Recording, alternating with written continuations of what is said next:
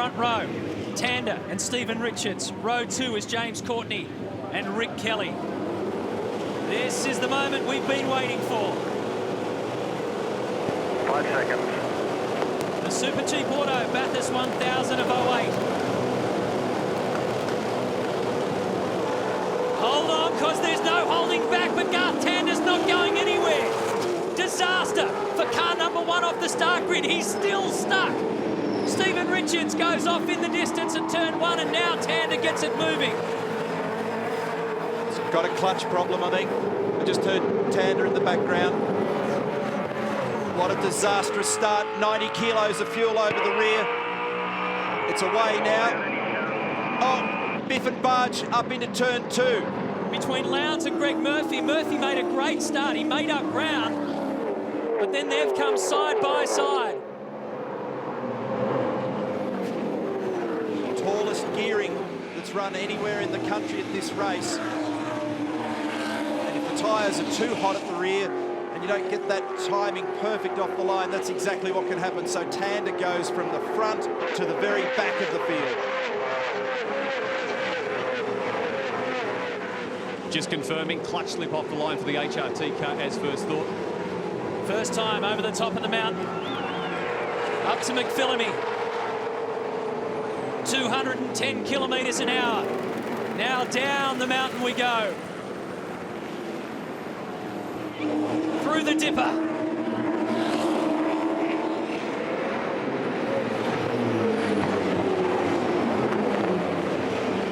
Forest elbow.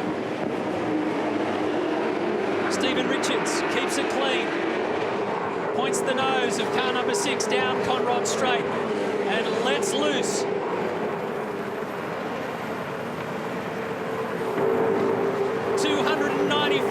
Kilometres an hour, edging towards 300 for the chase.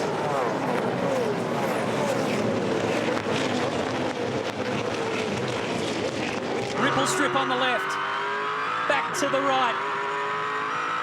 On board with Courtney, under the bridge.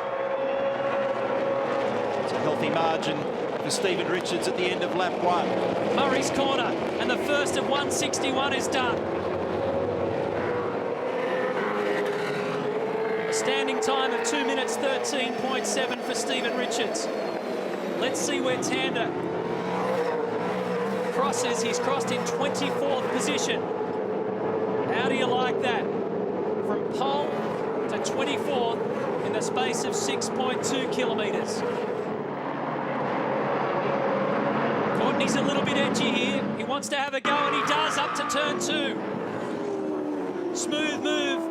And good work by both James and Rick Kelly, who saw it coming. Brains trusted Toll HRT seem to think that clutch has recovered, but they've told Tander this is a long race, give it some love, let it recover. But they think it has actually done that. They just need him to be careful. Watch this from the start. You'll just see car number 1 parked. It's a miracle he doesn't get collected.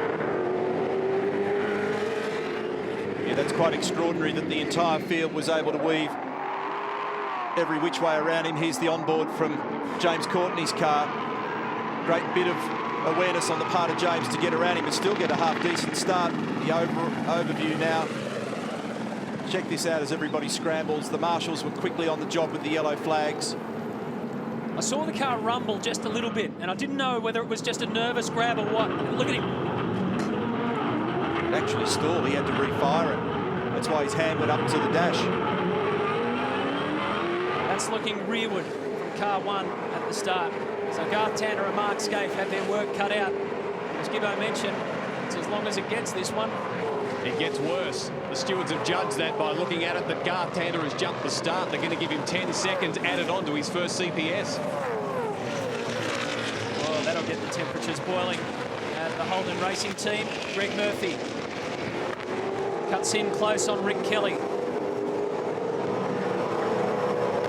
You've been watching the championship. You're used to seeing Rick in car 15.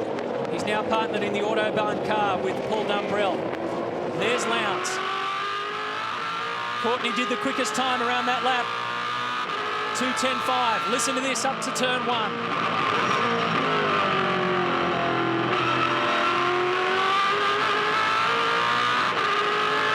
already the temperatures are dramatically warmer than this morning's warm-up. 21 degrees air, 28 degrees track. We started the warm-up this morning at 10 degrees air. Courtney's got a wriggle on at the moment. 10.5 on that last lap. He peeled a big chunk of time away from Stephen Richards. Rick Kelly, Greg Murphy, Craig Lowndes, Will Davison, Russell Ingall, Max Wilson has been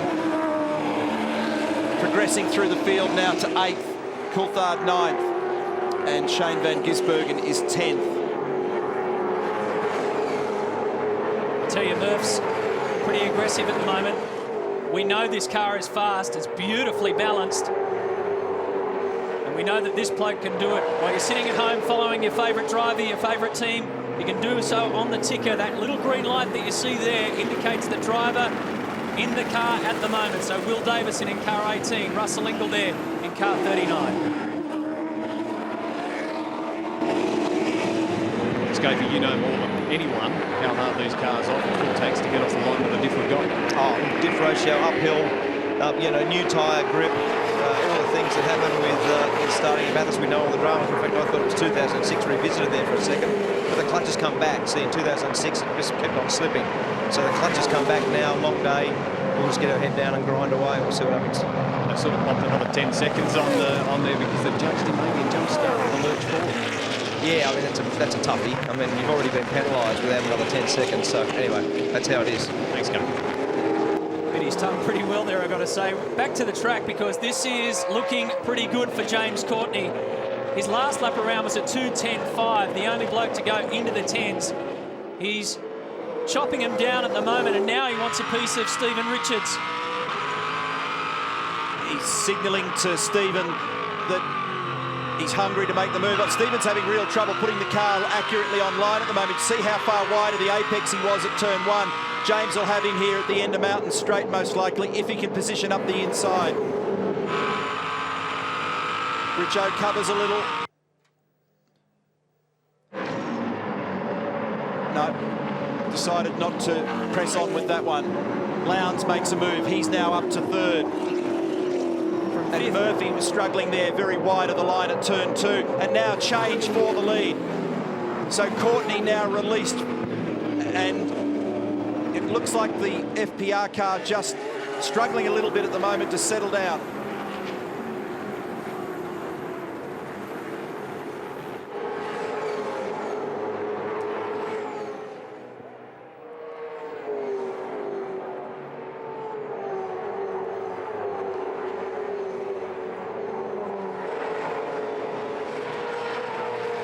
The other bloke who looks pretty cuffy is this man right here, Lowndes, in car 888. He started 5th. As Neil mentioned, he's moved up to 3rd.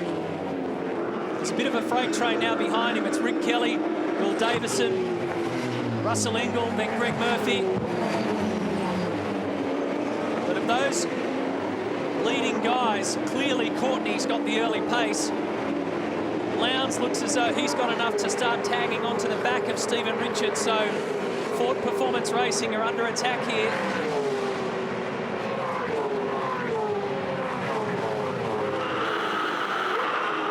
Using a replay, a big lock-up for Greg Murphy allows Craig Lowndes to slot on through. So that explains why Murph's dropped back a bit, and this is where the lead changed. Through the cutting, he's done it pretty easily. Not easy to actually round up somebody on the outside on the run to turn 3.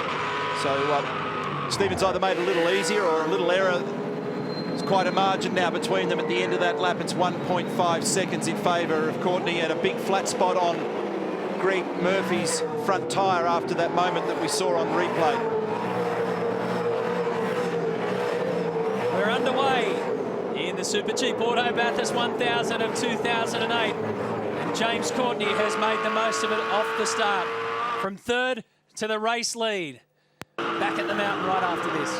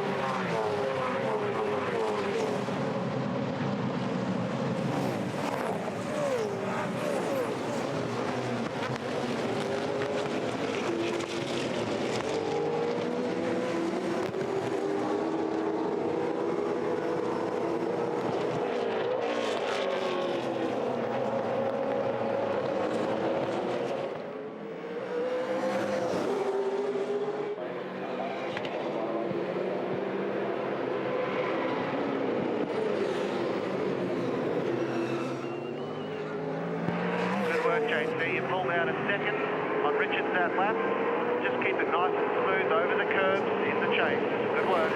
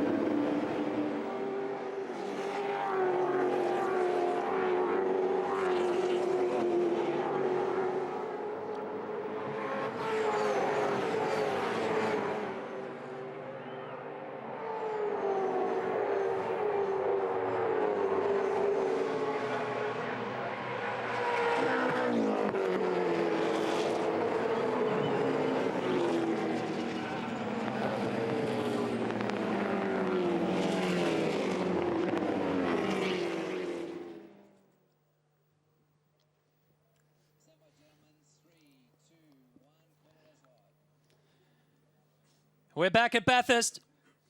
And here comes Craig Lowndes on Stephen Richards and gets the job done. He was lining it up for a few laps and now he's done it.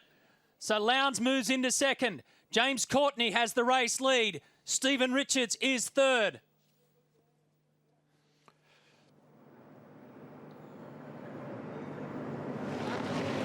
And some problems for Sprint Gas Racing and Jason Murphy, Greg Murphy, correction, off onto the grass. And a second problem down there for Greg Murphy because he locked a brake early.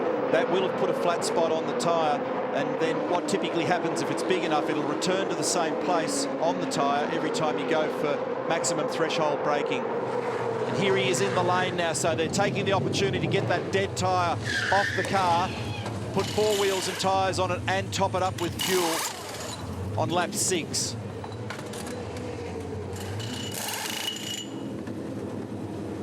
Yeah, remember he already had that flat spot, didn't he? So Murph back out to business. Courtney's bolting down the road. The last lap for James was a 2:11.5. For Lowndes, it was a 2:12.8. For Stephen Richards, it was a 2:14.1. Got no pace at all.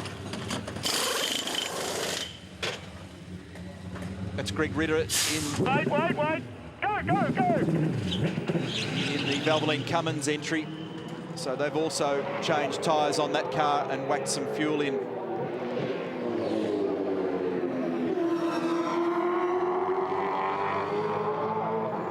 Pretty solid pairing, those guys, Ritter and Ellery. Both been around a long time and had a lot of laps around this mountain. Well, here's more trouble for Murph at the same spot. So he's having trouble pulling the car up down there. So there may have been some contact with Craig Lowndes early on that we saw. Maybe they've got geometry drama going with the front of the car. But Courtney, meantime, just disappearing down the road. 4.4 seconds the last time through. Neil, you're on the money there. The reason Murph just speared off again, from that contact that we noticed with Lowndes on the first time up the hill, there may be a bit more to this. There may be some bent steering there, Jason. Yeah, initially thought it might have been a flat right front tyre, but unfortunately, obviously, putting new set of tyres on, the tyre had pressure, and it sounds like this has been steering now. So not a great way to start the race, but we'll try and address the bend in the steering once the safety car comes out. Yeah, well, I guess if you get in and get a minute, you can probably do it in a minute or two. Yeah, absolutely. We get up to do these types of things, obviously, so we'll just have to press on. Greg's obviously just going to put his head down and keep on that lead lap, wait for that safety car opportunity, and then we'll go for it. So not a good way to start, but that's the way it's Bathurst is. Good strategy, mate. Keep your chin up. And Neil, you mentioned the time of Stephen Richards floating away. Well, another position's gone for car 6 because Will Davison has moved in. You can see him as we go on board looking backwards from Team Vodafone. That's car 18. So it's Courtney, Lowndes, Davison, then Stephen Richards, then Max Wilson in 5th position. Yeah, he's come blazing up through the field. Remember, he squeaked into the top 10 as a result of the Kelly car being withdrawn. He only missed out on the shootout by 1/100th of a second. He's got great pace in that car at the moment. remember this touch that we were talking about. Watch this. There's the contact. Yeah, look, given the front right a tweak, that's now that I've seen it again in replay, that's more than enough to have damaged the steering control arm, and that'll be the reason why Greg was also having trouble getting through turn 2 a couple of times. So what's the issue here for FPR?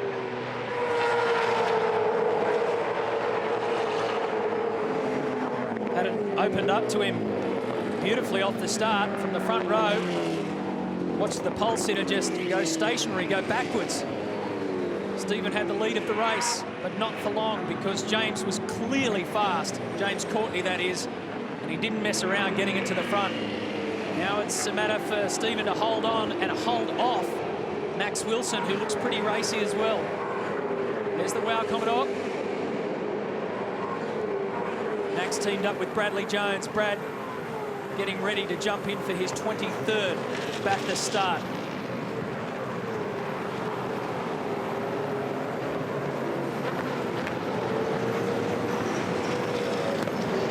The cars wiggle and dance around every single time.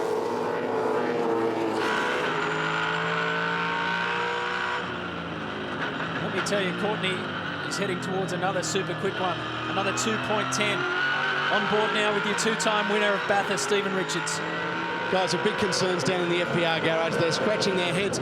It's a braking issue. It's the front brakes, and he just can't seem, Neil, to get enough heat into those front brakes to make them work effectively and efficiently. It's a big drama to the team at the moment. Just generally looking at the overall pace, with the exception of James Courtney, everybody's having a bit of a battle out there at the moment. I think the track condition is very different to the warm-up and probably very different to what they've experienced in some of the other sessions this weekend. Clearly there are cars out there at the moment that are struggling for front to rear balance, and brake temperature distribution is a part of that. Not only Max is lined up to take a pot shot here at Stephen, but Russell Ingall in the super cheap car 39 is right. He's going with him. He knows that Max is going to have a go. Well, Stephen's starting to back the pack up, and that'll be uncomfortable for him. He doesn't want to get to a point where he locks a brake and snags a tyre. Sometimes your first stint can be very difficult. You make a little adjustment in the first pit stop and the car will recover. So you just need to keep your head down and focus on getting the job done. Just tick the boxes, get that first stint done and out of the way. There's a lot of experience in these three cars. Richo brings it through the dipper. 150th championship start this weekend. Max has been on and off in the championship since 2002. This is his 80th. And Russell, as we know, has been around forever. 158 championship starts now. I can say that because he's in the car. We're lucky for that. A little bit of breathing space down Conrod Straight. James is on a very fast split here to the second sector on the exit of Forest Elbow. He's going to further lower that 2-minute 10.5. Some of what is going on here as well is trying to come up with the right guesstimate for your cold tyre pressures at the start of the race. And that's a bit of a black art, pardon the pun. 2-minute 10.5574, new fastest lap of the race for James Courtney. Team Kiwi car being pushed back into the garage. Kane Scott started that race. Chris Pither involved in that huge incident. He would have been well and truly rattled.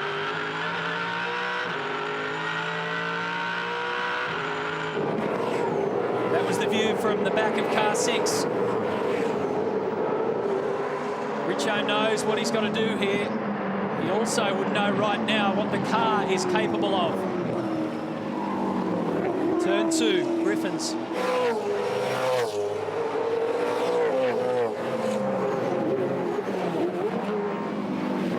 Tander's zapping through the field here as well at the moment. He's up to position 15, not a bad recovery. Seeing he went to the first corner pretty much in the last position. There he is on the right of screen. And he's got to nurse that car a little bit as well, because as he passes Jack Perkins in the Jack Daniels car, it'd be so easy to flat spot a tyre, overwork everything. So he's being counselled about patience at the moment. He doesn't mind grabbing the curve, does he? Down at the exit of the chase on the left-hand side. He does it with ease.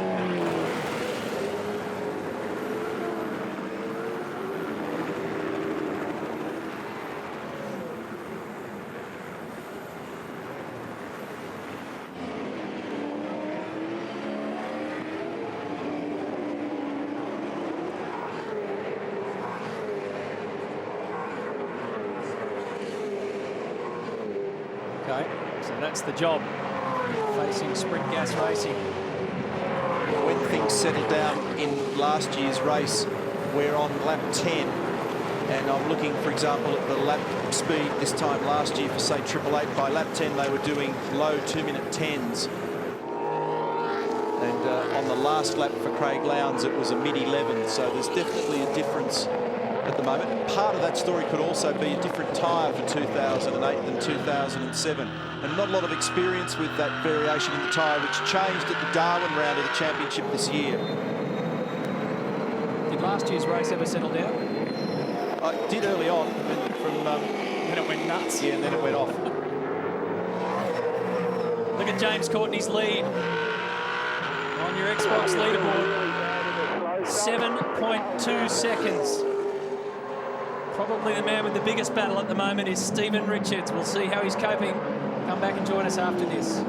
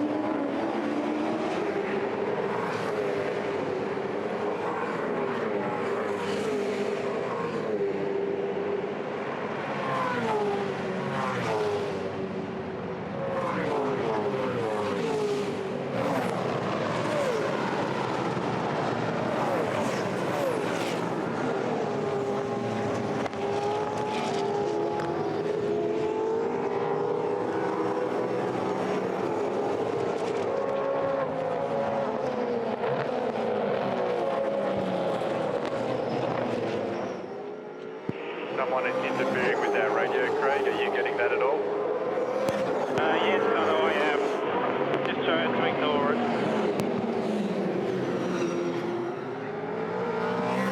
Yeah, copy that, mate. Nice work. We're trying to track him down and kick him off it.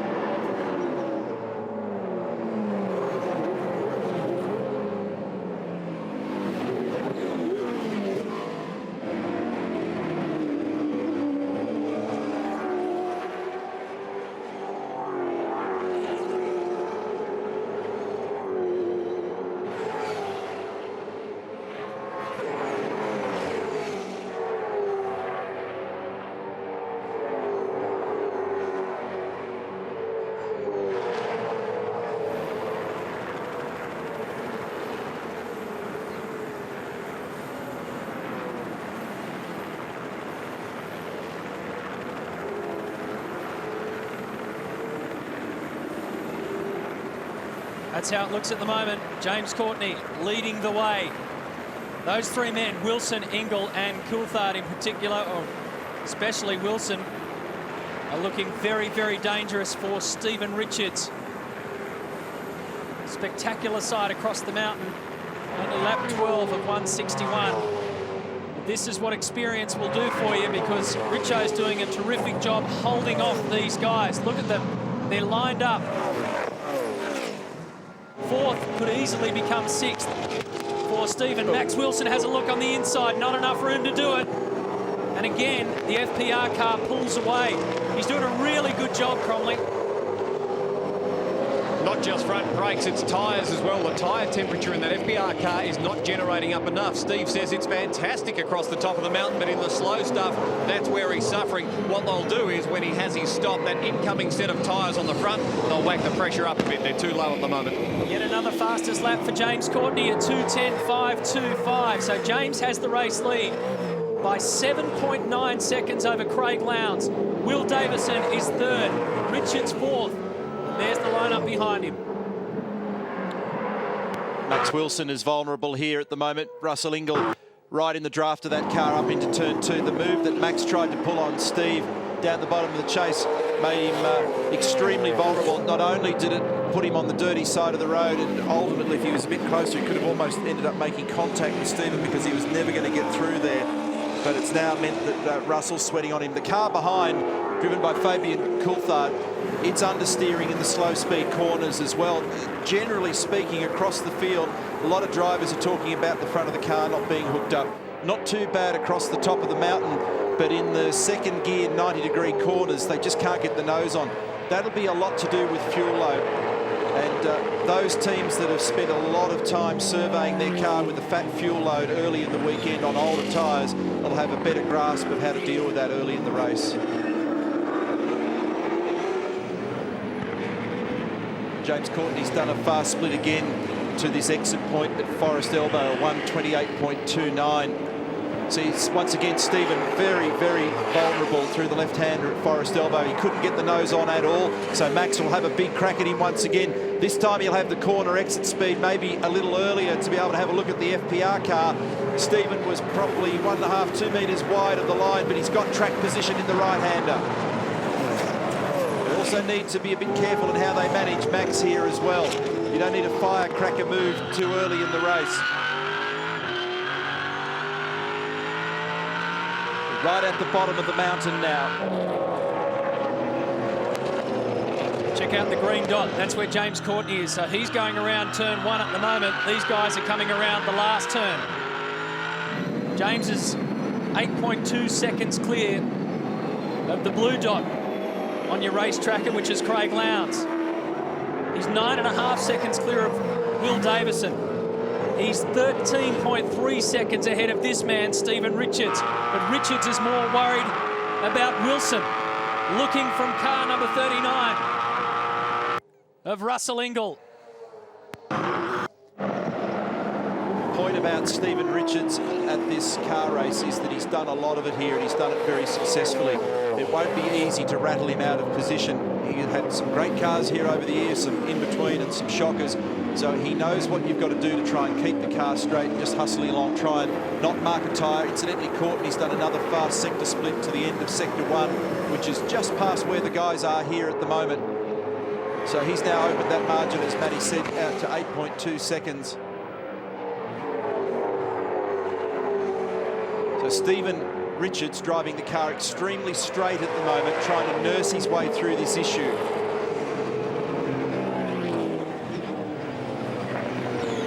Max is doing a whole lot of hard work to try and get past him. It allows Russell Ingall, I guess, to just go along for the ride and be patient, be comfortable. He doesn't need to put too many moves on at the moment either. Another fast sector split for James Courtney. We're riding with him now. Extraordinary speed through the chase. He continues to do lap after lap. That's the fastest. Look at that. 2:10.52 is the fastest. The one before that, a 5.5. The one before that, a 5.7. This will go close to being a fastest as well.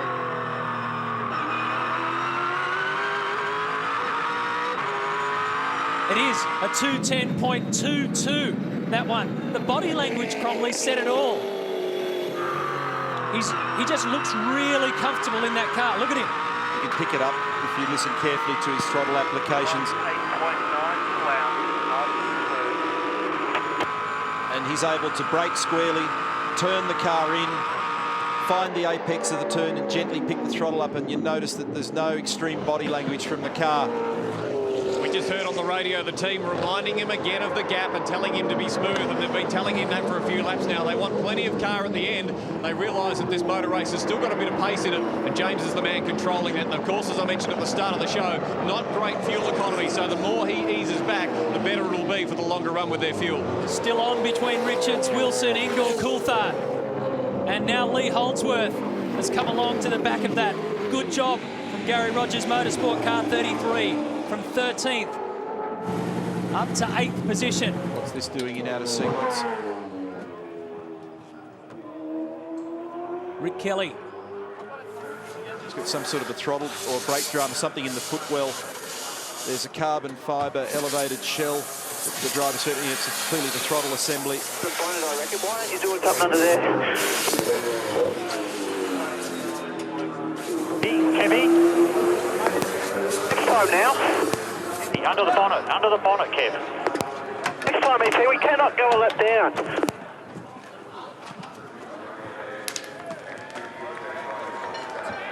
Now remember that the other car we suspect may have had some sort of a throttle drama as well. That's not 100% verified, I might mention. Heads up where the cars are.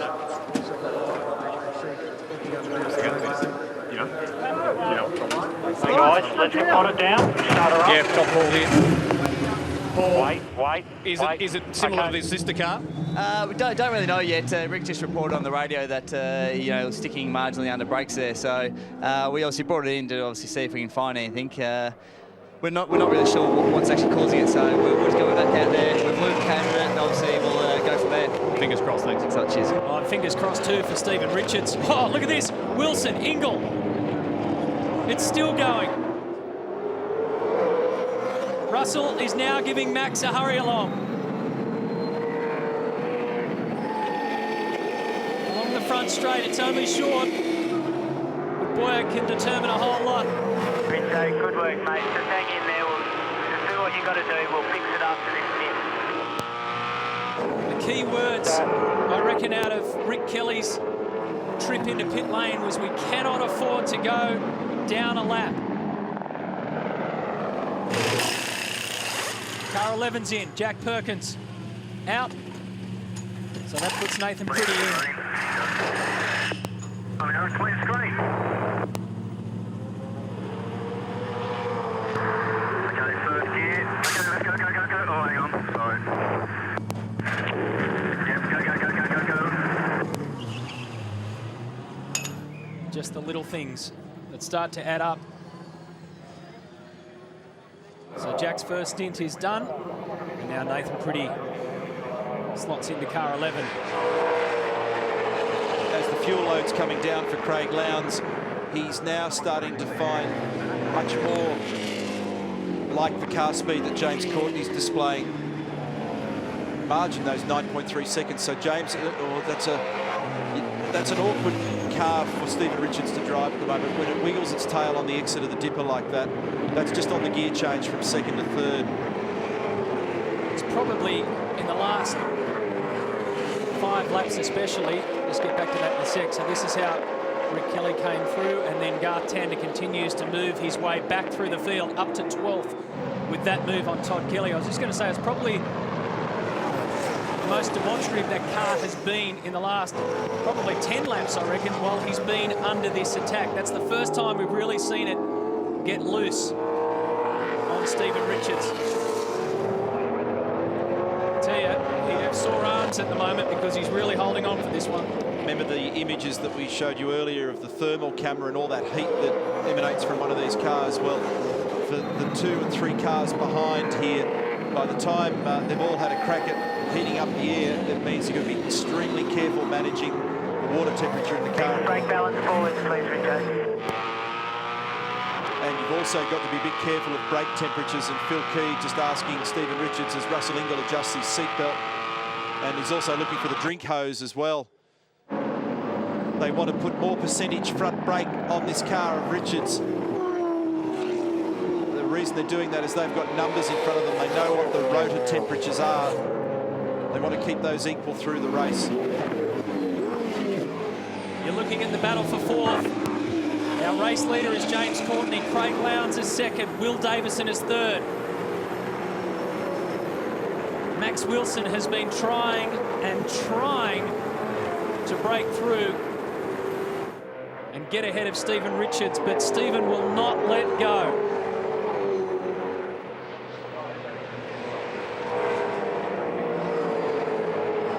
This particular lap, Courtney and Lowndes almost identical times to the first sector split. That margin out to just a whisker under 10 seconds now between first and second. Will Davison's having a quiet ride in position 3 in the Jim Beam entry. Then it's this battle here.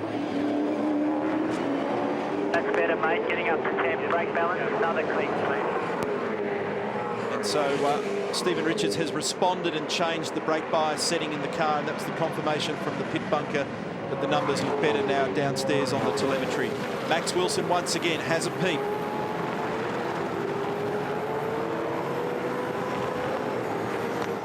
You've got to be very sure that you can make this one stick, and he's done it, and Richo gave him a ton of space. And the sister car for FPR is coming in this lap, so car number 5, Decanto, slightly different strategy for them. They're bringing him in, they'll do fuel, tyres, and then that rids them of a late race stop. It takes away track position early, but it'll come back to them later in the day. So finally, persistence pays off for Max Wilson.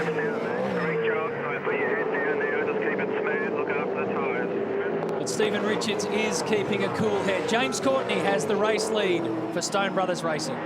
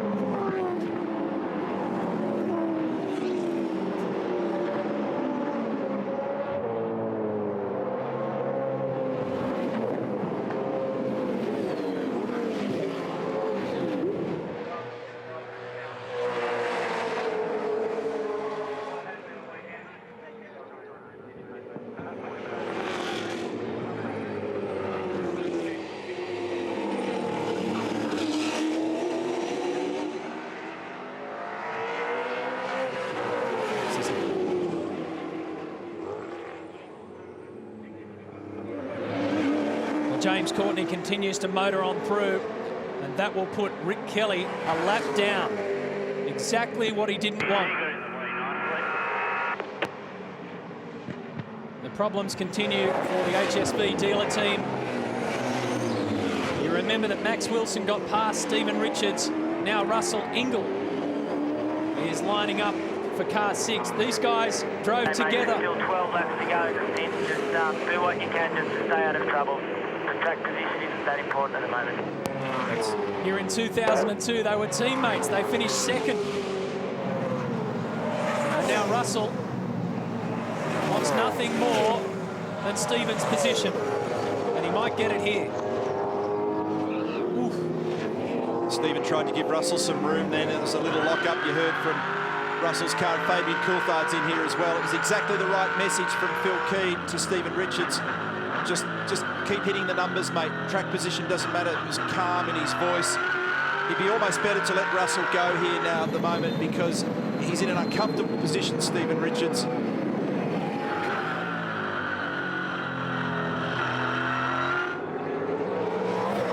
Russell is, generally considered an aggressive racer, the enforcer. He's not silly enough to do anything stupid. He's a smart racer and he knows what it takes to get to the end of this day, and car damage will be the last thing on his mind. Little flick of the lights coming up over the hill. There's also, I've just intercepted a message about a black flag pit lane drive-through penalty for car number 16 for a pit lane breach. So their day gets worse at the HSV dealer team. Now the cars are about 50 kilos lighter than when they started the race. So those cars that haven't begun to trim up nicely, they'll need to be adjusted, and that's something we'll watch for in the stops. And Lowndes has done the fastest split to the end of sector 1. So it's a black flag for car 16, not 39. That was our mistake on the graphic there. Car 16. So Russell's okay, he's in the clear. Well, you Super Cheap fans, don't worry, he's still at full throttle. On lap 20, you're right about Lowndes, he's showing extraordinary speed. And that's the story at the moment of the race, that Lowndes is now on a lighter fuel load, got car balance and pace, but he's already given away 10 seconds to Courtney. I don't think it's going to overly bother them, though. Still a stack of sand on the right-hand side of the circuit there from an incident we had in the mini challenge. It was there for the shootout. Let's see what Stephen Richards does here. Well, he'll just try and drive in, as neat and straight as he's able and not risk the car.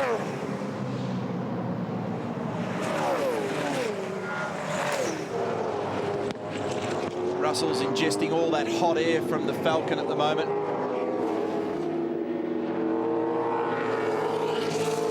But not only does the front of the car look a bit skatey for Stephen, but on occasion we're seeing the back of the car sliding around a bit too.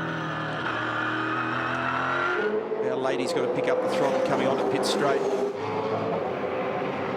That lap for Stephen Richards was an 11.3, 2:11.3 by comparison to Courtney. Thought about it then. Was a 10.3 for James. So a second slower than the leader. And these guys now 23 seconds away from the lead of the race. And Lowndes has peeled a bit of that margin back to James Courtney. It's 9.1 seconds now, so he's started to pull a second out of it.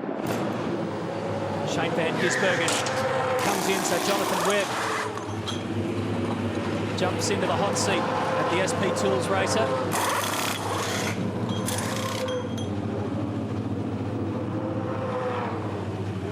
Larko made the point the other day. We're all clear, Webby. We're all clear, mate. Wait there. He's having a chat to Lee Holdsworth, said you guys will be looking for the rain. Keep it waiting there. All right, go, go, go, go. I can add your CPS light on, mate. Your CPS light on. I can add a bit of information in relation to that HSV dealer team black flag as well. There are only 8 people permitted across the white line in the pit lane. Paul Dumbrell was out there, which made it a 9th, and but he didn't have a helmet on either. So that was the issue there. Now he is permitted to be out there provided somebody else is behind the line, but the helmet's a no-no. And here's an overtake, and that was inevitable that Russell Ingall was ultimately going to be able to round up Stephen Richards, and I think Fabian Coulthard will join in that party.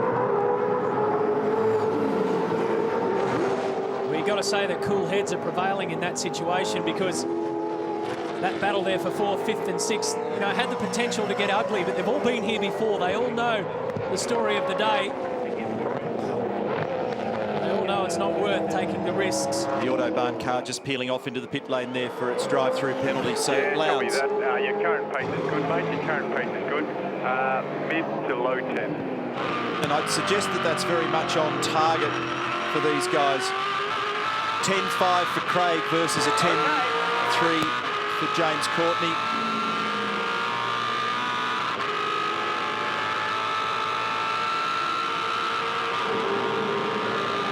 They had some interference on the radio. Here's car 16, Rick Kelly doing that drive-through. Car 888 had some interference on the radio. Somebody else was going over the top of their team radio, and they tried to let Lounsey know. Lounsey said, yeah, I know, I'm just ignoring it.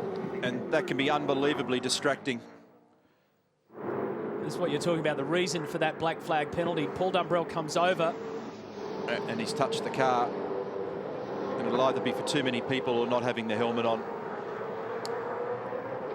And it was the urgency of the situation there too. They just got to that point where they were looking for the answers. James Courtney, top of the mountain and now on the plunge down. This car looks very good, and this will be a very interesting run now to the first stop, because we'll get a very good indication, if there's no safety car intervention, of exactly the sort of fuel mileage that Stone Brothers are getting versus exactly the fuel mileage that Team Vodafone are getting, and that's going to be a critical story. Just on the radio interference story, racing in New Zealand a few years ago, and in my car we had the nearby rail yards. They were shunting trains and it was booming in over the radio trying to race. Is that worse than having our commentary, especially mine? I'm talking about when Jason Richards was trying to do those qualifying laps, the poor bloke, he had our commentary in his head while he was going across the top of the mountain. Miraculously survived. Good time to watch this man in action, because clearly he's very fast. As car number 5, Dean Canto and Luke Yilden comes in. And this is pretty much a strategy call. There's no issue here. Tim Edwards hinted at this to me this morning, that that's what they do. He's very impressed with the job that both these fellas have done. And so they're just electing to do their stop early and looking to make it a cleaner run through the end. So they take a little bit of pain early, and it'll hopefully come back to them. Now, Courtney's further low at the fastest lap of the race to a 2-minute 10.1. And he did it on this very lap. And he's actually opened the margin again. He's responded to the pressure from Lowndes. Craig's last lap was a 10.5, and the gap between them now is back out to 9.8 seconds, as you can see there. He's virtually got the run of the game to himself at the moment. He's playing his own game out there because he doesn't have any traffic around him. About the only thing that really got in his way was car 16 when he put the Autobahn entry a lap down. But it's just been steady, it's been fast, it's been the perfect start.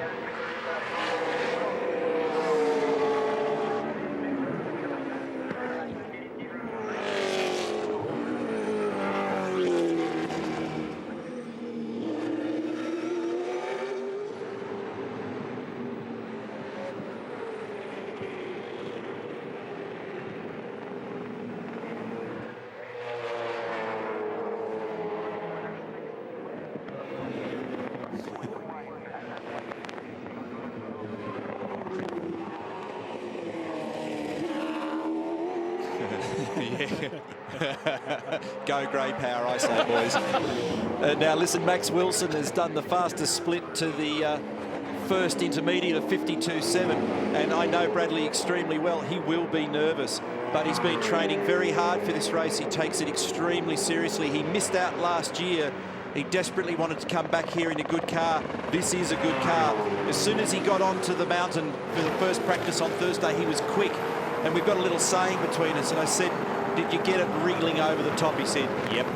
And if you can make the thing wriggle off the top of Skyline, then you know you've got car pace, and he's got it. Meantime, Courtney now fastest lap of the race, 2-minute 10.0. And 10.8 seconds last count back to Craig Lowndes. Getting towards 11:30 local time. You've been up for a while. You old blokes aren't going to crash out on us, are you? I might, but I reckon Bradley can't afford to. Larko, stay with us, can you? James Courtney, as you mentioned, has done another one.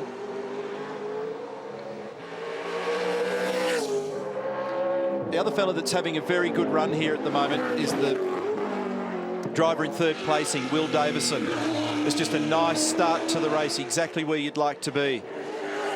Good pace, not mixed up in any stoushes. You go up and down pit lane and talk to these guys, especially the team principals, the blokes that have to write the check at the end of the day. Roland Dane said to me, I want a boring race. You know, I'd really love a boring one. Just us out in the front and off we go. No incidents, no dramas. Effectively, that's what Stone Brothers Racing have got out of car 4. Talk about getting a wriggle on.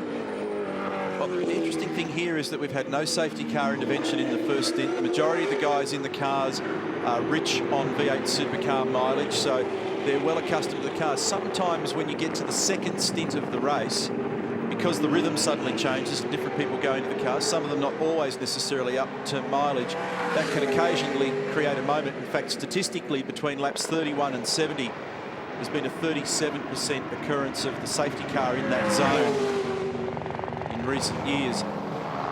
It's a good margin that Courtney's got.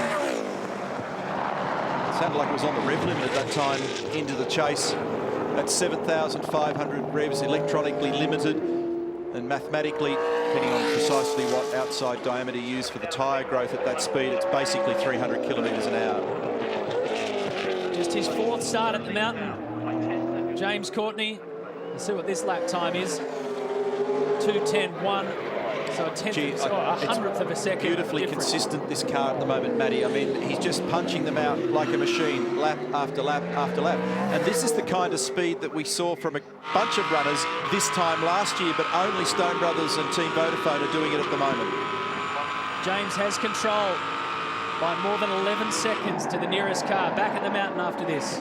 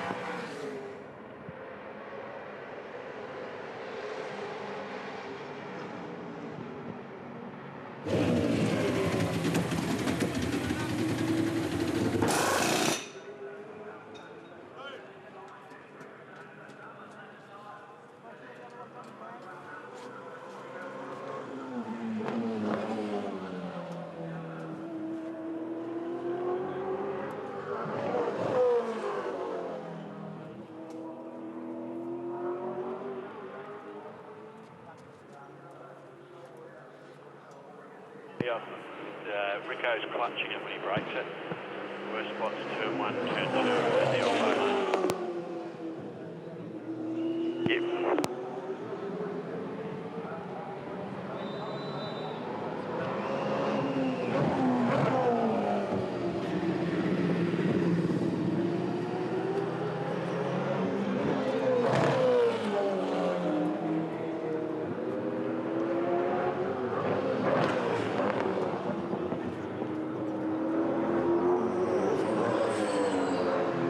Reset fuel, mate. Reset fuel.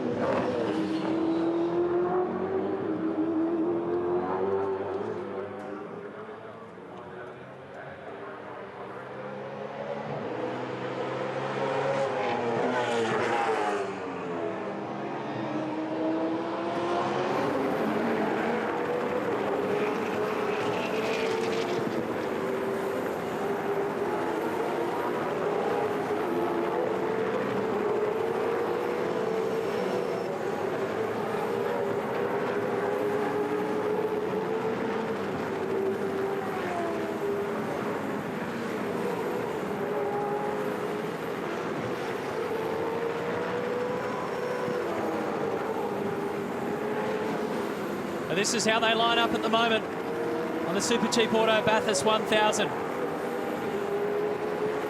Russell Ingall there in 5th, but Courtney's the man at the head of the pack. That's the top 10. It is a beautiful day here at Bathurst. And they're going to bring Stephen Richards in this lap. He's continued to complain about the balance of the car, Matty, and that means that as the fuel load's burned off, it's not helped his cause, so they'll either repressure some tyres or indeed make an adjustment to the car for Mark Winterbottom. This car that you're seeing coming into picture now on Mountain Straight is the race leader. That's James Courtney. He has an 11-second lead over the next man in the list, which is Craig Lowndes. You would have heard us talking endlessly. There's Lowndes in the distance, endlessly about fastest laps belonging to James Courtney. Well, Lowndes has now done the fastest, a 2:10.027. The 888 car getting lighter, getting faster. Now he's trying to mow him down. Here's Stephen Richards, car 6. And it is a driver change. So we'll watch this one with interest.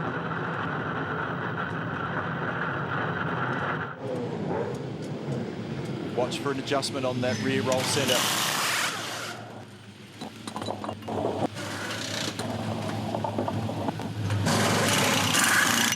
That was our crew cam. They're using a driver assistant. Stephen Richards has pulled the baby seat out and he's clear. Safety net goes up.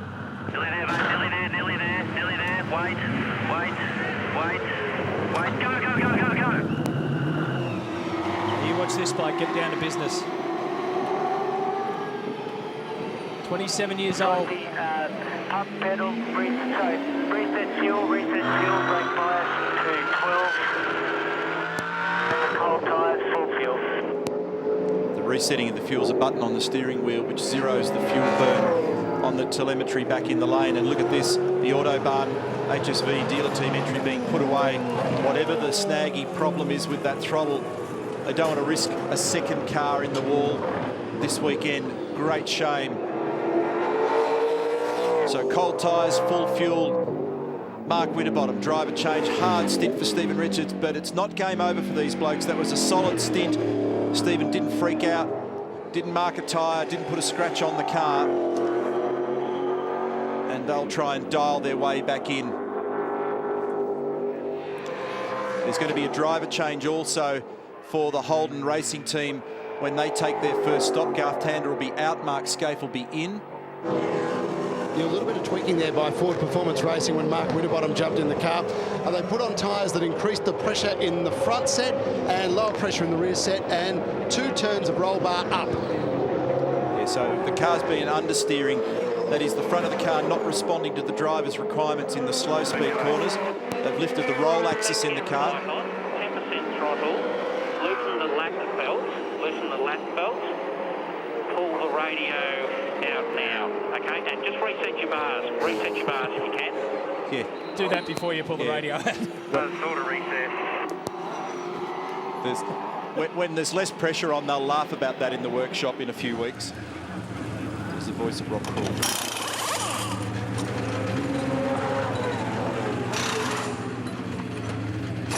Just finishing off that remark about Stephen Richards and Mark Winterbottom. They're looking for more load to go to the front of the car to get its balance right. Now Mark Scaife hops in.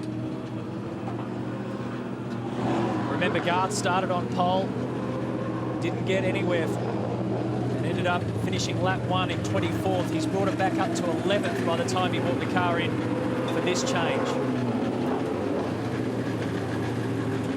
And if this is around 34, 35 seconds, it's pretty much a... Got 4 seconds. 6, 7, 8, 9. Go, go, go. That's the 10-second penalty. That's what that is. We were ready for him to get going, weren't we? And that's that 10-second penalty that Gibbo was talking about.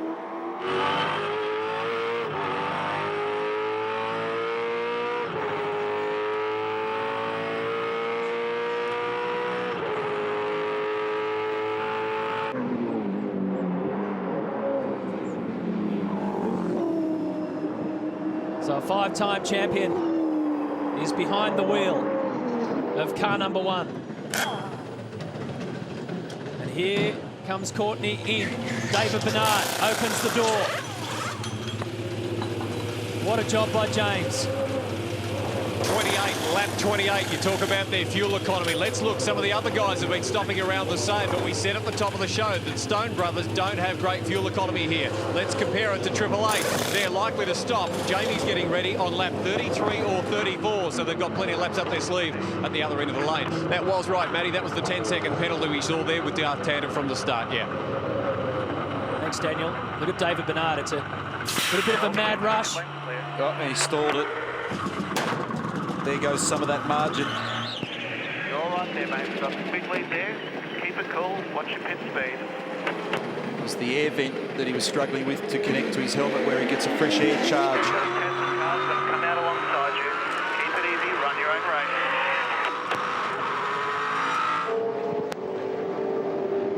And that just really gives you an idea of what it's like. One moment, David Bernard standing around in the garage with a helmet on and it's all quiet. The next, everything's happening super fast, super quick. He's got to get in, he's got to get out.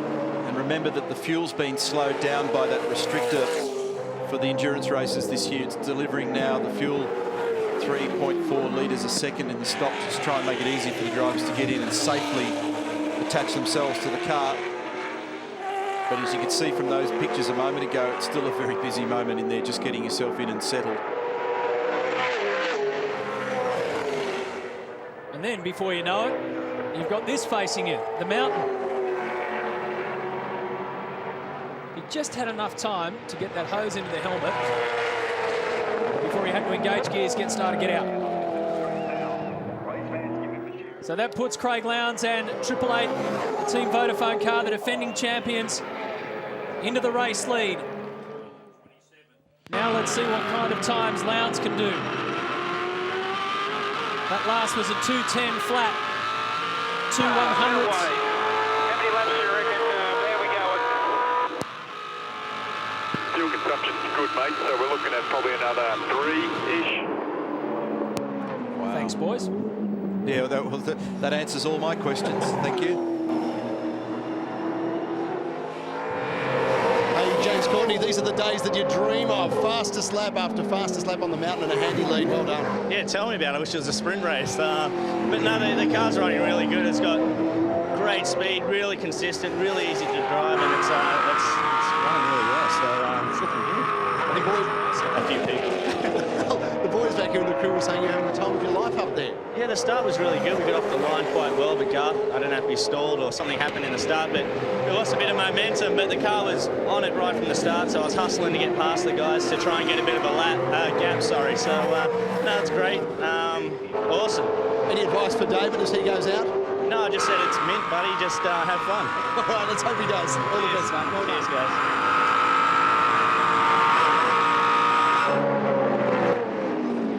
David Bernard, 31 years of age, was a regular on the V8 scene for quite a few years. Last few years, though, it's just been enduros only, but he's been doing a pretty good job. 9th start at the mountain. Here's a ride with Lounsey down Conrod. Not quite sure how they do it at Team Vodafone, and it'll be a puzzle for a few people in the pit paddock as well. But remember, the engines for this team come from Stone Brothers Racing. And somehow, with their engine mapping or their driver style or some other tweak, able to find more mileage than their opponents, even though their opponent is a supplier. Telemetry tells the story. Straight, can you go to reserve, please? Okay. Now on reserve, and Jamie Whincup is waiting. Focusing. Remember the sequence, mate. This is just an early one, so we don't have cops. We're not into the pod, so head down, keep going. Okay, so they're not into the swirl pot yet, so the collector's probably got 7 or 8 litres in it, and it's 3.6 litres a lap burn, so they've still got, 2 or 3 laps left in this thing. Neil Campbell-Little seems to be the man down here at Triple Eight with the magic box. I've just said that we've been asking the question, how do you get such good mileage out of these compared to Stone Brothers? And they supply the engines, and it is all to do with the way they map. His first answer was, we just try harder than them. Max Wilson is out of car 14. Lee Holsworth arrives. Max is out of car 14 and Bradley Jones is in. Lee's jumped out. So that puts Michael Caruso in car 33. First gear. It's just coming down. Relax. Wait.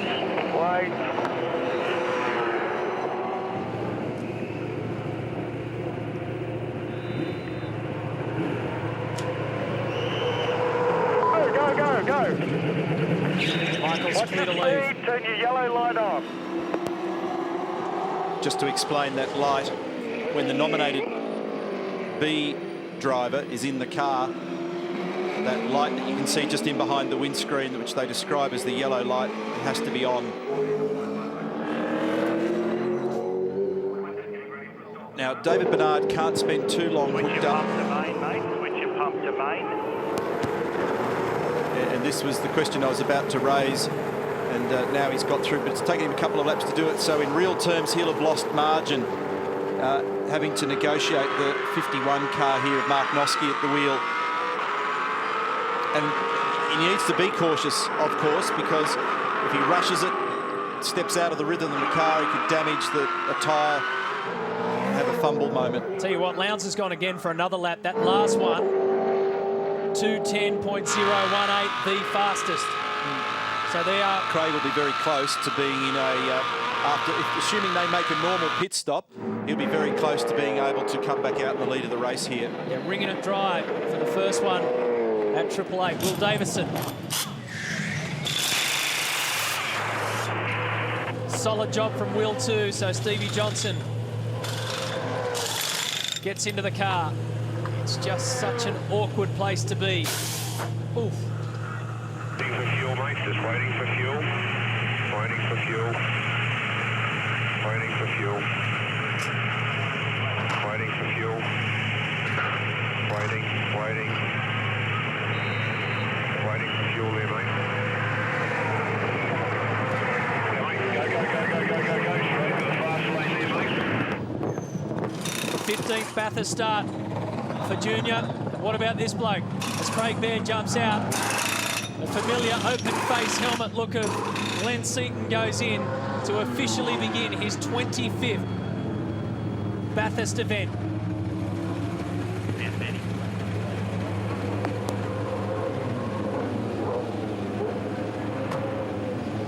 Had a quick chat to Cito shortly before the race. Go. You know, you wouldn't know a race is on. He's just so calm. Watch out for a Valvoline car on exit and then an SPR car behind. But he's a competitor. Reset that bias to 8.6. Bit of weird family news in the Seaton household this week. His daughter, Courtney, slipped in the toilet and broke her foot. You can hear us on the radio. Confirm. Just trying to establish contact. Radio contact, that is. Okay, Craig's going again and again. There's going to be a drop left by the time they get it in. But they've crunched the numbers. This is a significant advantage in this race, because if they can do this lap speed and follow these numbers, they'll do this race in 4 stops. And everybody else, assuming we had an all-green race, which hasn't happened for years, back into the early 90s since the last one, the others are going to have to do 5 stops. Long way to go, though, before we count those chickens. And you can probably include these fellas in that discussion. This is Paul Morris leaping in. Clever wheel arrangement in that car in order for the outgoing and incoming driver to be able to sneak in and out. Great opening stint from Russell Ingall. The Team BOC Cam McConville car is in the lane as well. So look at that, so easy. Clicker into place.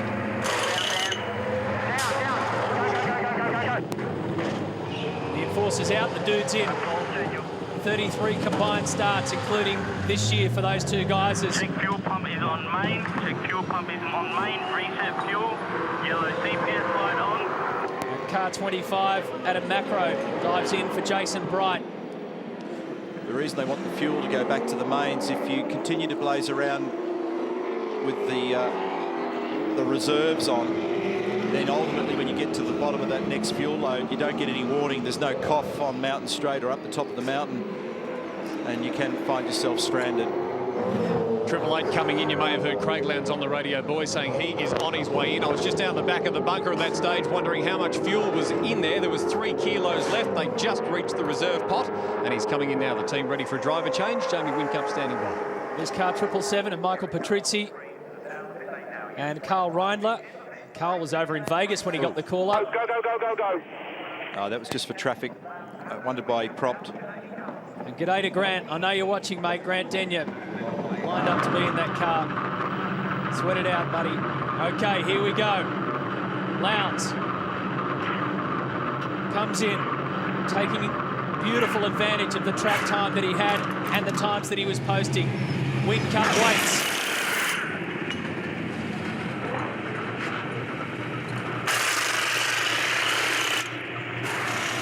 Windscreen. Hold for fuel. Hold for fuel. Look at the green dot of Bernard coming down towards pitch. Watch your toes, boys. Keep wiping. Hold your fuel. Hold for fuel. First gear. Hold. So Bernard now enters the front straight. Hold. Clear. Lowndes is about to leave pit lane. Okay, Jamie, you have cold tyres and full fuel. You'll be coming out around Courtney, mate, around Bernard, sorry, and Will. So Jamie, Craig has done bars and bias for you. Make sure you're happy with them. Craig's done the job, and Jamie is in control and gets out in front of car 4. So it's pretty much like I guessed that David being held up for the first couple of laps of his stint and the very fast final laps by Craig Lowndes meant that they had a track position change. However, on cold tyres and full fuel and with a racy David Bernard, it's not done yet. Rear roll centre change for the 888 car 2. Neil, it was 3 turns down for that motor car. Looking for more drive to settle the rear of the car down. It's been one of the keys to the Team Vodafone Endurance Racing success, is keeping the rear tyres alive. This is a bit of a critical few minutes now for Jamie Whincup. Remember, David Bernard has been in the rhythm for quite a few laps. Whincup has been thrust into the seat. It'll be difficult to mow Jamie down unless he makes a little mistake on this opening lap.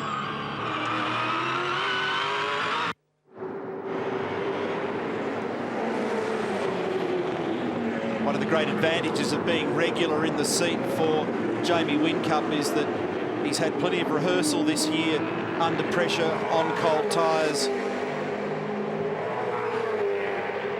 David Bernard's done a great job for Stone Brothers Racing here in the recent past.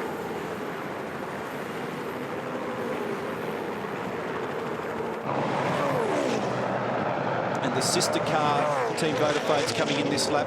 Fabrizio Giovanardi, who was recently crowned the British Touring Car Champion for the 2nd year running, his 9th major title. Bit of trauma for him up the top of the mountain in qualifying earlier in the weekend, but they were much happier in the warm-up. I think Jamie's out of jail here, Matt. He survived the first cold tyre lap, and now he'll find his rhythm. See what sort of a car he's got beneath him.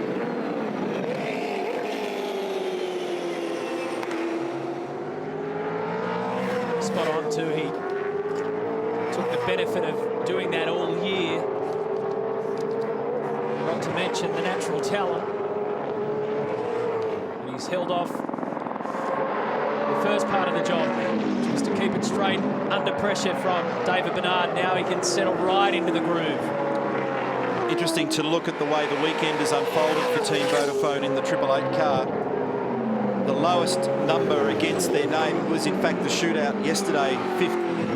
Up until that point, they hadn't been outside the top 3 all weekend. That was the most consistent performance thus far. So it's back on again between car 888 and car 4 at the mountain.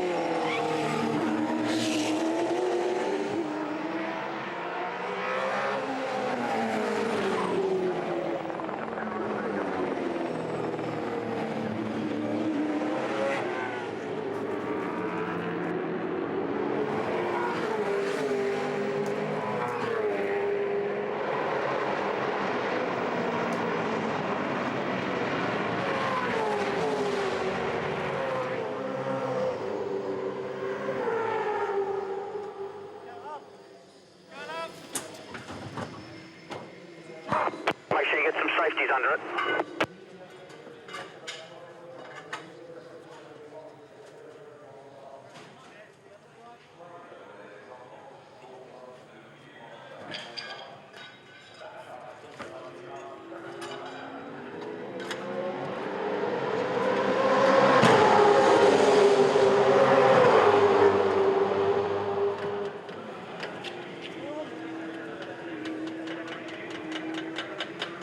Just check and make sure the exciter wire hasn't come off or something.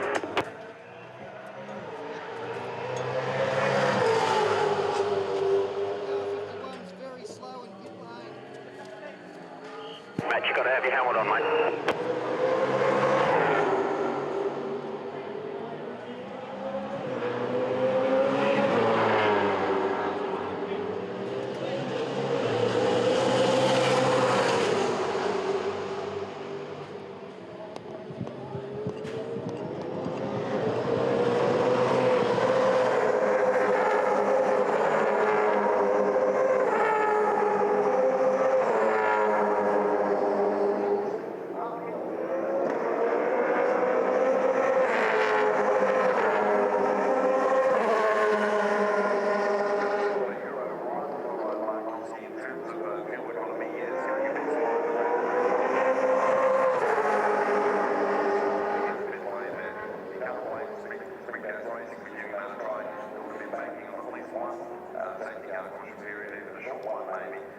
Richard, pump it straight in, mate, as soon as it pulls up.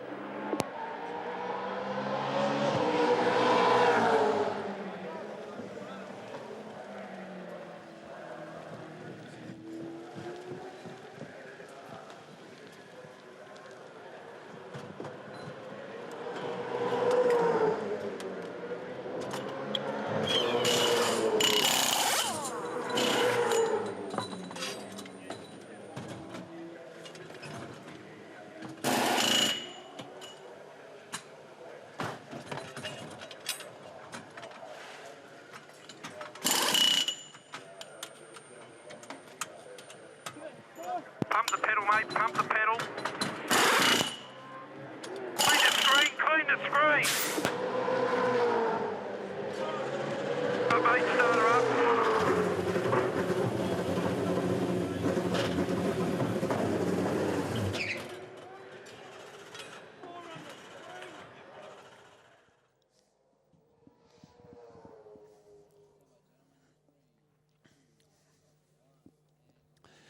Well, here's some more problems for Mark Noske and Sprint Gas Racing. Car 51 conking out in pit lane. They've had to push it all the way up. Now driver change, so Dale Wood jumps in.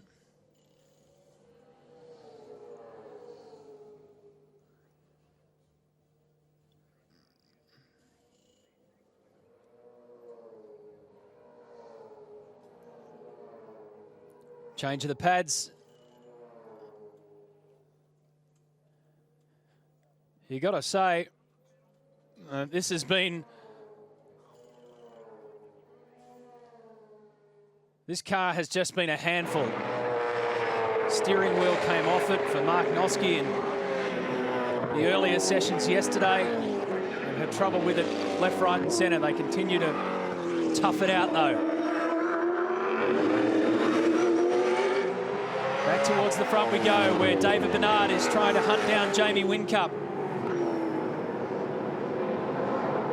Not too long ago, Greg Murphy got the job done there at turn 2 on car 4.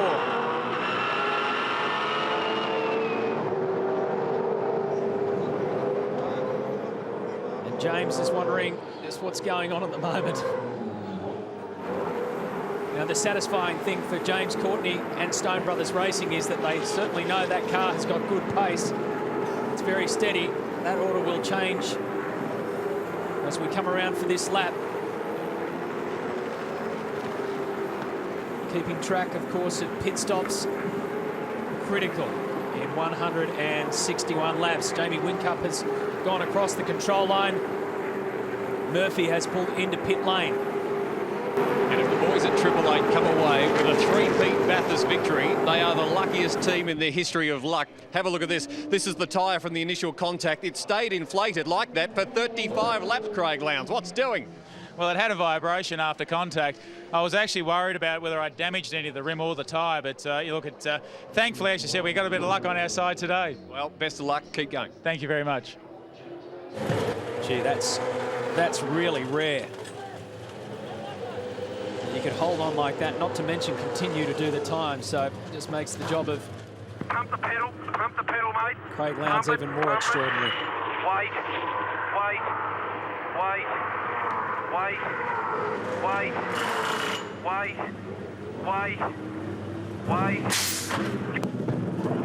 Jason Richards is released. Okay, Jason, reset the fuel. Please turn the CPS light to orange. Okay, just be careful on your out lap. Get a feel for it. Make sure you've got a brake pedal. Copy, got a brake pedal. So after they use those caliper pliers to squeeze the pistons back inside the brake caliper, and then they put the new pads in. Oh, problem here. Big problem here for car number 12, and it's Andrew Jones at the wheel. Big damage. You're right, dude. No, he's not right. He's got a lot of damage on the front of the car. That's going to be game over. That's at turn 2. So Team BOC, remember in 2007, Andrew Jones had to leap out of a car that was on fire. And again, the mountain has chewed into him. Well, this will explain it better. Loses the rear end. This will be the contact from one side of the circuit to the other. Very strange attitude from the car in the mid-corner.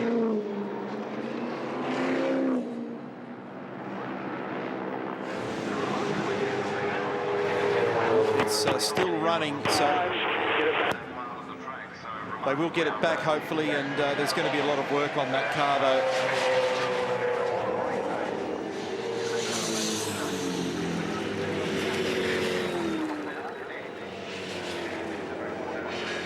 Depend on just what other damage there is to the radiator. It's his father, Kim Jones. Looks to me like he's probably just got crossed up in the middle of turn 2 on a heavy fuel load. Had a bit of a moment, or maybe there's something on the road up there, and then as he's corrected, it's tripped up over the ripple strip and then fired to the inside wall.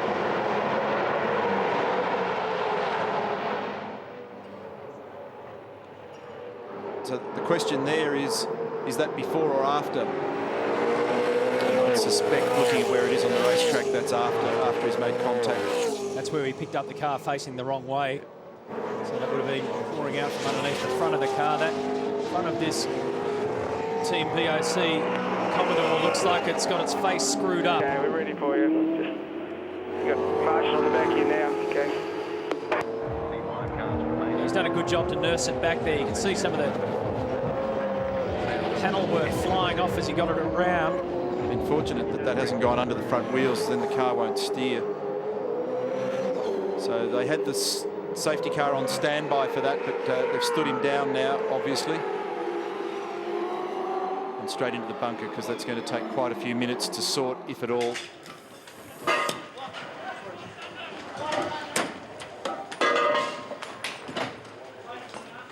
So the Team BOC car has had a punch on the nose. They're going to try and fix it and get back out there. Jamie Whincup has the race lead on the mountain. Back with more from the Super Cheap Auto, Bathurst 1000. Can you grab a radiator out of the fuel belly locker, please? What's the heat exchanger and all that like?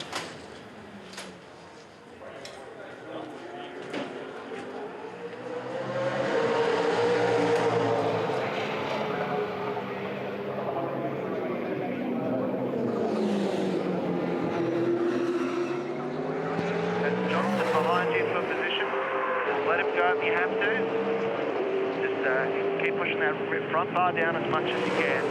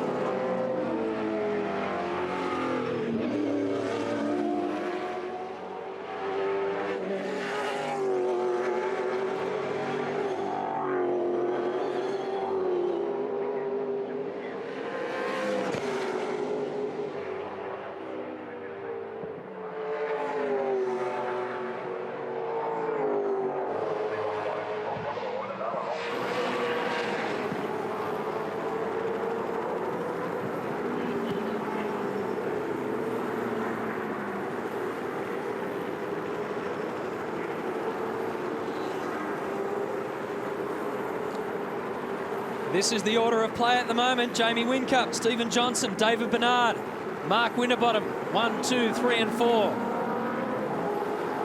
5th for Bradley Jones, then Jonathan Webb and Paul Morris. Holding down 7th, and it's car 111. Alex Davison is in the seat. Michael Caruso and Warren Luff is in the DJR car in 10th position. Kim Jones, you've spoken to the young fella. What's he said about the incident up there? He doesn't really know. He just arrived there as normal, braked at the normal spot, turned the car, and had lost grip, couldn't turn the thing in. Then it all got out of hand, and unfortunately we tagged the wall, which is very easy to do around this place. But, you know, the team was going really well. Bradley's still in 5th position. Max did an excellent job. Cameron did everything we asked, so this is a bit of a setback, but BJR worked really hard at fixing things, so Team BOC will be back out there before too long. I can see that, mate. Just having a quick look at the car, you can see these guys are at it like a bee at a hive. I mean, substantial damage. I think the biggest problem is going to be finding a way to get the front back on, the aero, the way it spigots on there to align and make the car good for the rest of the day. I'd say this will be a pretty long stop. Well, Ross Stone, Dave Bernard has slipped back a couple of places. He has got problems. Yeah, there seems to be a balance problem. Probably something to do with the rear sway bar, I'd say, and we'll just soldier on to the next stop and then just change the roll centre and go from there. Do you bring that stop forward at all? Not at the moment. We'll just see how we're going, because we need to do a certain amount of laps for fuel just to stay in our window. All the best, Ross. Cheers. When Ross turns around and has a look at the data and the screen, he'll notice that now Mark Winterbottom's got past Bernard. There's a kangaroo on Mountain Straight, drivers are reporting. So drivers are currently being warned that a kangaroo has found its way onto Mountain Straight. And just to put an underline in the lap times for David Bernard there at the moment, he's back in the 2-minute 14s, 2-minute 15. So whatever is wrong with this car, it's very wrong. And Ross Stone playing it right, just saying that we've just got to deal with this as best we can. Super slow-mo. Shows how much punishment the tyre and the car goes through here, but it doesn't give me any indication as to what the issue is. I think whatever it may be is internal, and it's either going to require an adjustment or indeed it might have a broken anti-roll bar. That's how quick it can change. This car was an absolute jet from the get-go with James Courtney behind the wheel. It was very solid, very stable. David Bernard came out, started to do a very good job as well, but clearly he's having problems. Stevie Johnson lined him up, got through easy. Mark Winterbottom's just gone off there to the left of screen. Got past him fine as well, so the order as they come around now will be Jamie Whincup leading the race. Stephen Johnson 2nd. Mark Winterbottom 3rd. Bernard 4th.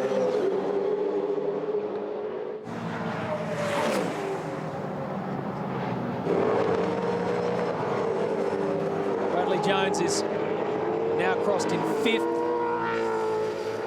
Jonathan Webb 6th. And here we find Mark Scaife in car number 1. 13th on the track.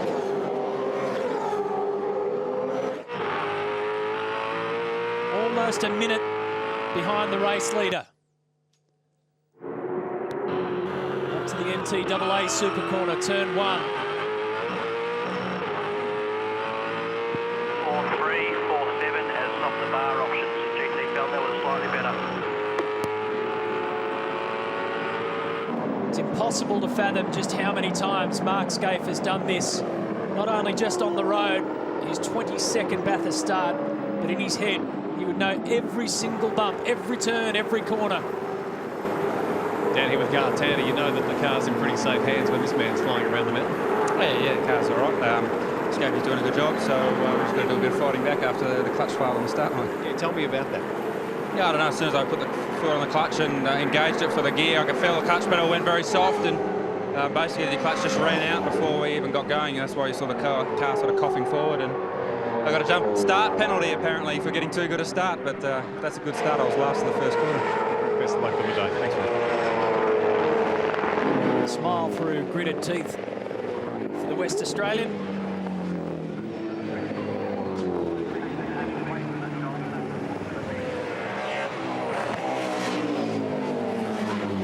Luke Yilden got Nice and loose coming around in front of Scafie down toward Forest Elbow.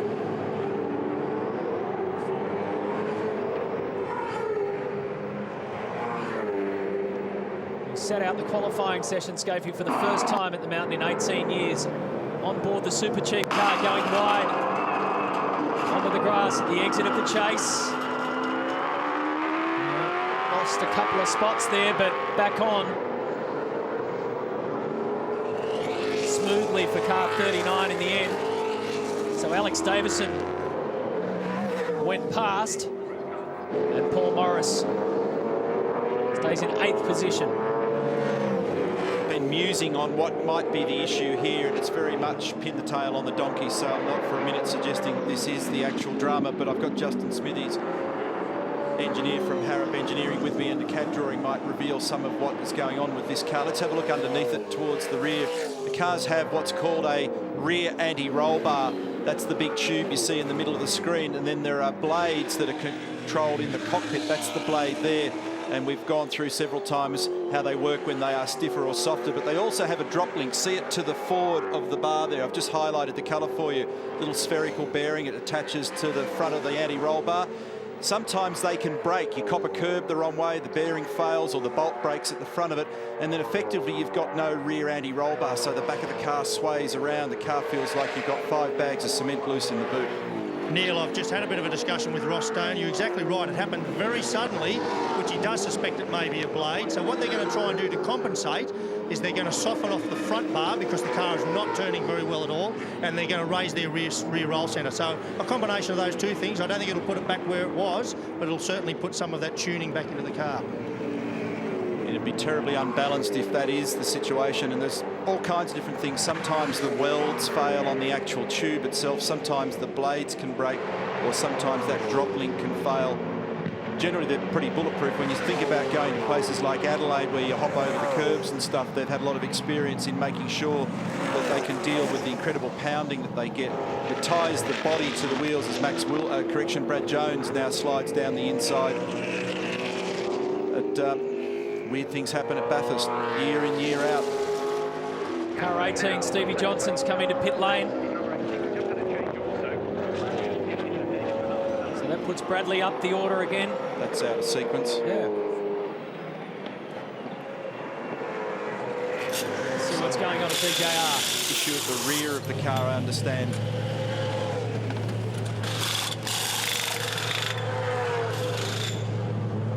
So no driver change.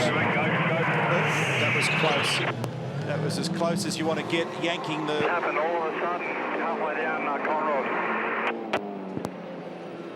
Mate, you need to just be careful on the curb at the exit. He went so close to yanking the fuel tower down there. Now, I don't know how much fuel they got in that car. Just looking, you can see this tyre down here off this car. It's delaminated. Now, there's a couple of these starting to pop up, which is a little bit of a concern. So, very hard. We'll try and find out if it's a curb or what's going on here. But this is starting, as you predicted earlier in the weekend, Neil, this is starting to materialise. Now, just confirming we're in the, yes, we are in the Jim Beam pit. So that was the reason. I just wanted to make sure that we were looking at that. And now there was a problem with the curbing down at the chase. And I've seen quite a number of tyres early in the weekend that had that little bubble on them there, Larko, so that doesn't look pretty, does it? Yeah, and I've just seen two tyres come off car 34 in the last half hour in a very similar fashion. While you were talking there, we just had the Zinger replay up. They went as close as you dare to pulling the fuel rig down. To doing what happened to Kmart and Greg Murphy in the famous 5 minutes stuck in the Portaloo. I heard Stephen Johnson say over the radio, happened halfway down Conrod Straight. That was the problem. That tyre started to give way on him for the fastest part of the circuit. So there's a lot of debris. Thinking they got him in there, they got rid of it. A lot of debris around the circuit as well. Remember all that carbon fibre left on the road by Andrew Jones. That could be an issue. There's been a couple of curbs this weekend that Dunlop have paid very careful attention to try and rectify. That was a rear, wasn't it? Yep. So and typically if you've got geometry issues, it's at the other end of the car, not so much the rear. Temperatures just from Dunlop to me now, the air is 22. Can you just click to confirm that we need to work on the understeer? Yeah, all entry, mate, all entry. Entry understeer, that's what Stephen Richards was talking about. So 22 air, 33 is the track temp now. So they've got to work on the balance of this car. It's hating a race load of fuel.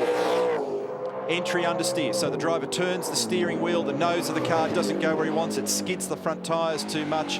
Makes your mid-corner speed slow. At the moment, Whincup and Lowndes are blazing. They've got a monster lead and they are stretching it.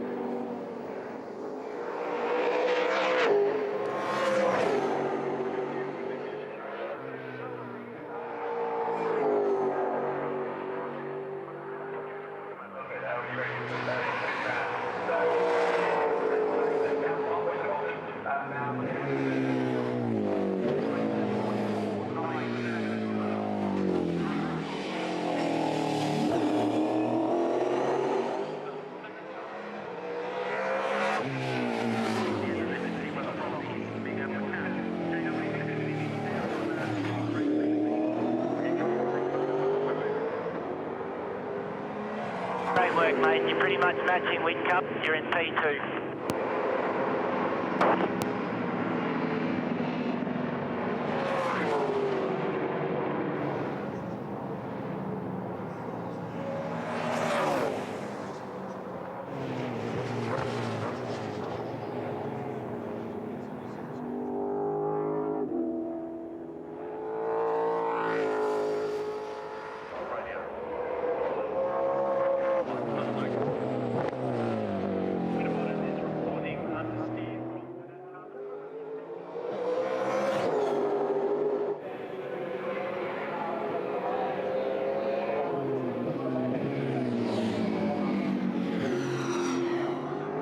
Mate, just keep on top of that brake balance. You haven't adjusted it for a while. Could go forward a click.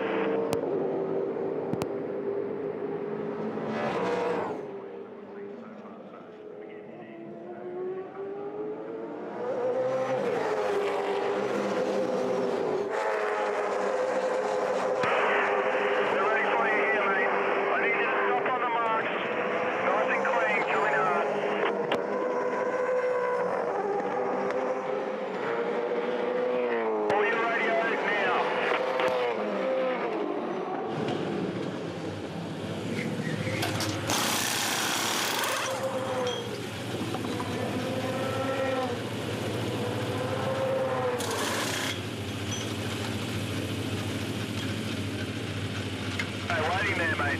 Just waiting. Keep it cool there. Nice and cool. Waiting there. Pit lane's clear. Righto. Go, mate. Go, go, go. Up the pedal. Make sure you got one.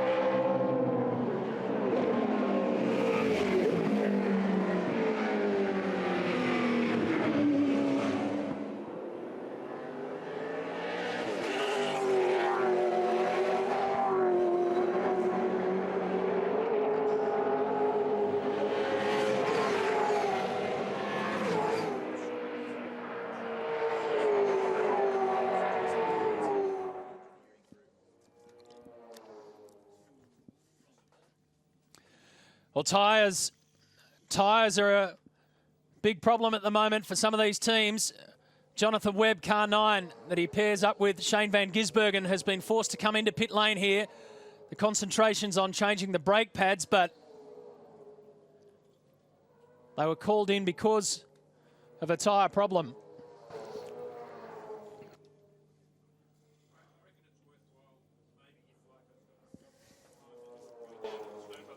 It's a bit of an emerging story at the moment, Matty. Jonathan Webb at the wheel. They're making sure that they've got pedal pressure before he departs the lane. And I think they changed drivers as well. They did. Shane Van Gisbergen's dive back in. Yeah, at the wheel when the complaint was made that they had a problem with the tyre. There it is. Now, I didn't see one that was that drastic. That's Kevin Fitzsimmons from Dunlop, and Kevin's an expert at understanding the rubber. He's been involved in the category for a long time. He's the motorsport manager for Dunlop. That car that just came into view, car 25, is using the 60,000th Dunlop control tyre this weekend. So they've passed 60,000 in tyres since they've been the control tyre for the category. So car 25, Adam Macro, is behind the wheel. That played such a big part in the 2007 race. But let's just recap what's happened so far. The big story from the start line was that Garth Tander went nowhere. The clutch failed on him. To make matters worse, they pinged him for a jump start, a 10-second penalty by the time he got it going. That freed up Stephen Richards from the start. Greg Murphy had a bit of a wild ride early on. This was contact between Lowndes and Murphy. And somehow they managed to keep it all going together, but it certainly affected the sprint gas racer. Team Kiwi parked it. There was Tander attacking the curb. This was the moment that ended Rick Kelly and Paul Dumbrell's day. They were prophetic words because they did go a lap down and are now out of the race. So the HSV dealer team lost car 15 before the race, and car... We've seen some images of these tyres, and Kevin Fitzsimmons from Dunlop, as Neil pointed out, is down here. This is an emerging story. This is the first of the fronts. Just run me through this, Kev. What's happening? We've had a few rear tyres that have had fairly large pieces of tread torn off them, and at this stage they all seem to be damaged on the inside edge of the left rear. The edge of the wheels have got quite big chips in them and everything else like that, which would suggest that they've been cutting the curb maybe, and it's hitting the inside edge of a curb, which some of them can be stepped if they've torn the dirt away from the bottom one. This is the first front one we've had. It's got a little bit of a gravel rash on the inside with a bruise mark below, which is a bit hard to see, and that may have broken the cord, and then it just points a weak point in the tyre, which overheats it from there, and the tears open. So we'll just keep a bit of an eye on it and see what's going on. But this is the first front one we've had, but the rears appear to be more so curb hopping that's causing the problem. But there's a lot of tyres coming with big cuts on them, so there's a lot of rubbish out there at the moment. Thanks, Kevin. Most likely, you'd reckon, would be the exit of the chase, that curb on the inside.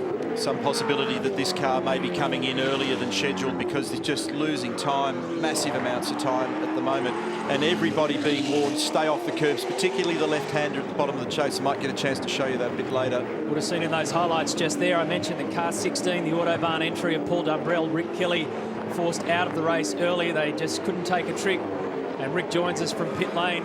I'm feeling for you, Rick. You've had a pretty tough weekend on both sides of the fence. Yeah, I guess we're hoping for a little bit better luck today. Unfortunately, the car's still in the pit lane. They're still trying to fix it. We could probably get out and just scrape up a few points from the weekend, but obviously we're not going to get those laps back now, so it's a little disappointing. Rick, it's Neil. What was the story with the throttle? Do you have any idea what the problem was? It's just sticking on 3 to 5% everywhere, so it's a little bit uncomfortable out there. Hope you didn't tap into our radio. There was a frustrating couple of laps. Yeah, I'm sure. And what that does is it makes the car unstable under brakes and wants to run on, doesn't it? It gives you understeer in a couple of places over the top of the hill. You don't want that. Yeah, exactly. It was actually a little bit quicker in a few places due to the throttle being jammed on, but obviously we hit the grass a couple of times as well, so not much fun. Yeah, well, we're very sorry that things have wound up for you that way, and hopefully it turns around for you at the Gold Coast. Thanks, Rick.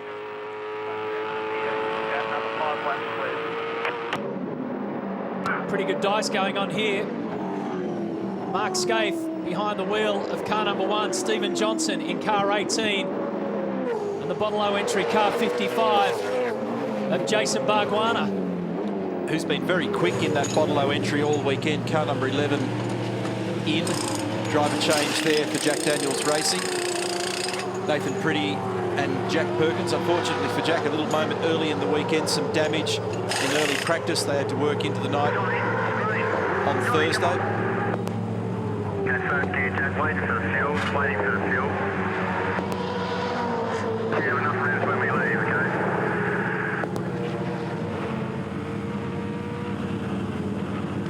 Go.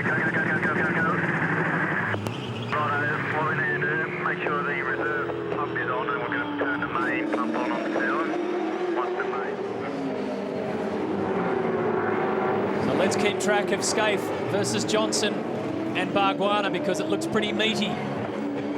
Around the elbow. The camera out the back of car 1 is telling a really good story of just how aggressive this little battle group is.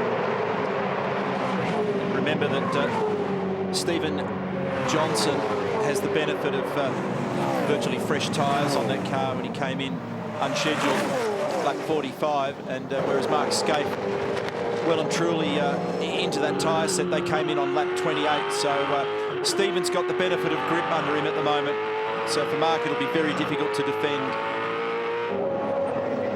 There's no question he's going to give it a shot because he's making it extraordinarily difficult for Junior to get by.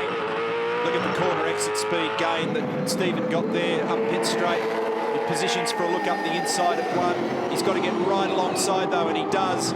And then because Mark ends up wide, he'll end up yielding to Bargwanna as well. I was wondering whether Mark... Great job, keep your head down and catch those guys in front. You've got good pace. was going to close the door, but not at turn 1 because that would have been ugly. So like you say, Junior, much more pace out of the tyres that he's got, so he can have a crack, and Bargwanna has gone with him. Now, I've also heard a report that Brad Jones has got a tyre issue as well in the WOW Racing entry.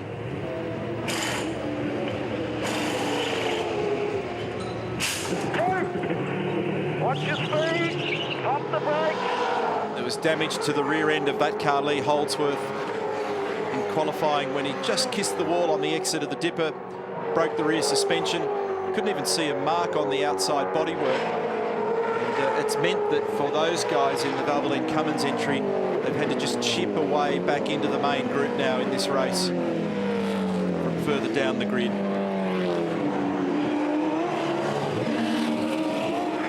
Stephen will be the next of our regular drivers to hit the 150 championship starts mark. This is round number 146. 15 of those here at the minute. But we think he's going to stop pretty soon, and then that row ahead, they're just doing low 12. So they're letting Stephen know what the target is ahead of him. Now Winterbottom's also trading speed with Jamie Whincup at the moment, so his balance concerns appear to be being neutralised a little bit as they burn fuel down.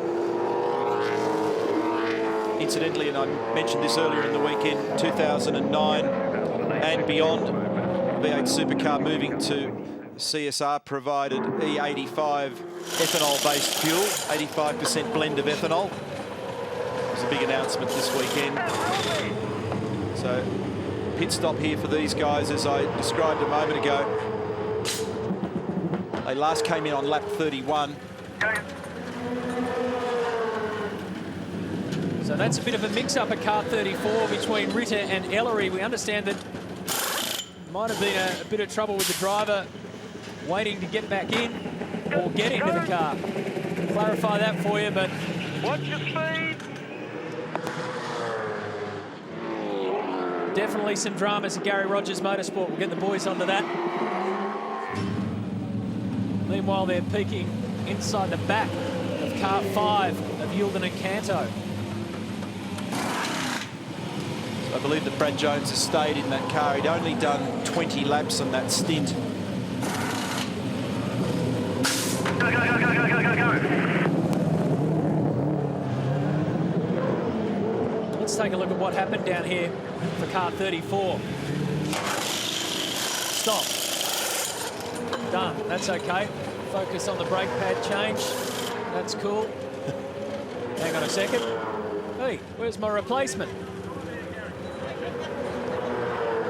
There isn't one. Get back in. Wow. That is quite bizarre. Stephen Ellery had nowhere to go but back in the chair. calling all Greg Ritters at the circuit.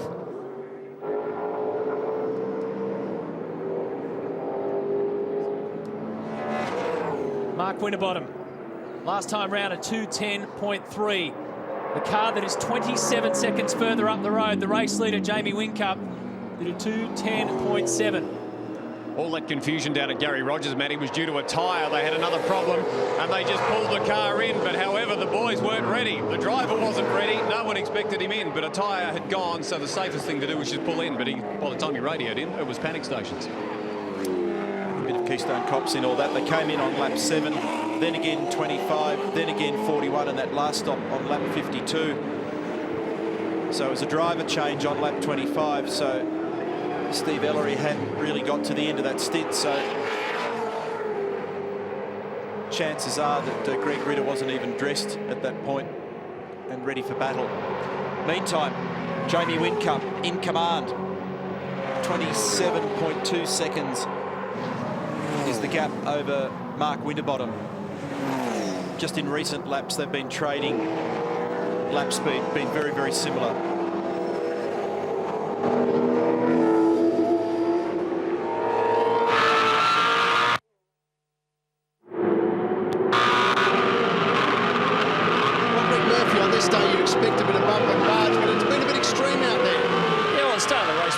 I don't know what Lowndes was doing. I mean, you know, he was comfortably coming past us at the start and when I was beside Courtney, and he's just moved over and smashed in the front of our car. I mean, I've seen the vision. You know, he wasn't on the grass like he was claiming before when I was speaking to him, and, you know, I don't know what he was doing, and he's beat the front of our car. That's why we had to come in and change the tyre, and it's pretty disappointing. I mean, he got away with, you know, having it knocking us up, and we're struggling because of it. So I'm pretty angry about it. Nothing's been done as usual.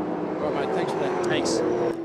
Thanks, Brett. So I was wondering just what Murph was thinking about all that, and it was pretty clear there that he's pretty angry, pretty upset about it, because it did affect the car quite drastically. Jason Richards is out there in 10th position. Meanwhile, car 888 has a 26.8 second lead over Mark Winterbottom. Winterbottom did a 10.2 on the last lap at Whincup at 10.6 now. Alex Davison in this Glenford's entry that's just coming into the pit lane. He was the winner last weekend in France in the FIA GT2 sports car in a Porsche. He's been doing a heap of endurance races this year. I think this is his 5th or 6th 1,000k race. Been to Le Mans, he went to the Sebring 12 Hour in Florida. Great credentials for endurance racing. But lots of people bitterly complaining about balance issues at the moment. Understeer appears to be the word of the day. And a driver change for car number 1, Mark Scapes, in the lane. He's saying it's got no front grip at all. That's Fabian Coulthard.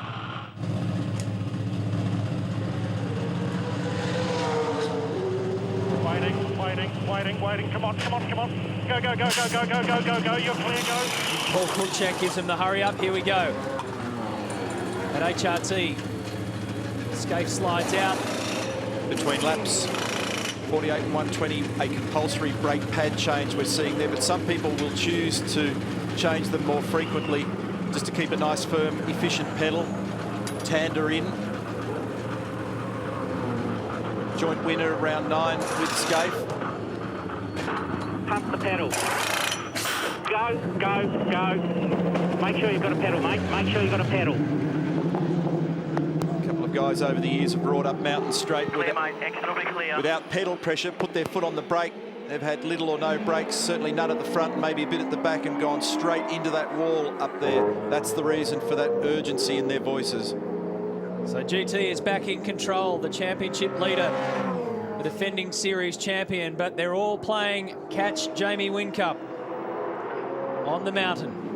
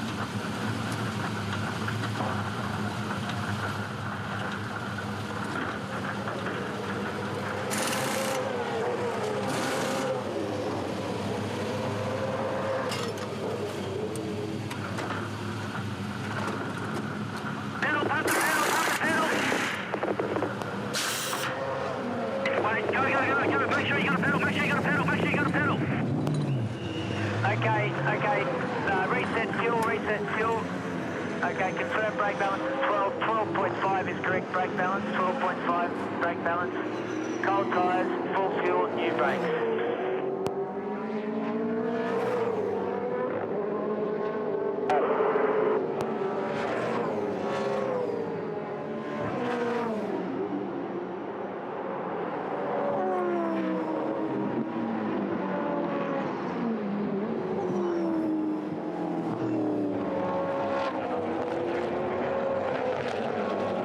When you get here, you'll jump it out. We're going to put James in.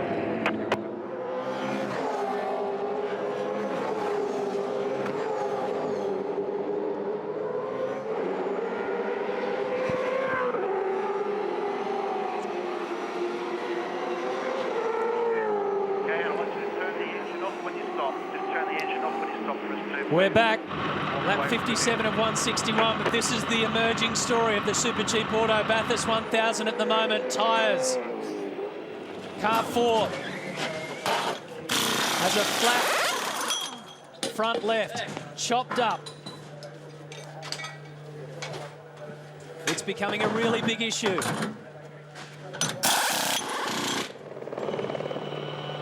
Driver change, James Courtney in. Going to have to nurse these tyres very gently.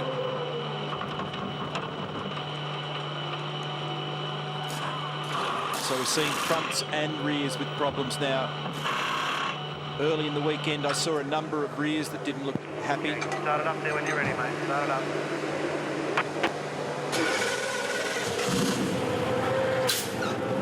All clear in pit lane, all clear, mate. Okay, got full fuel. Got cold tyres. Can we put that roll centre in? Just watch that front bar adjustment when you go up to turn 2. Get a good feel for it. Report back to me, please. Got a whole gang of cars coming around turn 1. James Courtney did 29 laps in his first stint. Bernard took it out to lap 57. Now James is back in again.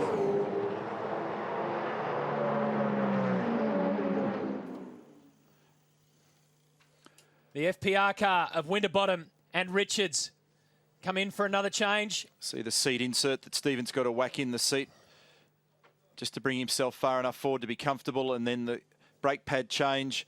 This one I might mention is scheduled. They did 27 laps in their first stint, 28 in their second stint, but the fuel mileage is way short of the Team Vodafone car and way short also of Sprint Gas Racing, bringing up that brake pedal again, and so tyre management here is going to end up being the way that this race unfolds, and we're going to have to watch it very carefully.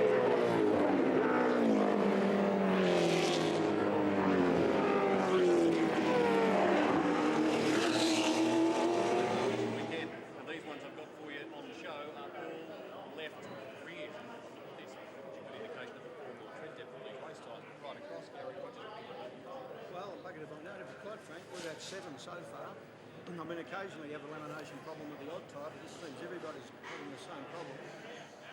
Boys having plenty of pit stop passes, so there'll be no slow action later in the year. It is a worry because the speeds here are so high, and you certainly don't need one to go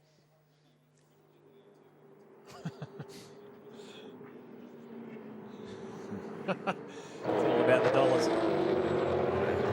Gee, it's all about the tyres. That's what it's really all about. So, Jamie Whincup now has a lead of 1 minute and 2 seconds over the next car on track of Paul Morris. Remember, we saw car 6 come in for their second scheduled stop. Stephen Richards did the first 27-lap stint. And Mark Winterbottom took it out to lap 56, and now Richo's back in the car. Steve Owen getting ready. Their car is third at the moment. Warren Luff at the wheel. Steve's done a great job this weekend. He was a bit disappointed in qualifying. But, he's been doing a brilliant job this year in the development series. He raced well down at Phillip Island under big pressure. Early in the weekend in initial practice, he raised plenty of eyebrows with his pace, and thought he'd probably end up being in the top 10 and then making it in the shootout, but things didn't quite go to his liking. They did a great job last year to steer up through the field. Started from pit lane, finished 6th. He can get the job done. And he's really demonstrating why he ought to be a full-time runner. There's a good sight. Car 16 back out on the road. So Rick Kelly, when he spoke to us, said they were trying their best to get it out there to possibly put some points into the bank, the championship points I'm talking about. Paul Dumbrell at the wheel, I understand, at the moment as well. And he'll be very cautious over there, just making sure that that throttle assembly is working exactly as per his requirements. Luffy's been top 10 at the mountain before, 7th in 2004.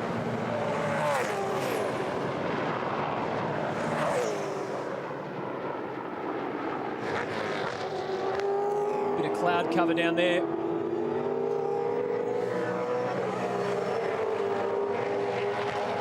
Heading towards lap 60. And so we've still got more than 100 laps to go.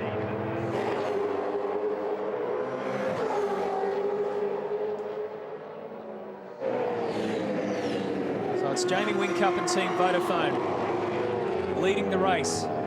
From Morris and Luff, Stephen Johnson, Jason Barguana. Adam Macro crosses the line at the moment. He's 6th. And he's under threat. This is 4th position with Jason Richards behind him.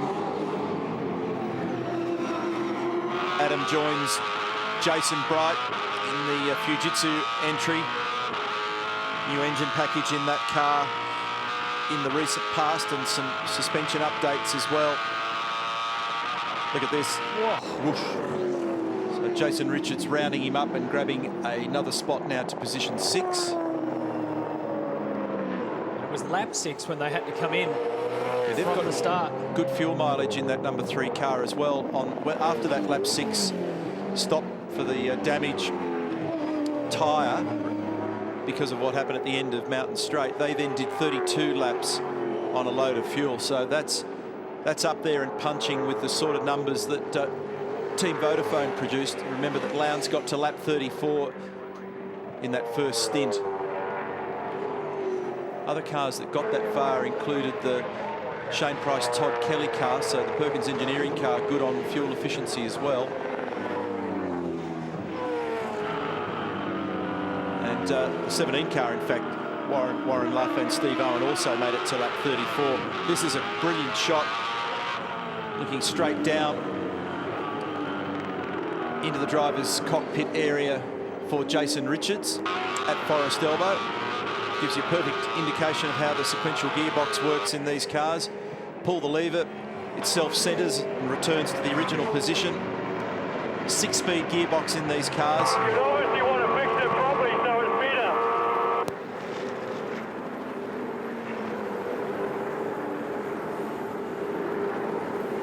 Jason's trying to have a chat. Back to pit lane. Yeah, copy that, Jace. We copy that. He's having a bit of a fiddle with the anti-roll bars there. See him winding them as he went down to the final corner. You've got to adjust them when there's no lateral, which means side load on the car. This is pit straight. 210 kilometres an hour braking. Turn 1, 100 Ks just there, 2nd gear. Tiny little bit of oversteer on the exit. That's 3rd. 4th. 5th. Next is the big hump, Mountain Straight, 255 kilometres an hour right there. Then it's a massive uphill brake. Down to 3rd gear, 130 kilometres an hour here for turn 2. 4th gear, past the rock face at turn 3 and into that left-hander at the cutting. And Fujitsu 25 in.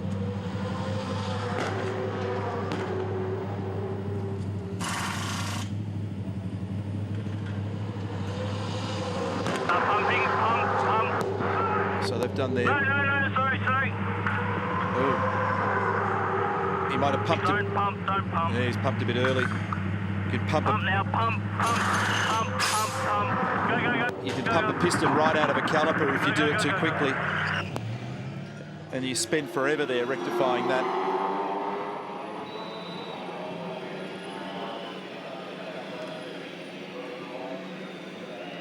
Car 25 first came into the lane on lap 33. So from 33 out to 60. We've done 27 laps. In that last little stint, I don't think there was a driver change. Pretty sure Macro stays behind the wheel.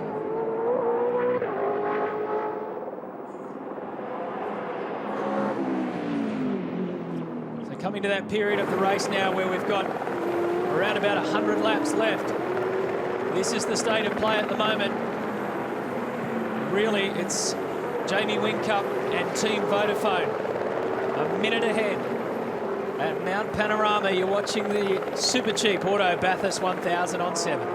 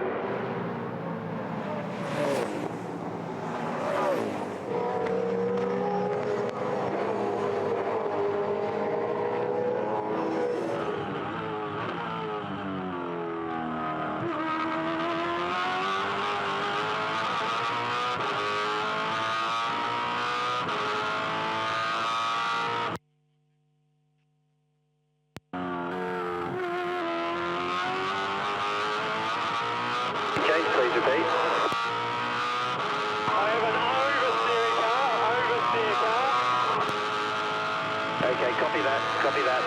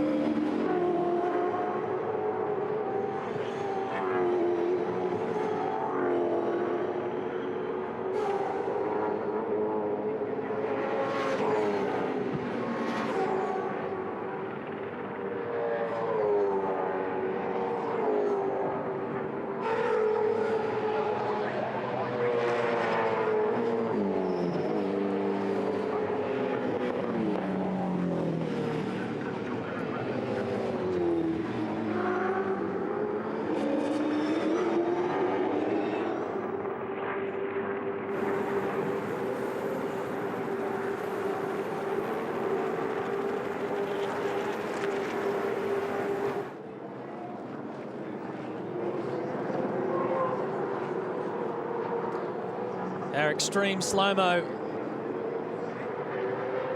showing the stresses of these V8 supercars at this incredibly tough Mount Panorama circuit. This is the leaderboard at the moment. Car 888 leads from 39. Warren Luff in third. Stephen Johnson there in fourth. Fifth belongs to 55 of Jason Barguana and D'Alberto. Jason Richards complaining of oversteering car 3, and Glenn Seaton doing a good job in car number 2. Take you down to the back end of the top 10 where we find Bradley Jones, but Stephen Richards there in 8th. Everything looks okay at Ford Performance Racing of car number 6. You just come in from the barbecue, this is what you've missed. This is what's been happening. Sprint Gas Racing have had a real handful, especially with car 51. They had their troubles early on with car 3 and contact with the team Vodafone. Andrew Jones's team BOC up at turn 2, copped a real whack on the front. Spun out and lost control and found himself not only in the concrete but in the garage. Tyres are becoming a very big issue. Look at the damage done to that one. This was an extraordinary situation. Car 34 got called in out of sequence. Now, Stephen Ellery jumped out of the car waiting for Greg Ritter to jump in, but Greg Ritter wasn't there. He wasn't aware. Car 4, David Bernard was behind the wheel when the front left went ouch. They also did a driver change. Back we come live. So the race leader is Jamie Whincup by 1 minute and 3 seconds from Paul Morris in car 39. This is Seaton behind the wheel of car 2 in position 7. Craig Baird started the race from 19th. He took it out for 32 laps. And so Glenn Seaton, at 43 years of age, has just completed that amount of laps as well, another 32. And his 25th Bathurst start. And they're preparing to bring that car in for a scheduled stop, so things look pretty good for them at the moment. It's a bit of a case of slow and steady wins the race. Well, slow is really the wrong word to use, but just driving the car straight. They're obviously managing this sensitivity with the tyre stress very well. Glenn knows precisely what you need around here in terms of a comfortable race car. A car that doesn't jump around too much, aggravate its tyres, nice and easy on the brakes. So they're quite well positioned at the moment, and fuel efficiency looks pretty reasonable as well.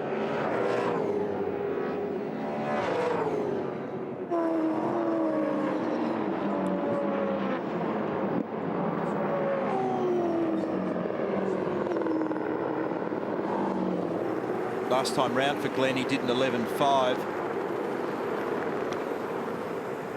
And that's comparable with certainly 3 or 4 cars around him. Stephen Johnson showing a 10.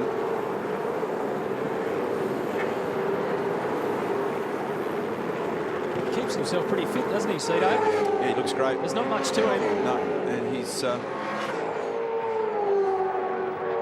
really extended his shelf life by making sure that he's fit. He gets into as many cars as he can.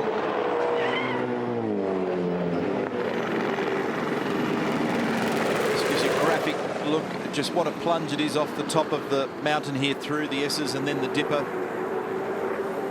Then this is the run down to Forest Elbow. Left-hander at the elbow. First drove here in 1983. Second 3 times.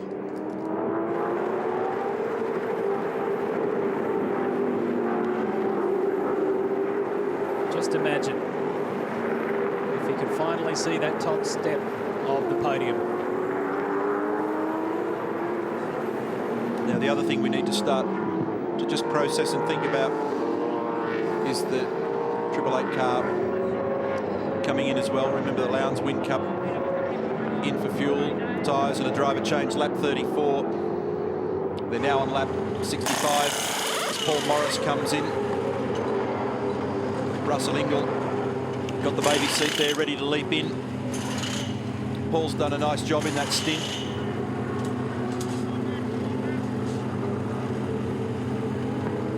Yeah, Neil, looks like Triple Eight starting to murmur around at the moment. The next lap or two, according to their indicators that are in front of them at the moment, between lap 65 and 67. So we're basically on that at the moment. Craig Lowndes is standing by again. And the call came through just as you were talking there, Daniel, that car 2 will come in within a lap as well. So nice straightforward stint there for Super Cheap.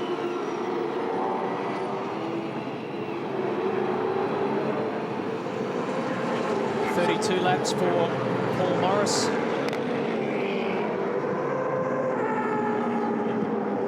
And down at Jack Daniels Racing, Shane Price. We've got one car coming, so we're going in the middle lane when we go. Go, go, go, go, go, go, go. Go, go, go, go, go. Middle, hold there, hold for the car. No, you're right, go now, you're in fast lane. He's gone anyway. Todd Kelly, winner in 2005 here on his birthday, that was. And it was his birthday this week, Thursday, 29 years of age, this young bloke. Shares the same date of birth with Paul Radisson. Car number 88, Mark Hines, Fabrizio Giovanardi. The same day of birth, not same date. Fabrizio, I need you to put your foot on the brake, stop the car from rolling. Thank you. Hold for fuel. Gee, I dug a hole for myself there, didn't I? Toddler's 29, Rat's 46, that covers it. Hold. Hold for fuel. Hold, clear, away you go. As you mentioned earlier, Giovanardi found the wall at the top of the mountain. Mark Hines, in practice, had a magpie smash into his windscreen down at the chase in practice as well. Car 17 comes in. Yep. Running third prior to this stop. Compulsory pad change, and they'll also do the driver change. So Steve Owen getting into that car. Saw a glimpse there of the Alcon brake caliper. Everybody's using the same brake rotor, which I've mentioned during the weekend, but next year they go to a control caliper as well, and it will be that particular brand, Alcon. Not all the cars in the field at the moment running that.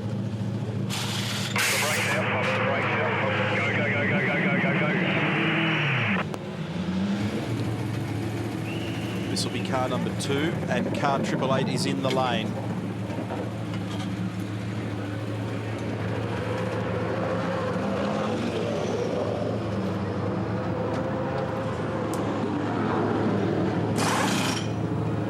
So any tick of the clock, you'll see. Look at him lined up. Team Vodafone car arriving. Go, go, go, go. Hurry, hurry, get your stuff in. Yeah, and this is why. There you go. Pretty much next door. Now that means that these guys have just done 33 laps on this stint. They did 34 laps on the first stint. They've got great efficiency. Grabs first gear, tightens the belts, win cup. Hold. Hold. Hold. First gear. Hold. Okay, way go. So the next car in the queue for 2 stops. Brake bias, I think, should go a little bit more rearward, Watch your exit, you should be coming out with clear air. When it's convenient, you can go back to main, switching to the middle first. Okay, he does have clean air because as he's going up Mountain Straight, the next car in the queue with 2 stops is car 18 of Stephen Johnson, who's just joined that Mountain Straight as well. So that's the effective race lead gap. Be interested to see what the tyres looked like that came off that car, but the feeling that I've got in my bones at the moment is that neither this car that we're looking at nor the 39 car are really stressing their tyres at all. Wide. Wide. Cars wide. Wide. Wide. Wide. Wide. Go. Go.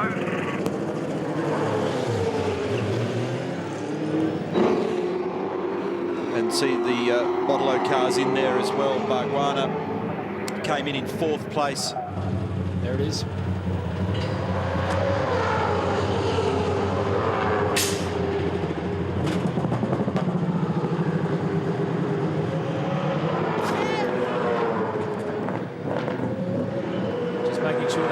device is okay at Gary Rogers Motorsport. Gee, that was close to the car arriving, having to sort all that out. Michael Caruso trying to get it all clipped up nicely. Now he's inserted into the car. Great break for that young fella to get a full-time ride this year with Gary Rogers.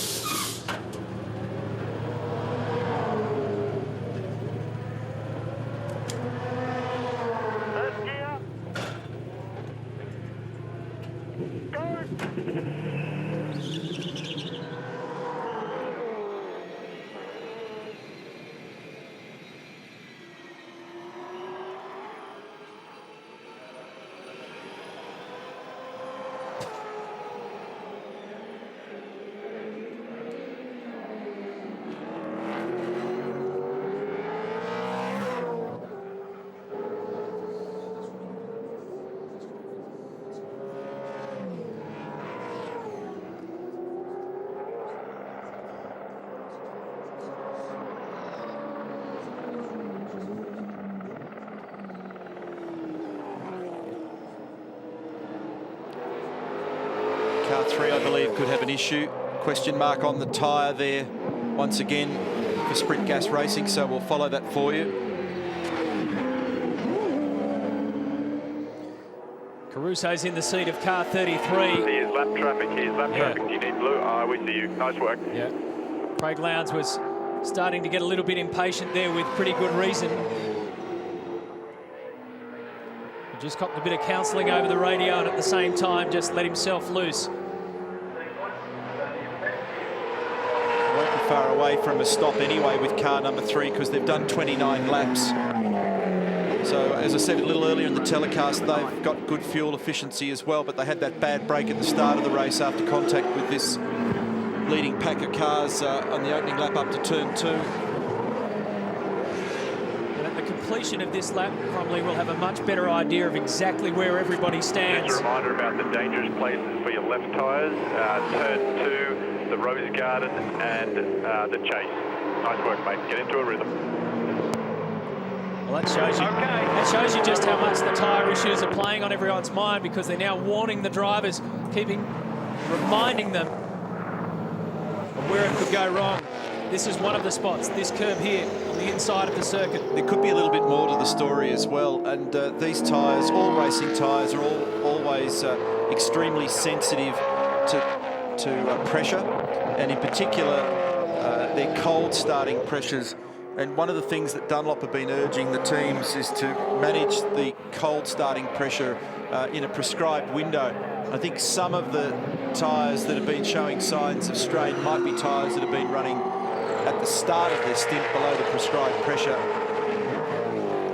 Now remember that time around, Lowndes had to get past some lap traffic.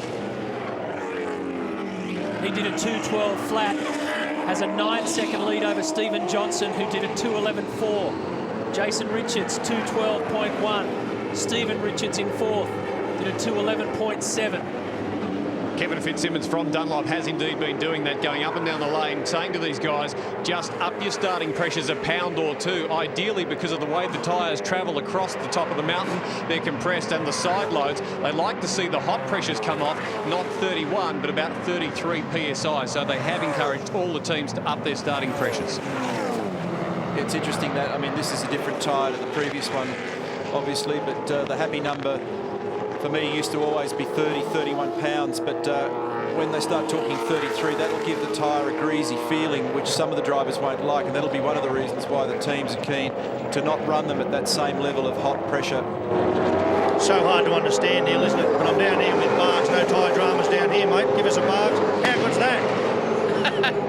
Man, I love this joint. This is fantastic. No, that really went well. I mean, you know you're going all right when you can catch the pole setter and pass them, so the car's going very strong. Mate, you just pitted in 4th spot, so you're sending a pretty loud and clear message. So is Max Wilson, by the way, that you guys don't like being out of a drive. Oh, mate, there's nothing more motivating, I've got to tell you, than sitting on the sideline for 12 months. You know, we've obviously worked pretty hard with the team. Our fitness level's good. We're hungry for a good result here today, and really looking forward to the end of the day. So hopefully we'll end up there somewhere. I reckon you deserve better, so well done, mate. You and I are in a driving suit standing in a pit garage. I actually think we were sharing a car, weren't we? Bloody long time ago, mate. At the moment, car 55 is in 12th spot. Craig Lowndes behind the wheel of car 888 has the race lead. Stephen Johnson, Jason and Stephen Richards. They're all in the hunt for this one, the big one.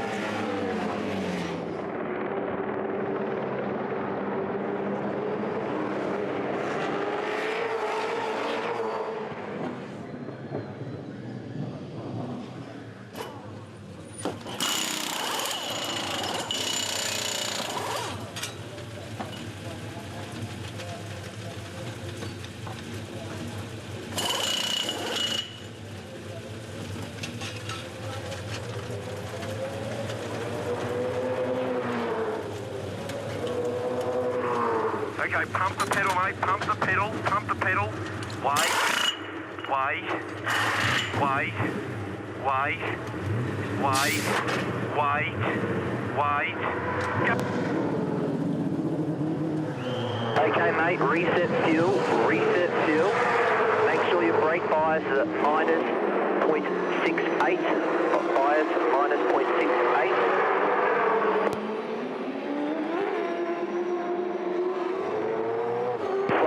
Bar to position 4, rear bar to position 7.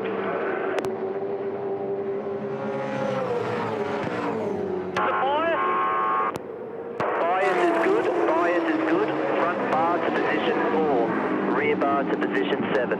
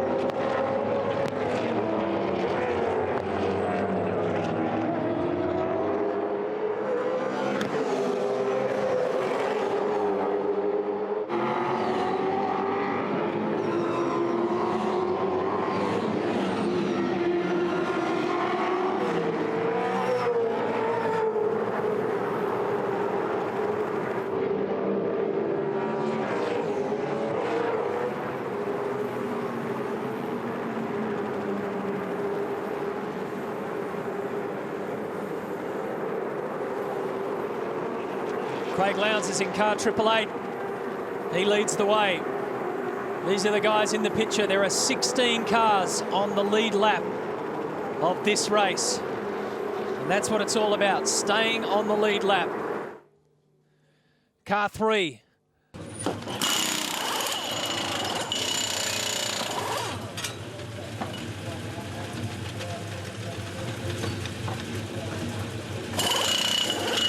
Just while we're looking at this stop here for Sprint Gas, Steve Owen has done the fastest split of the race to the first sector in the number 17 Jim Beam car. Okay, pump the pedal, mate. Pump the pedal. Pump the pedal.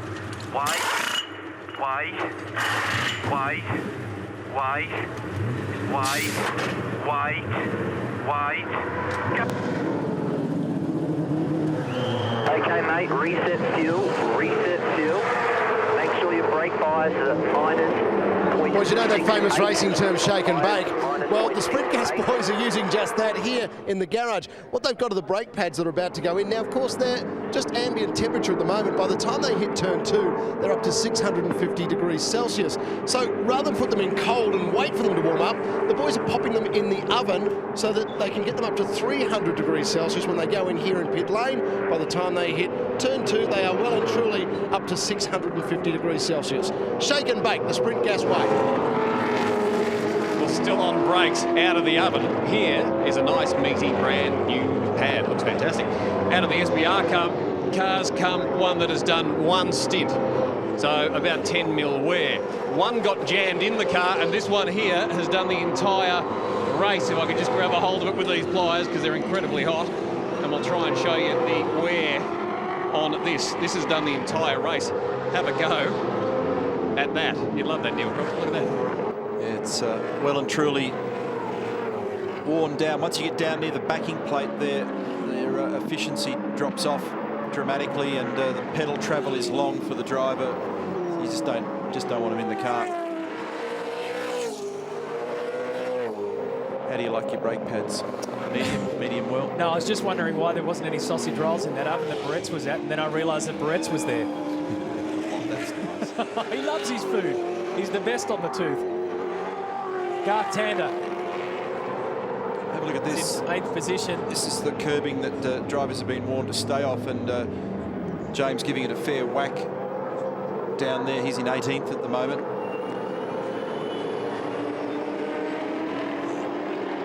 The MTAA Super Corner, so Tander got a good run out of that.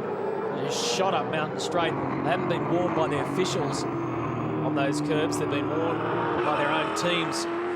So Dean Canto in the FPR, holding there just on the outside of turn 1.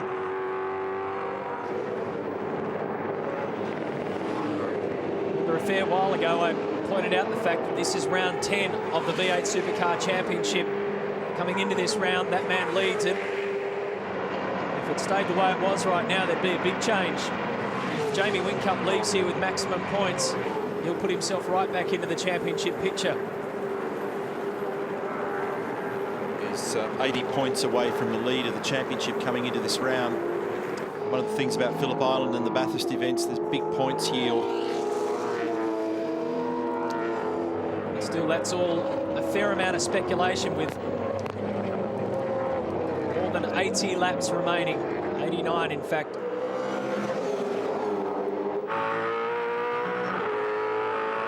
It's one of the things I find fascinating about this event in particular, but also the V8 Supercar Championship.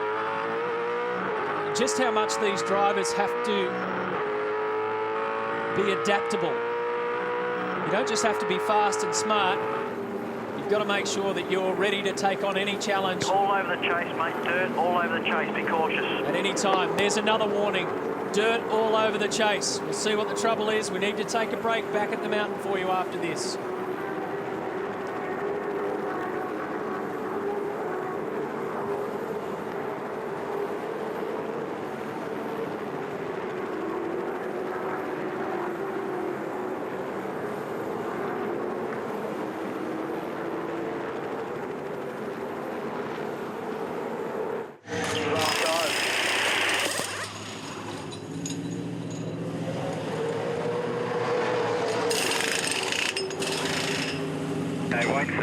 Wait for fuel. Okay, go.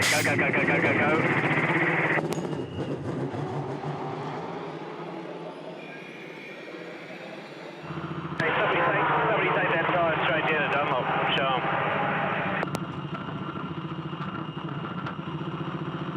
Well, that woke me up.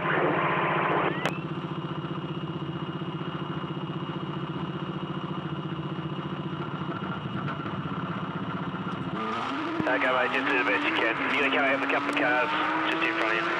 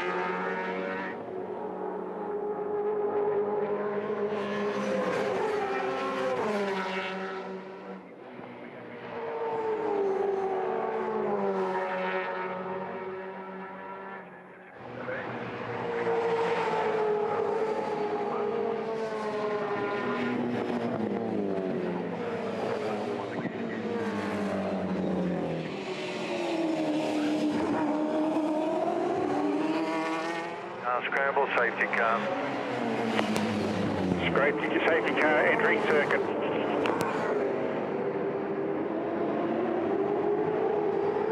Just hold just outside pit exit. We need the leader has split. We need the next car.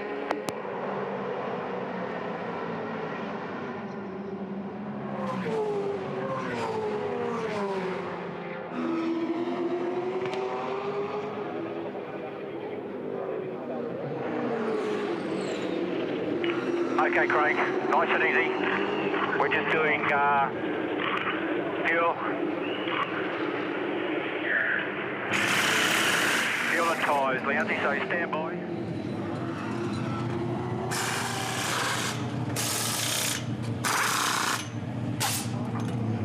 Let's get the roll center, go, go, go, go. Well, this race is about to change complexion completely because the safety car has been scrambled for the first time since the start. Debris on the circuit, down at the chase.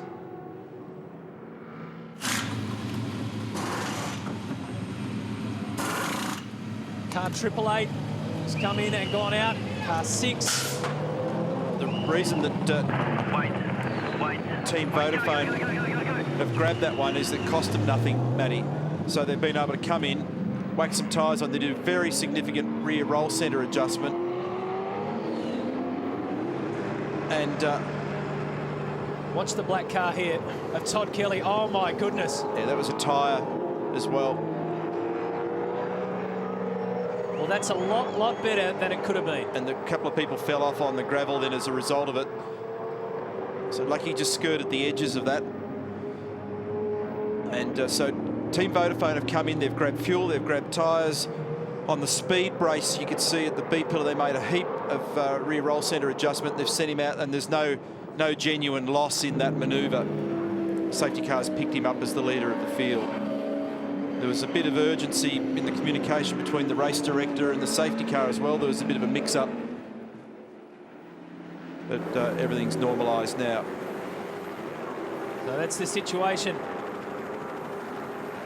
Under safety car for the first time on the mountain. Are we getting that feeling, folks? Is it about to all explode again? We're going to find out.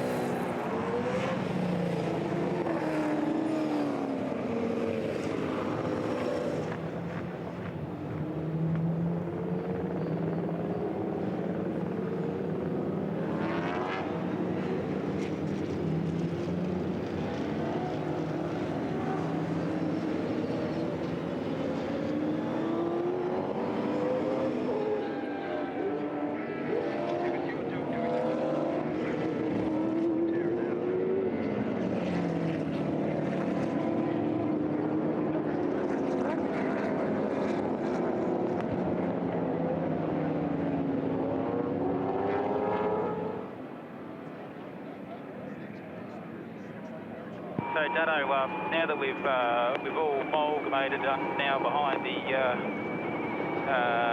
safety car, can you just give me a rundown on who's behind me for position? We'll do in a minute. The other car's pinning.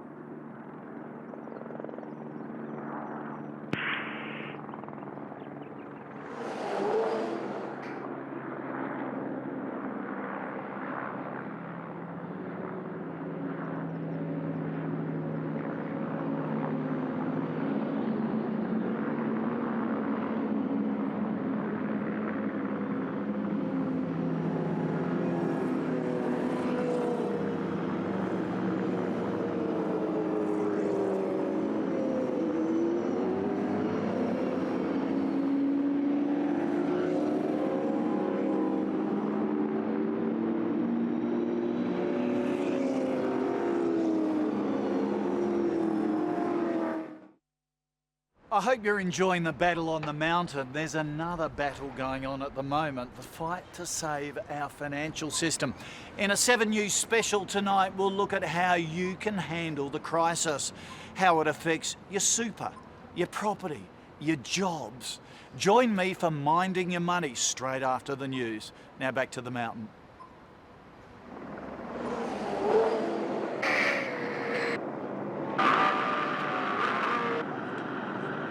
Yeah, and the mountain is really changing. Not in conditions. Had a little bit too much, Biggie. But in terms of the story, because we're under safety car. Now, 888 did come in. They took the opportunity to do it. Probably didn't really need to. But certainly not lost anything by doing it. In fact, they've probably gained themselves more space, more room further down as the race unfolds. There was a problem here also with car 5 of Luke Youlden. Stopped down Mountain Straight, but it's now trying desperately to tag onto the back. When 888 came in and made a last-minute rear roll centre adjustment, it was down, so they are again searching for more drive. I asked the team how many turns. They said as many as we could get in. It was a last-minute deal. Well, I'll tell you what, Gib, I was watching that too, and in the end, they just said, forget about that change, let's get out of here. So they effectively were still making the change while Lowndesy hit the gas to get out of pit lane. It's because they gave themselves a little buffer window. Yep. They knew how much time it would take to come off the racetrack, process that change, and then get back out again. One of the things that Craig Lowndes did report back, and you probably know if you've been watching this series for a while, is that Craig doesn't really say that much on the radio except, okay. Well, this time he reported back to Mark Dutton. He said, okay, we're all lined up now behind the safety car. And he said back to Mark, I need you to tell me who's behind me and who's behind me for position. Well, the answer straight back was just hang on a second, mate, because they were bringing in car 88 into the lane. So taking the opportunity right now to not only think about what's ahead of them, but also what's behind them and who he needs to fight off, because there is some traffic in that order. Just following up on that issue with car number 5, one of the circuit breakers on a fuel pump has popped out on pump number 1. So Luke Youlden's rectified that now, and they should be back under control. The lights are out on the safety car, so we'll go racing. And with a significant trim adjustment on the Team Vodafone car, that was the real gain. The fact they got fuel and tyres out of it is a bonus. But this will hopefully make the car behave even better for Craig Lowndes, and it also gives them more flexibility strategically. They've got younger tyres and they've got a better fuel position now, even though I think they were able to do four stops for this race, not 5. So in terms of position, who he's up against, the car behind him is car number 7. That's out of the loop. Tom Kelly had that tyre go on him. That's the reason why we went under safety car. Now we restart. Single file, the 2 sprint gas races. Line astern up to turn 1. Invariably, safety car interventions tend to trigger other incidents because you tighten the field back up again, and car number 4, meantime, James Courtney's come back into the lane beneath our feet here in the main building. So things are going pear-shaped for them. Stephen Richards is behind the wheel of car 6. Garth Tander is behind him, piloting number 1. And I just got a message that the safety car was hit in pit lane by car 4. So James has given the safety car a hurry up into the lane.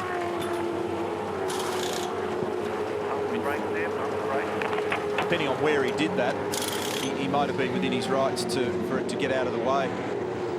But, that'll depend a bit on where it was. It's a big machine. It's a big prize and they give a push.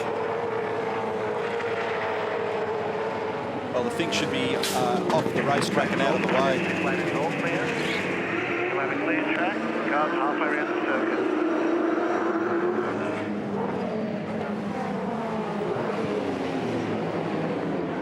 You know, Cromley, I reckon this is more of a mental thing, but when you're doing one of these races, does it feel a bit weird when everything goes right early on? Is this the kind of place where you expect something to go wrong for your day, so you're probably just waiting on it? I don't think you can afford to have those thoughts in either direction, positive or negative. You've just got to keep on doing what you do. You know, play with a straight bat. The worst thing you can do is suddenly start to divert your attention to what may or may not be later in the day. Any time those thoughts enter your head is invariably when something goes wrong. It's bizarre because from where we sit, we know that something's going to happen. We know that something's ready to unfold as Todd Kelly goes into pit lane. And where from Matty, from where Jason Bright sits, he's got no idea because there's no communications with the team. A couple of reasons. Garth Tander looks pretty racy here at the moment in 5th. He's having a look behind Stephen Richards. So Todd Kelly got some issues there and has come in. And, of course, they were only just in a few laps ago. Looks like the tyre and the guard were making contact there in the left rear, and that smoke coming out the front brake duct's no big deal. It's just a hot spot where the brake pad's touching the disc. Oh, it's damaged the tyre. Can you clearly see where it was rubbing? So the wheel's rubbing on the guard. Probably after the thing flicked across the curbing, it might have bent the guard a little bit. Happy? Right, drop it down. Go, go, go. Bit of action here mid-pack. That's car 777, Michael Patrizzi. There's Giovanardi of 88. The 111 car was also caught up in there of Alex Davison. They've now managed to spread themselves out a little bit. They were getting all bunched up, looked a little bit nasty. Luke Yilden in car 5. This spot here was where this man, Giovanardi, came unstuck earlier in the weekend.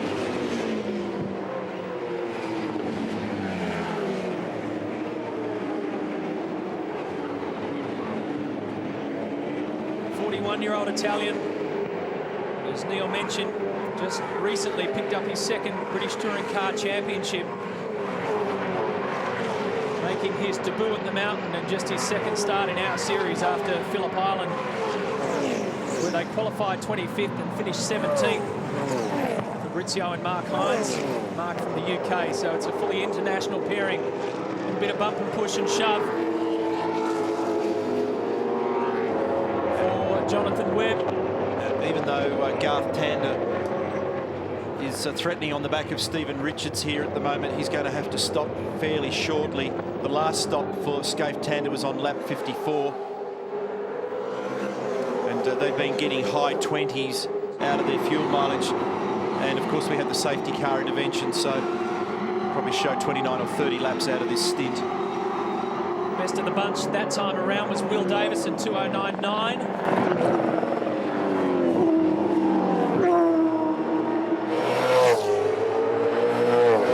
Here's Tander 4th.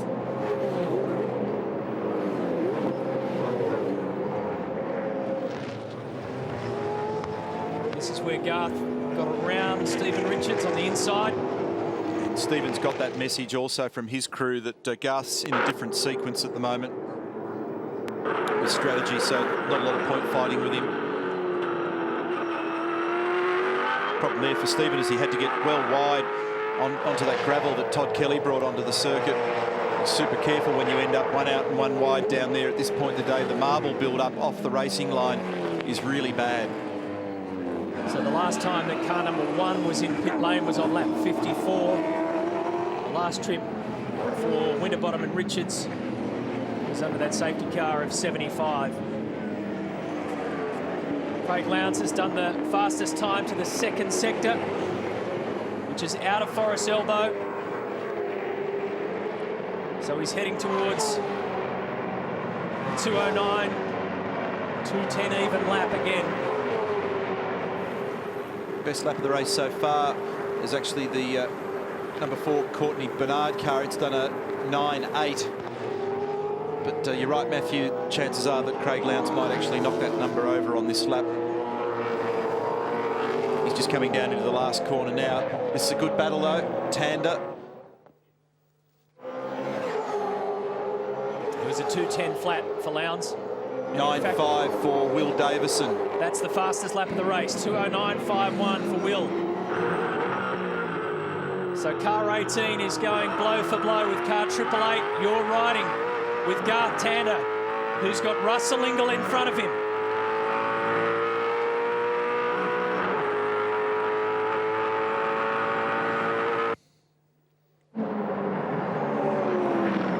Teammate to Garth Tander, Craig Baird's having a bit of trouble back in the traffic at the moment as well. I'm not quite sure who he's agitated about, but he's all wound up.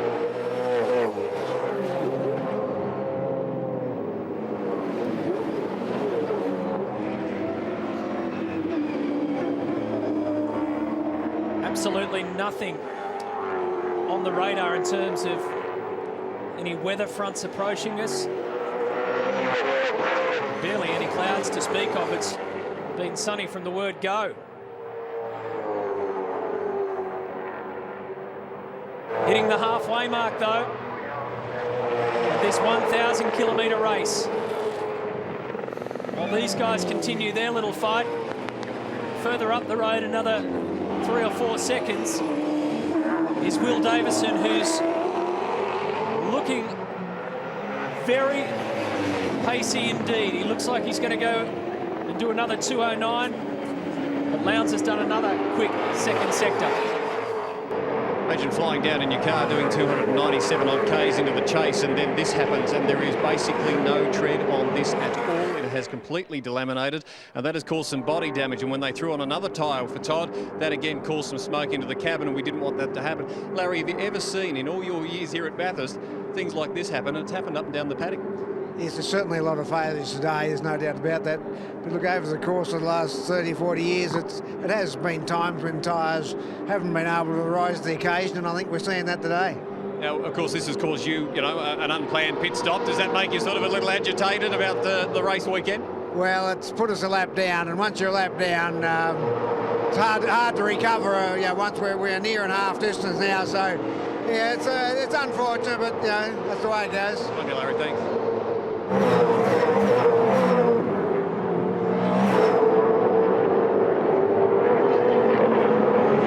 The times are coming down, especially for the two guys at the front of the pack, Lowndes and Davison. Both last time around, 2 minutes 9.68 for Will, 2 minutes 9.82 for Craig. Another job done for Garth Tander. No, it's not. Another job undone. He couldn't pull it up in time. He had a big rush down the inside of Russell. When he turned it in, it ran wide, and then once it got that far wide, it went onto the dusty part of the racetrack. All the garbage on the tyres. I've been scouting around down here, up and down pit lane, just trying to get to the bottom of this tyre issue. And the question mark's probably getting a little larger. But to give you some concept of what we're dealing with here, this is your front tyre. If you look from the front of the car, generally, if you draw a line through here, you're talking on average probably 6 to 8 degrees negative camber. The car's running here. On the rear, about 2.5 to 3. So when a car goes around a corner, the tyre obviously deforms like this to get as much contact patch on the road as you can. But for the rest of the lap, you can see how much time it's spending in this area. And that's the area we're seeing the failures here. So at the moment, really unsure what the problem's going to be and if it's going to play out. I can tell you, I've got the answer. Rain. Exactly. Thanks, Marcus. Good description there. Second sector fastest split for Craig Lowndes. Negative camber. You get that inside edge heating up in a straight line because of the extreme speeds.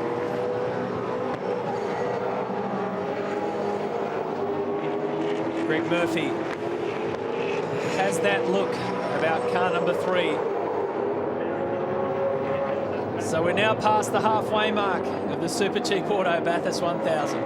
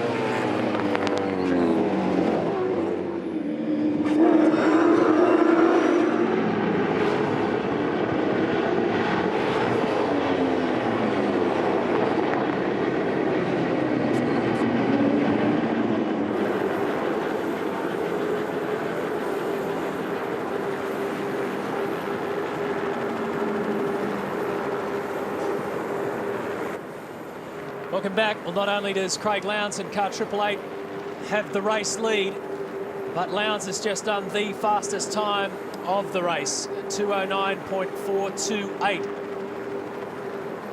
That takes you down to the top 10. We find Tony D'Alberto in car 55. Fantastic aerial shot of this circuit. This remains the most vigorous battle on the racetrack at the moment.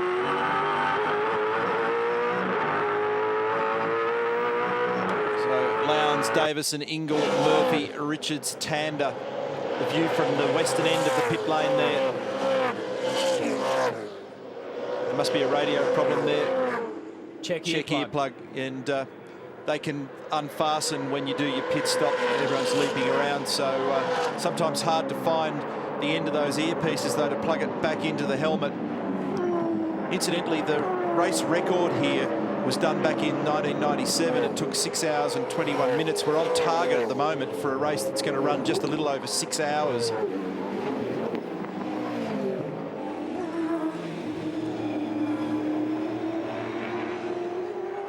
Well, really, in that respect, probably it's been quite extraordinary. Also, given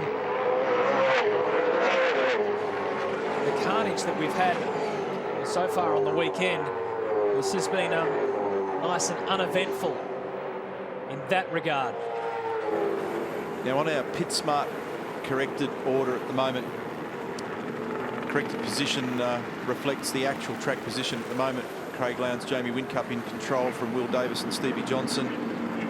It's showing Stephen Richards, Mark Winterbottom third. Greg Murphy, Jason Richards fourth. Max Wilson, Brad Jones fifth. Their actual on-track position at the moment is ninth. So in terms of the way the strategy is at the moment, they're in a good spot, BJ and Max Wilson. And Tander continues that hustle. He's now jumped up one spot. Remember that he's near at the end of his stint at the moment. So last time for Tander was lap 54. They're on lap 84 at the moment, so they've done 30 laps. And remember, the window stretched slightly due to the safety car by perhaps plus 1 or 2 laps. We heard from Ross Stone earlier on today saying that it could be a possible rear sway bar problem that was either broken. They've got a pretty tricky linkage in the back of that car 4. In actual fact, it wasn't to do with the bar at all. They made adjustments for that. It made the car horrible. But what they now think it was a slowly deflating left front tyre that was making the car handle quite badly. They've gone back to original setup, put some tyres back on, and it seems quite good. They're doing some reasonable times again. Well, we speculated up the wrong path there, and in fact one of our senior cameramen, Ian O'Brien, said to us that he thought the tyre was deflating from early in the stint, so he had it right and we guessed wrong down here. So we're taking a look at Garth Tander, lights on, car number 1. As Neil mentioned, 5th on the road.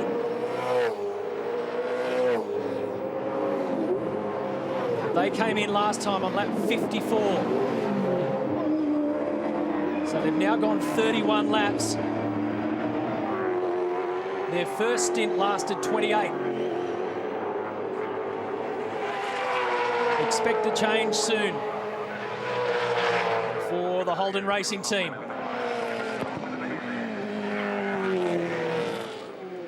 Craig Lowndes.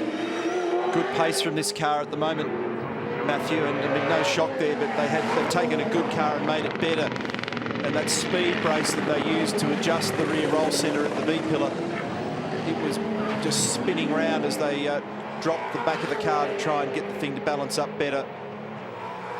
And look at him bolting down the road at the moment. He split to the second sector there, was 7/10 of a second quicker than Will Davison. He often tells the story, Craig, that Peter Brock used to always say to him, here at Bathurst, mate, look at the crowd, look at the day, look at the weather. Where else would you rather be? It's interesting, Craig's going back to second gear down there in the chase at the moment, so he's not totally comfortable to let the car flow in third gear. But he's nicely in rhythm, 209.9 for CL on that lap. And the margin, 3.3 seconds back to Will Davison at 2:10.4. So front lock-up, mate, a few front lock-ups creeping in. That lap was 5/10 a lap quicker than Will, so you can back it up a little bit if you want to, mate. You're doing a great job. And so Mark Dutton filling in the blanks for us there. The lock-ups he's referring to is just skidding that inside front tyre when the front of the car is a little unloaded as the weight is rolled as the steering lock comes on. For example, coming up here into the cutting, that left front just comes off the road a little, and they don't want to excite the tyre into one of those blisters that we've seen that Mark Larkham aptly described. That's the scenario at the moment. Team Vodafone looking very strong at this point.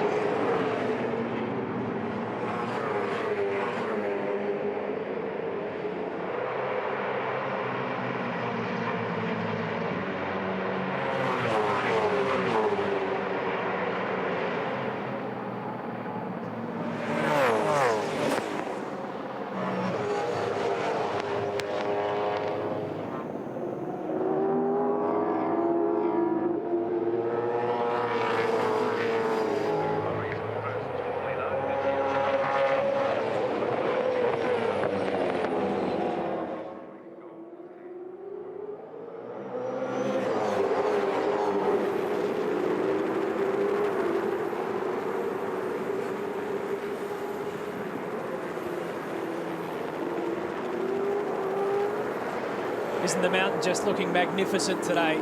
We've been blessed with beautiful weather and some pretty good pace. On the pace, Lowndes and Team Vodafone. On the hunt, a whole stack of guys. The third fastest car out there at the moment, Matthew, after Lowndes and Davison's actually Max Wilson again. So time and again, Max is showing great speed in the WOW Racing Commodore. He's currently 8th on corrected. When you factor in their strategy, it makes him 5th. It's a good run. The top 20 are on the lead lap. And you can see there in 25th, Paul Dumbrell. They managed to get that Autobahn car back out there to keep going around and try and put some championship points in the bank with his partner Rick Kelly. As always, BigPondSport.com has a full and comprehensive wrap of all the news. Live and on-demand sport. Got another problem for Todd Kelly. He's on the radio discussing an issue with the left rear again, and stand by for car number 1 to come into the pit lane as well. Last in on lap 54. The Sprint Gas Racing car number 3 has certainly fought back beautifully. 4th on the road, but our PitSmart computer tells us that on corrected, race control is Take your time to have a look at the left rear tyre that came off it and see if it's from scraping or delaminating. No, you do the tyre up, someone else look at the tyre. Bodywork's been attracting the interest of race control as well, so that's why they're taping it up. They're trying to determine what the issue is with the tyre. Something else that I had to look at early in the data, that 888, meaning the 888 car, when they've been refueling, they've done their stop in 30 seconds. So they're either getting the fuel in faster or they're not actually getting to empty in order to dump the fuel, which is also giving them a little strategic advantage as well. And that's something we'll keep an eye on later on. I'll check it out for you, Neil. I'm just outside at the moment, but I was just overhearing a little bit of conversation. I think there may have been in that last pit stop we talked about with that last-minute rear roll centre change. I think Mark Dutton, the engineer of that car, wanted the change to be up. The team went down. There's a lot of shaking heads in there at the moment. They'll be asking Craig how the car feels ahead of the next stop, and by the looks of it, they may go 7 turns up in the rear roll centre to try and correct what happened before. But they've got pace at the moment anyway, and they've got a margin of 3.4 seconds over Will Davison. And after that change, even if it was wrong, it actually went quicker. check out this for Russell Ingall under attack from Greg Murphy. That was a point that I was just making. The Sprint Gas Racing team have really fought their way back into it. Greg's going for 3rd. These two have had some good arm wrestles over the years. Very experienced drivers, both Bathurst winners. And you also made mention of Max Wilson in the WOW entry car 14, up inside the top 10. Bradley Jones had a big stint, and I think he's with us in pit lane. How are you feeling, mate? Almost as good as I look. Yeah, have a look at those legs, Matty. Look at those. Start, Joe. Bradley, clearly it's going to plan. You're well and truly in contention. You must be rapidly at this point in time. Well, yeah, it's fantastic, really. It's better than I had hoped for, to tell you the truth. And, you know, I'm looking at the Team BOC car, which is really disappointing. It's meant to be the car that's our flagship. And but it's going great with Max and I. We had a little bit of a tyre problem. The guys got me to stay off all the curbs, which knocked a bit of sting out of me. I felt it probably cost me half a second or more a lap, but didn't seem to have a tyre problem that time. So so far so good. And let's not worry about you for a minute, because we know how good you are. Maxie Wilson, what a top job he's doing, eh? Yeah, he grumped and giggling in the background. He also knows how good you are. Yeah, Max is doing a fantastic job, really. He's come out, he's not done a lot of laps, he's not causing any grief. You know, gets along great, like some other co-drivers I've had over the years. And he's... you idiot. he's doing it. He's really, I can't speak highly enough about him. He's doing a great job. Mate, I wasn't going to do this to you, but now that you've picked on me, just come and have a look at this. Just follow me around the back of Brad's little den here. Yeah, this is good. Let me tell you, this is good. Look. I better follow him in. He's, you know what Largo's like. Double flavour slush puppy machine. Only one in pit lane. Yeah, full of Gatorade, I might point out. You got it.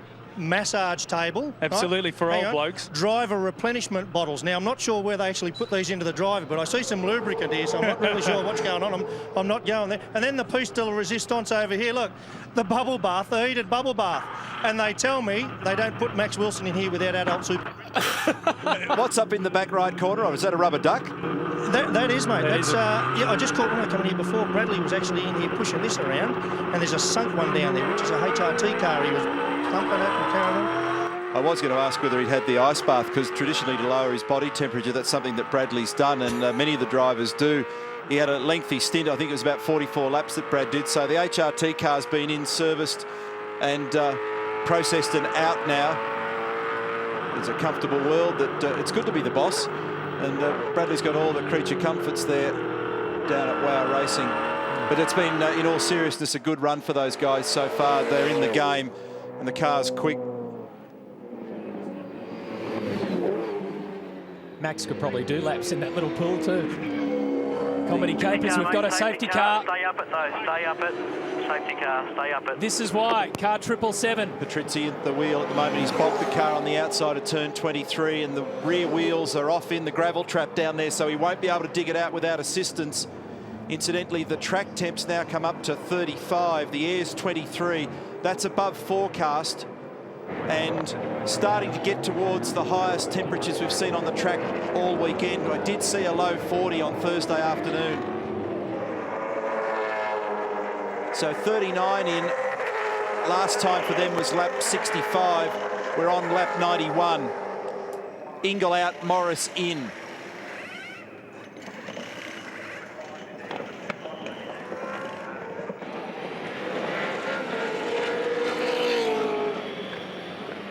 Now it really gets busy in pit lane. So Michael Patrizzi stuck. It's close enough to the window for enough people to take their stop here.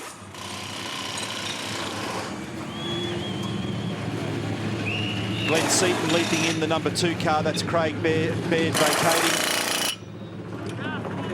Looks like some of the tyre issues have settled now. Another pad change here for the SP Tools entry. Jonathan Webb, Shane Van Gisbergen. So Kevin Fitzsimmons has done a lap of the pit lane, and I'd suggest that his repressuring idea has worked.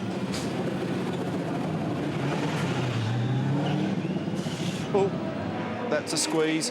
And Glenn Seaton had to yield then to the number 5 car. So Craig Baird did 25 laps in that stint. On lap 91, Glenn Seaton jumps into car 2.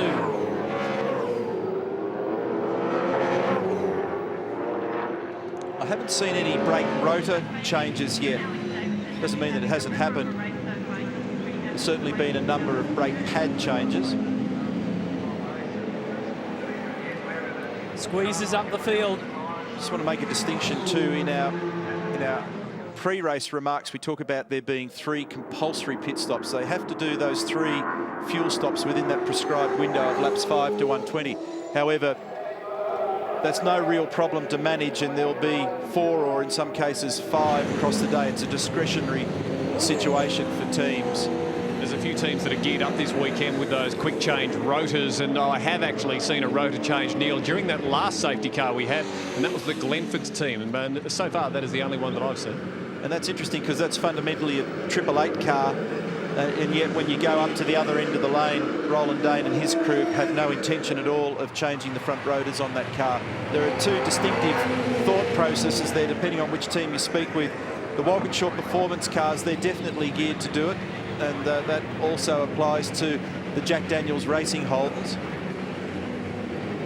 And Paul Cruikshank's outfit have been efficiently able to change their brake rotors very quickly all week when they've rehearsed it. At the front of this compressed field, it sets up a pretty interesting scenario of car 888 versus 18, with car 3 in the mix as well, and Stephen Richards there waiting to pounce as we look at James Courtney, whose day started so brilliantly. That is unfortunately for Stone Brothers Racing has come unstuck. Yeah, boys, James had a tough last stint. Remember earlier on when Dave Bernard was driving, they thought they had a problem in the rear end of the car. Well, would you believe when the car came in to compensate, they went 12 turns up on the roll centre. Now, it turns out there wasn't a problem at all with the rear end of the car, so James had to fight his way around all those laps. So he's just catching his breath at the moment as they head back in, talking to teams up and down pit lane too about how their tyre stocks are holding out. Most don't seem too concerned. They feel that if they need to, they can rotate fronts and rears and they'll get through. No one's panicking yet about whether the number of tyres they've got will go the distance. All right, thanks, Barretts. That was Warren Luff that we were looking at in the pit lane there. And he's stood down now and has gone back to the rear of the garage, back into the strategy area. Lights are out on the Jim Beam safety car, so any tick of the clock we'll get going once more. Lowndes at the front. Davison in car 18. Murphy in car 3. Stephen Richards as Murphy puts it on the dirt on the restart. That was the 17 car that did come in there. There's Max Wilson. All of these guys were showing good pace before the safety car. Now they've been bunched up.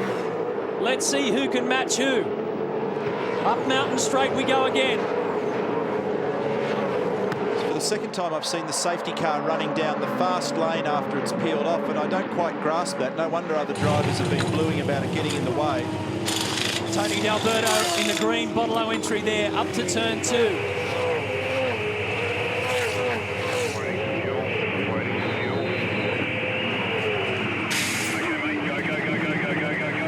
Car 17 leaves the lane. This would be worth watching, these three guys especially. Oh, look at Lowndes. Takes it right up against the wall. Davison, Murphy. We've got a new lease on this race, the Sprint Gas team. And do you reckon Murph would be just itching to get in front of Will for some us versus them against Triple Eight. Scaife has touched the wall at the top of the hill, and problem here for car number 9, and it's Jonathan Webb at the wheel. Righto, mate, you're pretty bogged there. So there's a bit of aggravation at the top of the hill. The safety car standing by once more, and there might be a bit more to this story. That's up at McPhillamy. Just to the left there was where Paul Radicic went further in. So what other damage has gone on up there? Now, with Scaife's message that there is a car in the wall, or did he touch the wall? I reckon it's probably more the former. Now the field comes around, so... Try and drive to the bottom, G, or what do you want to do? They bring Lowndes in. Triple Eight car in. FPR car in too.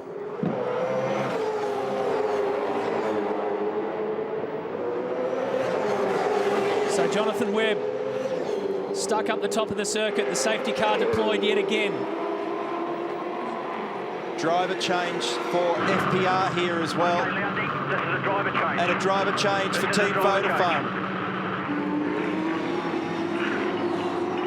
They gave him some late notice halfway up pit lane, but it won't bother him. Here we go. Car 6, car 888.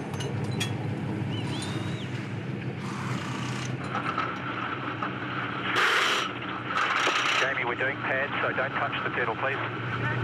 Just spoke to SBR and Dave Stewart, the team boss down there, and he thinks that Webby just understeered off on cold tyres, boys.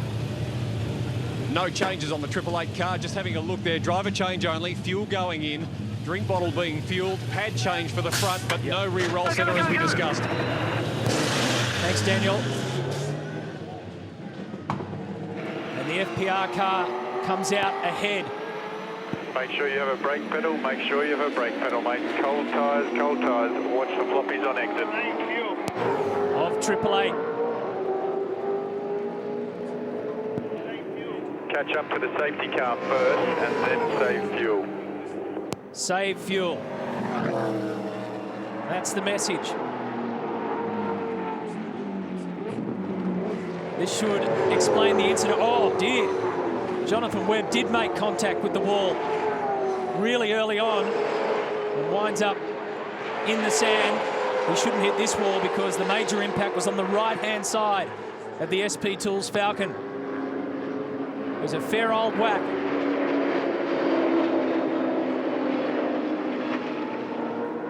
That's the reason why we're under safety car. The extreme slow-mo of the accident at the point of contact. The rear's locked up. By now he can do nothing but just wait, wait, and wait for the end of this scenario.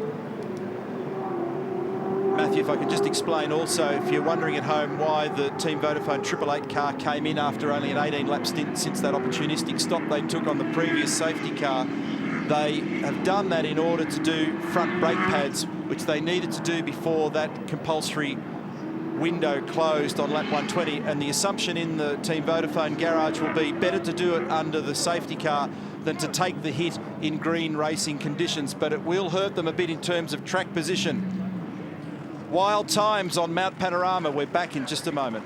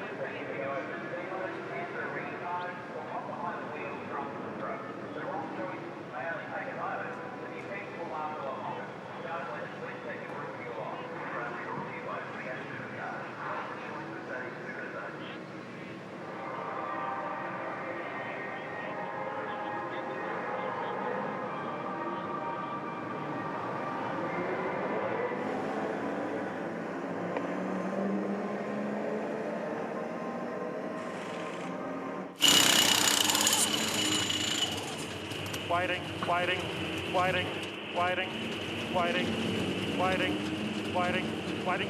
Clear to go, clear to go, go, go, go, go, go, go, go.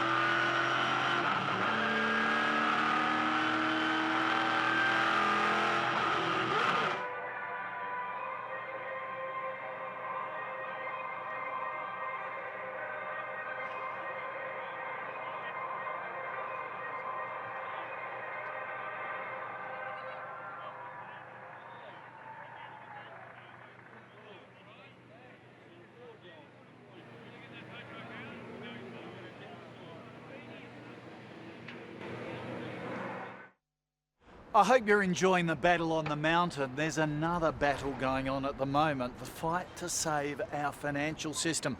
In a 7 News special tonight, we'll look at how you can handle the crisis, how it affects your super, your property, your jobs. Join me for Minding Your Money straight after the news. Now back to the mountain.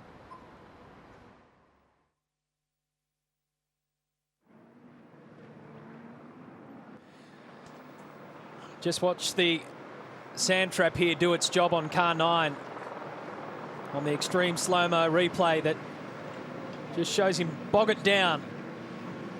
Jonathan Webb had hit the wall. He'd scraped along the wall. The car was released onto the sand trap and it manages to come to a halt without having any impact further on. That's almost the same spot of entry that Paul Radicic went in there in a different scenario completely. And we all know what happened there. Rat's car just kept on going.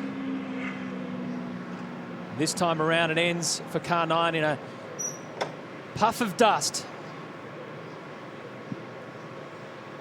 And the 24-year-old youngster Jonathan Webb is a disappointed man with his partner Shane Van Gisbergen. Hasn't been the best day for Stone Brothers Racing. It started so perfectly for James Courtney in car 4. They've had their problems though. On the order of appearance, David Bernard is now 11th. Remember that there was quite a few people diving into pit lane when this safety car was deployed. Wonder where that led to. Led all the way Stephen to Johnson. Yeah, that's pretty normal though. Yep. Just it's the best way to rehydrate, and a lot of the drivers will do that. Yeah, guys, Steve just here with me, and Steve, it is official. You will go to all lengths to drive. How are you feeling? Mate, I'm okay. Yeah, I obviously had a bit of gastro this morning and all night last night, so it wasn't the best, but haven't left any surprises in the seat for Will today, so it's all going good.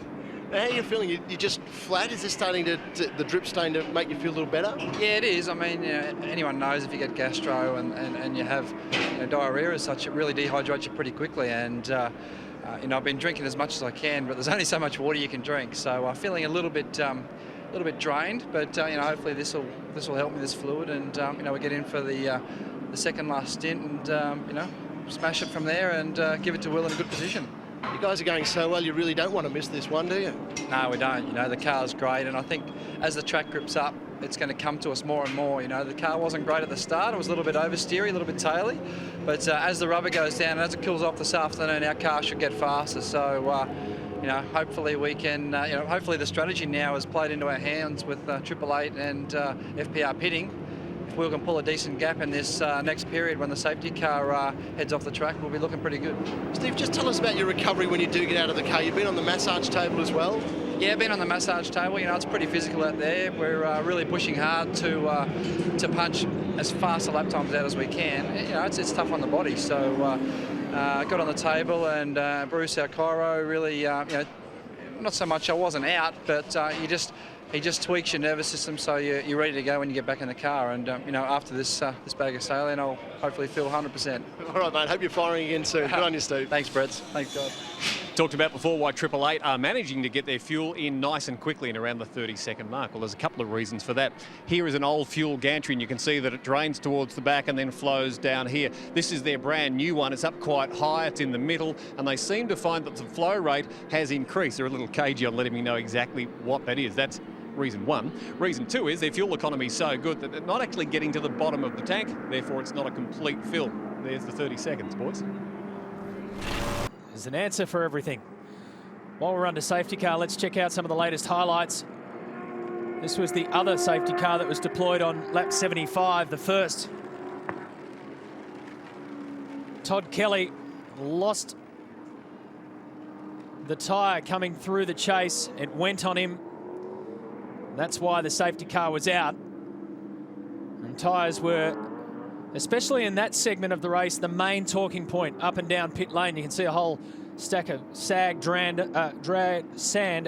onto the circuit. That's all, folks. Garth Tander started to mow through the field a little bit, but it wasn't an easy ride. He picked off a few and then lost a couple of positions, and then Michael Patrizzi in car 777 went off at Murray's Corner, and this is the incident that brings us to where we are now. Jonathan Webb, who's been partnering Shane Van Gisbergen, the two youngsters in car 9 out of Stone Brothers Racing, the SP Tools Falcon. So now we're back live. And I reckon Junior was spot on, Cromley. They're in a very good position, car 18. Will Davison's doing good times. Junior's getting a top up. So hopefully his second last stint, he'll be good enough to go. Interesting strategy story. Safety car confirming lights out, safety car.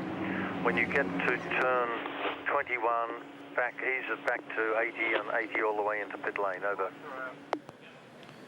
Jason Richards there getting the earpieces just taped, the connector, so that it actually is secure on his helmet, doesn't pop out as he's preparing to get in the car.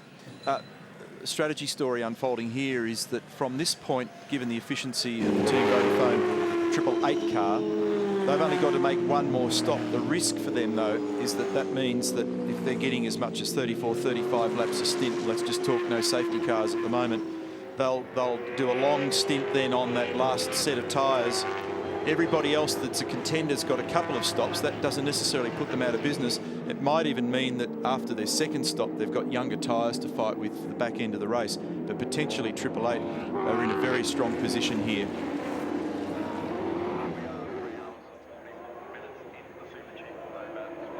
Control safety car is off circuit. Off it goes. Car 55 goes with it. Davison and Murphy. There's another one to watch. Max Wilson behind the wheel of car 14. So we're green again on lap 96 of the famous 161 mark. Who will be there at the end?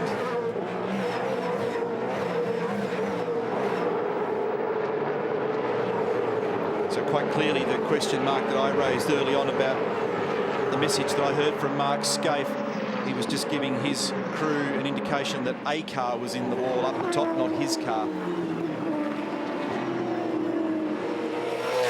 We've been racing for 3 hours and 45 minutes.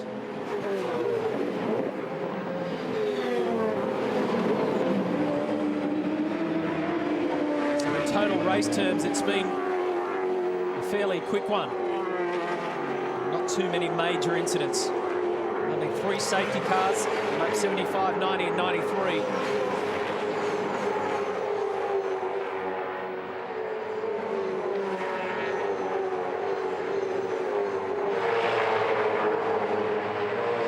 Gary Rogers Motorsport, car 34, with Greg Ritter behind the wheel. There's Todd Kelly. We've had a heap of pit stops. It runs off my spreadsheet at the moment. We've had so much trouble tyre-wise. Back up the front. You're effectively sitting right next to Greg Murphy as he takes aim at Conrad with Will Davison ahead of him. Wilson behind him.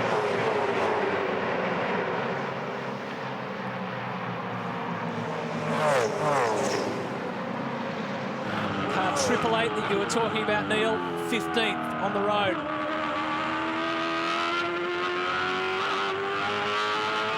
Listen to the patience there for Greg Murphy. Ignore the graphic, it's Greg at the wheel. He had to be very careful on the throttle there to not excite the rear of the car. It just wants to skate. In fact, he's getting a lot of pressure at the moment from Max Wilson. Remember, the tyres cool out as they do. When temperature goes down, so does pressure. And for a lap or two, the tyres are just a little insecure. They rock and roll a bit more. So it could be that Greg's just waiting for everything to come back up to a normal temp and pressure again. But he had to spend a long time hesitating on the throttle coming out of the chase then.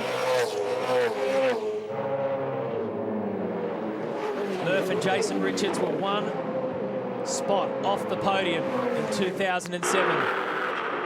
Mark Scaife here through the chase. Look how tailored car 25 is. Macro behind the wheel. Luke Yulden had a look too.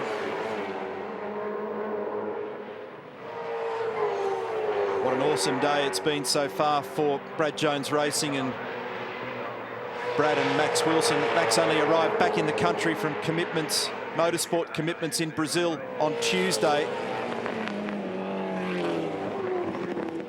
He's been out of a full-time ride in the championship this year, but he just stepped straight back in a good car and immediately made his presence felt. It's been a very impressive performance. 5'3" Brazilian, actually born in Germany. Oh man! Yeah, for lap 97, couldn't get any wider, could you? I don't know whether I'd like my right rear mudguard to be that close to the exit wall at Forest Elbow. One thing's for sure, Max is a racer. Always better to be able to slow them down than speed them up.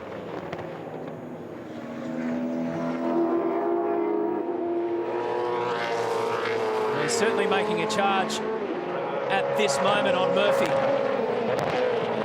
Greg Murphy's reporting a dashboard alarm in the Sprint Gas number 3 car on screen there, and they're going to resolve that issue in the pit stop. There's a reset button on the steering wheel or on the dashboard on occasion, as distinct from the fuel reset, and sometimes a temperature or pressure will fall outside the chosen parameters, and for the driver it winks at you as you're driving along, drives you a bit crazy. You hit the button and cancel it, but then it'll return again. Heading towards the 100-lap mark of this famous race at Mount Panorama.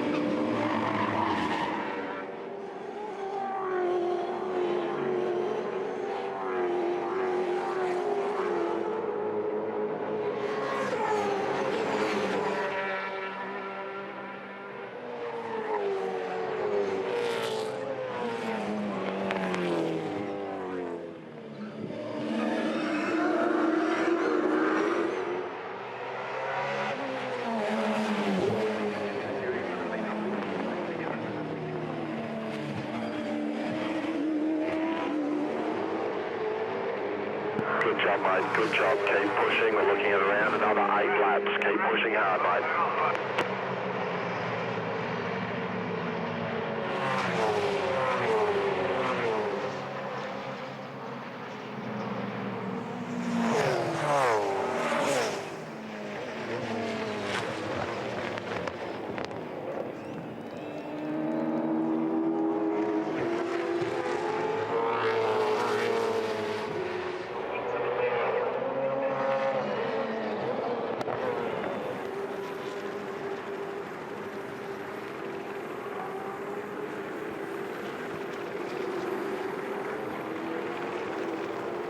We're back, and you can see there that Will Davison on our graphic is currently in first, but that is changing in the blink of an eye because the team was just telling him to stay out there for another 7 or 8 laps, but he's been forced to bring car 18 straight into pit lane. Think it's a tyre problem. Yeah, all of a sudden he's had to rush in, and Murphy's in on the next lap as well. So things changing rapidly here at the moment. This is not expected. Stephen Johnson getting in, Will Davison getting out. They were expecting to come in 6, 7, 8 laps from now. And stand by for car number 3 to come in too, who's taken the lead of the race, but it's short-lived, and that'll leave Max Wilson in control. So just to let you know what was happening, Will was coming down through the chase here. Now Greg Murphy gets him at this point. So that's a change for the race lead. Okay, but what you need to know is that back a little further, Will was being told by the crew, stay out there for 6 or 7 or 8 more laps. We'll see how we go. And they only gave him that message 20 or 30 seconds before that. Boys, you can see there on Will Davison's tyre, it's the great delamination problem once again. A big chunk is missing from the face of that tyre. Oh, there it is. Okay, thanks, Brett. There you go. Another one bites the dust. Ooh, Scaife off the road here at turn 1. Did he glance the wall? No, but it was mighty close. Here it is again from the onboard. Once you're out there on the marbles, you're in no man's land, and he's actually toured the sand pit, picked up gravel on those tyres. It would have taken a couple of laps to sort. Now Murphy's going to be in the pit lane in a heartbeat here as well. Here he is. And that's Wilson right behind him. And we expect to see the 3 car in, and that's now confirmed.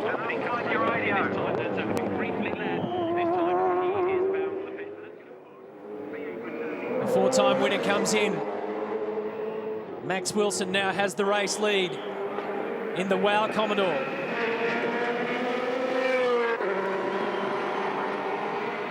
.64 laps to go in this race.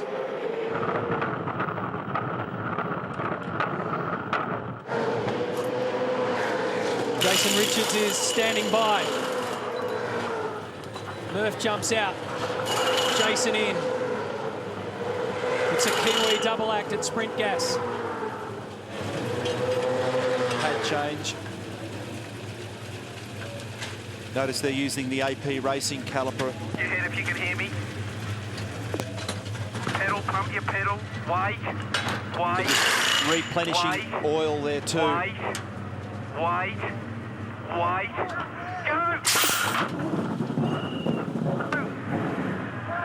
Can't see for fuck's sake! Oh no.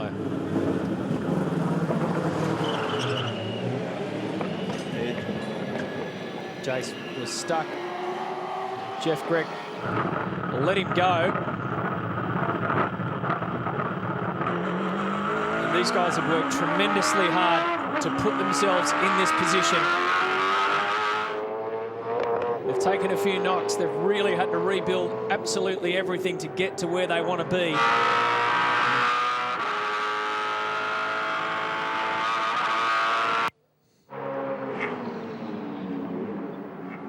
I reckon Jason Richards has just got a few more beats in the heart after that little experience in pit lane. Talk about replenishing oil, Neil. How do the teams do it with the Triple Eight? They've come up with a novel way, and in their last stop, I should say, expect them to do just that. When the car comes in there and the spike puts the air spike in, there's another couple of holes in that rear quarter window. One of those is for the driver's drink bottle. The other one is for the rear roll centre, and the other is a little nipple where you can actually poke this on. Have a look at this. These are high pressure canisters that are heated on this little fabricated element, and the guy who operates the spike will pick this up, slam it down into that coupling, and that'll fire about 3 litres of preheated oil into the engine. Gives it a drink without lifting the bonnet and messing around with a half cut off Coke bottle as a funnel. It saves time. It does, and we've seen a few different variations on the theme in recent years. Very efficient way of ingesting some oil in there, and it needs to be heated, of course, so that all of a sudden the engine doesn't get a shock with a different temperature of oil running through it. Thanks for that, Daniel. There is Jamie Whincup, who you're on board with on car 888. Now, at the moment, they are 4th. Remember, they used that opportunity under the last safety car on lap 93 to come into pit lane again. So slowly but surely now in the Team Vodafone car, they've been clawing back the track position that they sacrificed for that front pad change and that other stop. Here's the race leader, Wow Racing Commodore, Max Wilson, Brad Jones. Last stop for these guys was lap 75. We're on lap 102. Just a little under 11 seconds is the margin. It's winding up to a fascinating conclusion. And who'd have thought that these guys would be leading?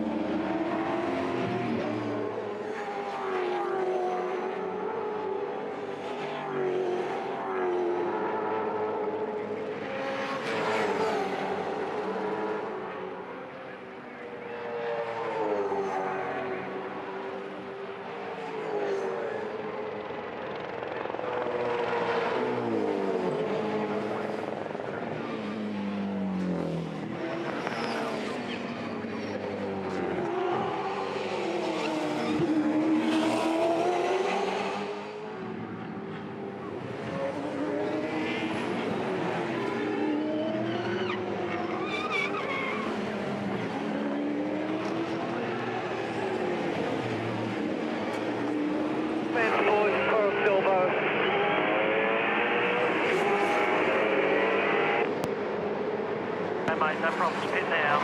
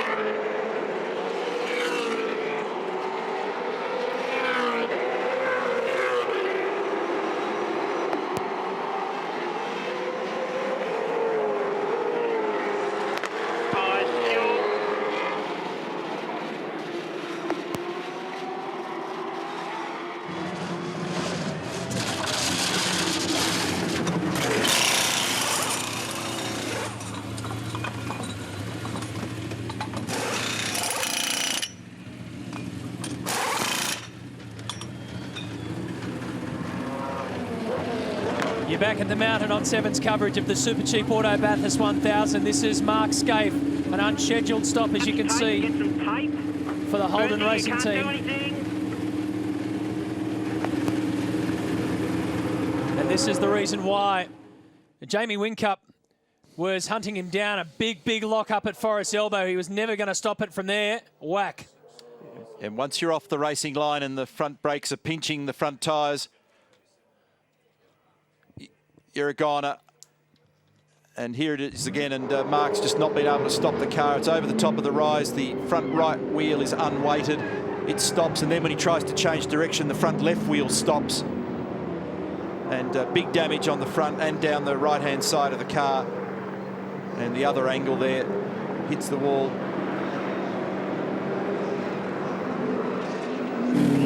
And out he goes again. Now, car number 14 that leads the race has done about 29 laps now in this stint, so they'll be expected to come in very shortly. The other story here is the Dean Canto Luke Youlden car. He's the race leader at the moment. Fuel efficiency's been on the side of the Ford Performance Racing car. They got 35 laps out of one of their stints earlier. Remember, very early in the day, I said that Tim Edwards hinted on a different strategy for the number 5 car. And I made mention of the fact that they brought the car in on lap number 18. And I said that later in the day, things would work in their favour and all that pain that you take early would come back to them. Well, it is. And he should get through now on one more stop. And so these guys are in position, competitive and in position now in the back end of the race. Well and truly in the picture. Second on the road at the moment. But as you mentioned, Max Wilson will need to come in pretty soon. So that means that Luke Youlden, the 30-year-old who drove here with Russell Ingall last year, and his partner Dean Canto, who took out the Fujitsu race and the round here this weekend, will be in the challenge for a podium spot, if not victory.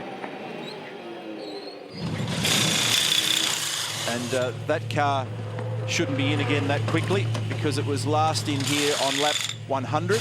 Go. Remember, they had to bring Will in unscheduled. Now Stephen Johnson's behind the wheel. Danny with Gartanda, that's a hard thing to watch when you're standing here in the monitors waiting for your next stint. Yeah, it wasn't in the game plan, that one, but just locked the brake gun in the elbow and ran wide and kissed the wall. So we stayed on the lead lap by fixing it, top it up with fuel. So we'll see how hurt the car is with Mark does a couple of laps. Get another safety car, get another front splitter on it, and we can still try and get back into it. There's a little bit of a nudge. It's enough to bend the steering arm, isn't it? Well, that's enough, but he got the steering straight before it kissed the wall. It sort of just glanced. It was a tyre barrier. So, yeah, we've just got to wait and see. He won't know until he does a lap or two whether the steering's bent, but... There's more to add here. Sorry, I'm going to have to interrupt, guys, because Scaife's been into the wall again up the top while the interview was taking place. I heard him come on the radio. So he's got a problem in the right front. No, it may not have been in the wall, but he's saying that the thing's all over the road. Front aero would be absolutely hopeless. There's big gaps everywhere. So just see if you can just press on, please. So the walking wounded. Yeah, Neil, I was actually just watching them do that repair.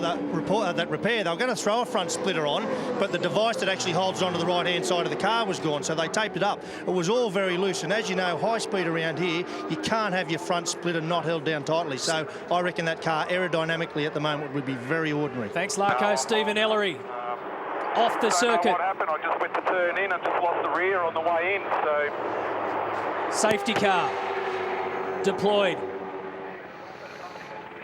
Yellow flags again. Safety car on the circuit. Now this might help car 14. Here it is again in replay. Once you're that far on the beach, then that's always going to bring the safety car back out into play. So we had a relatively quiet start in terms of safety car interventions, but well and truly come alive through the middle part of the day.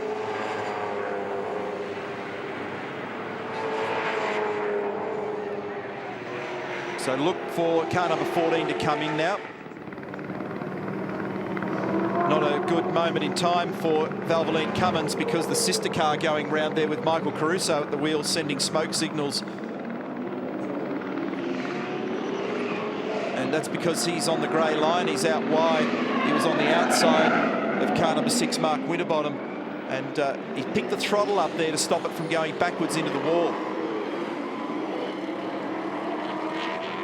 We're going to have to see how it all plays out now under this safety car with who comes into the pits. Mark Scaife has really got a handful of car 1. The aero package is not the best, as you can see at the moment. Yeah, so it wasn't in the wall, it was just off the road, but heard him punch onto the radio, and he's in the wars out there at the moment, MS.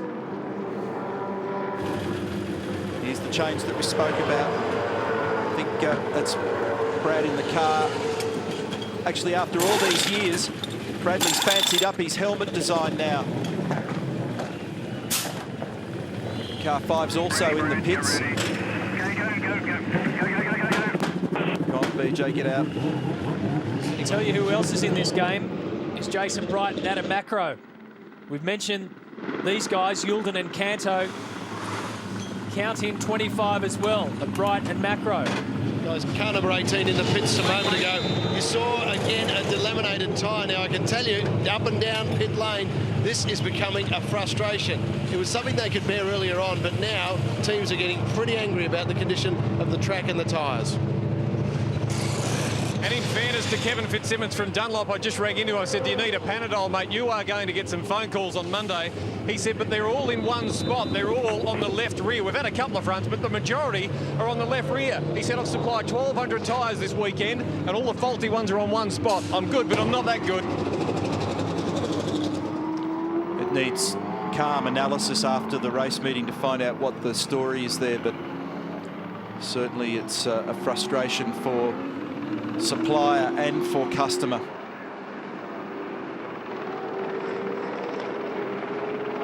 So car 34 is going to need a pretty good hose down by the time they get it back. It is covered in dust and dirt. Stephen Ellery out of the car. Bradley Jones back behind the wheel of car 14. In his 23rd Bathurst start. Could this be the year?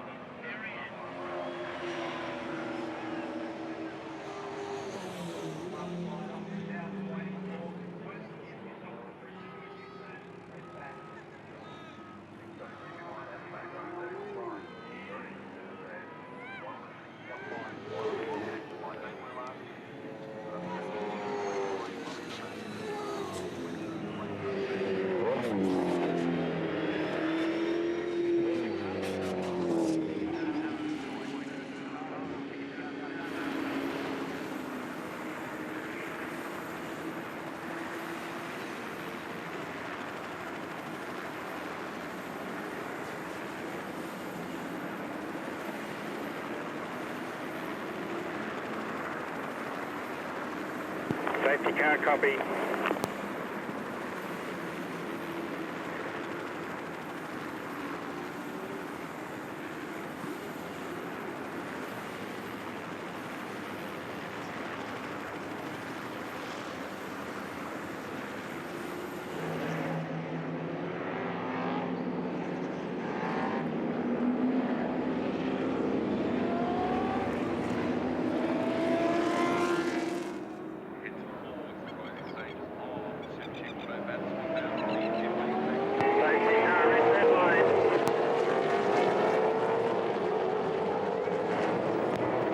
The fourth restart of this race.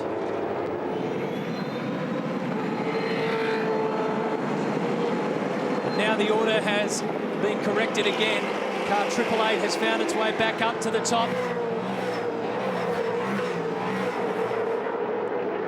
It heads up Mountain Straight with Jamie Whincup behind the wheel. Adam Macro second. On the road, Glenn Seaton third. Mark Winterbottom fourth. Alex Davison, car 111 fifth. Mark Hines, car 88, Team Vodafone there. Oh, that was close. That was really close. For Nathan Pretty on Marcus Marshall.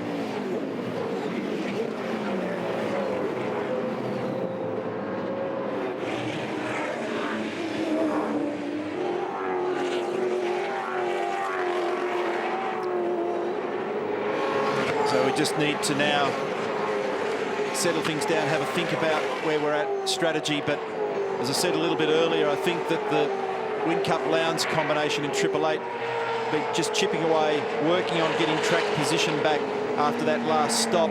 They've got car pace on their side, and they should only need to do one pit stop from here.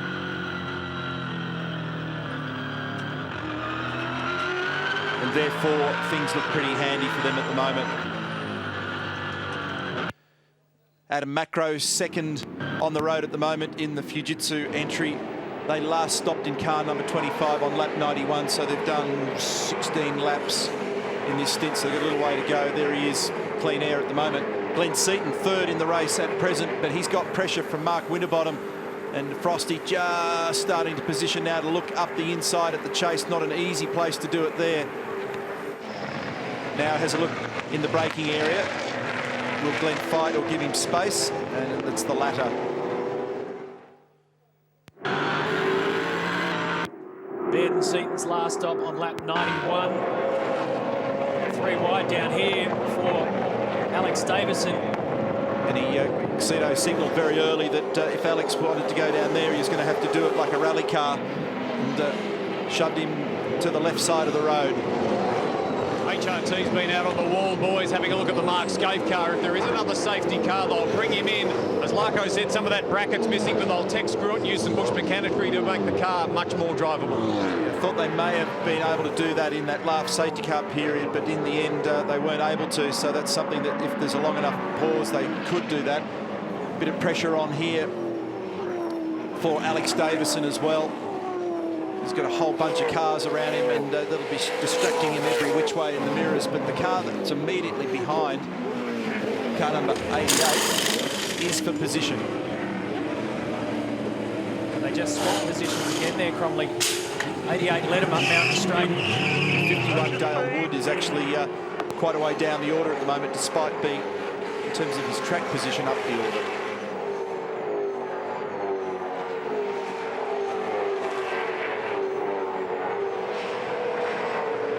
Battle for the Glenfords racer there. You can see with the blue lights on.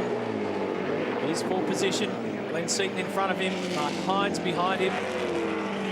Paul Cruikshank said to me earlier in the weekend, the owner of this team, that he's 95% of the way towards having a budget to run 2 cars for 2009. That'll further strengthen the operation.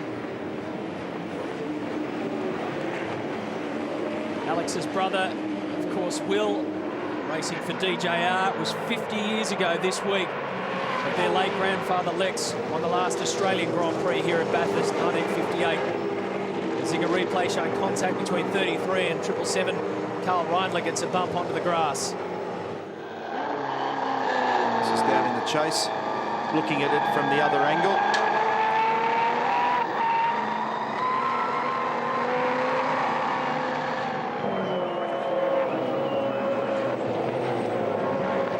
That is a position move there for Mark Winterbottom, making a positive move on Adam Macro.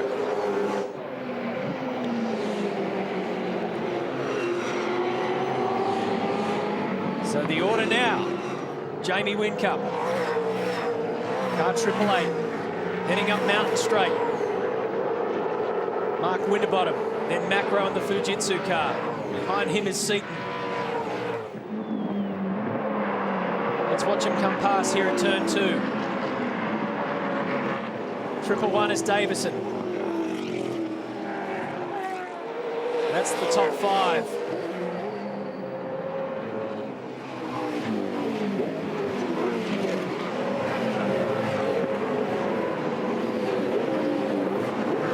Gives you a good look at the field there to see where everybody is. This is the move that Mark Winterbottom made to take second away from Adam Macro. Here it is again from on board. Easily done.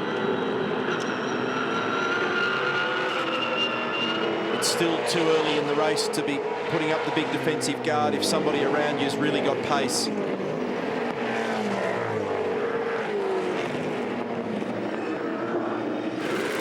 There's the wow racer of Jones in 9th position.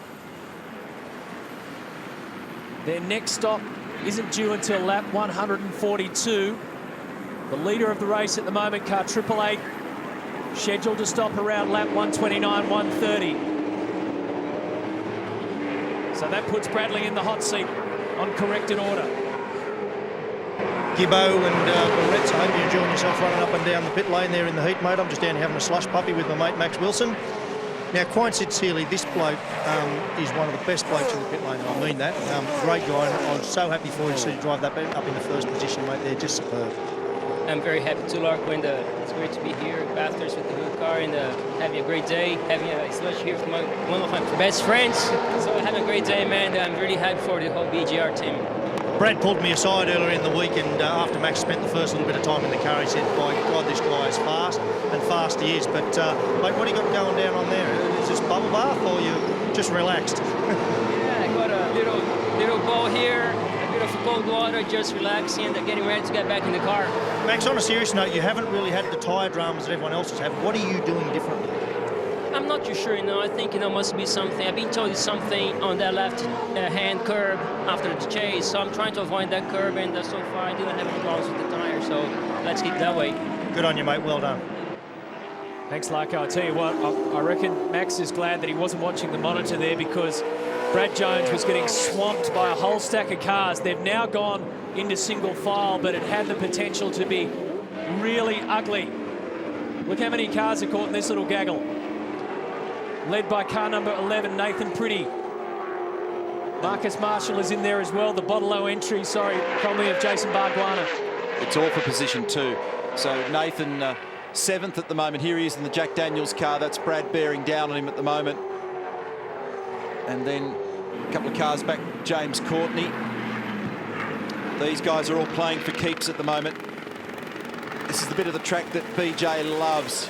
He loves to punish the car over the top of the hill and down the other side. He's making good ground on Pretty there over the top of the hill. And he knows that this is a critical stint.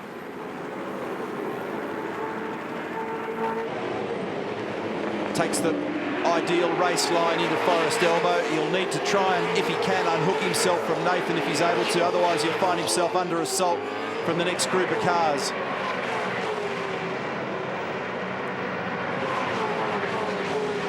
He's had a fine innings at the mountain, Brad Jones, and he's visited the podium with seconds and thirds, but he hasn't won it, and it's a lifelong dream. The man behind him's been there on the inside. That move from car 3 of Jason Richards. See that green car, 55? You know him well, Jason Barguana, winner in 2000. He's had a very frustrating year along with Max at the sit-out full-time. He's been racing everything he can get his hands on to stay in the groove. He's a bubbly character, and he's full of racing here. He's under threat a bit at the moment now. Bradley's lost touch on that lap with Nathan Pretty, and now he's got this added pressure of Barguana and Courtney. Isn't it funny how this world pans out for these guys? Last year, Jason was driving with Max Wilson. They finished 7th. Now Brad's driving with Max.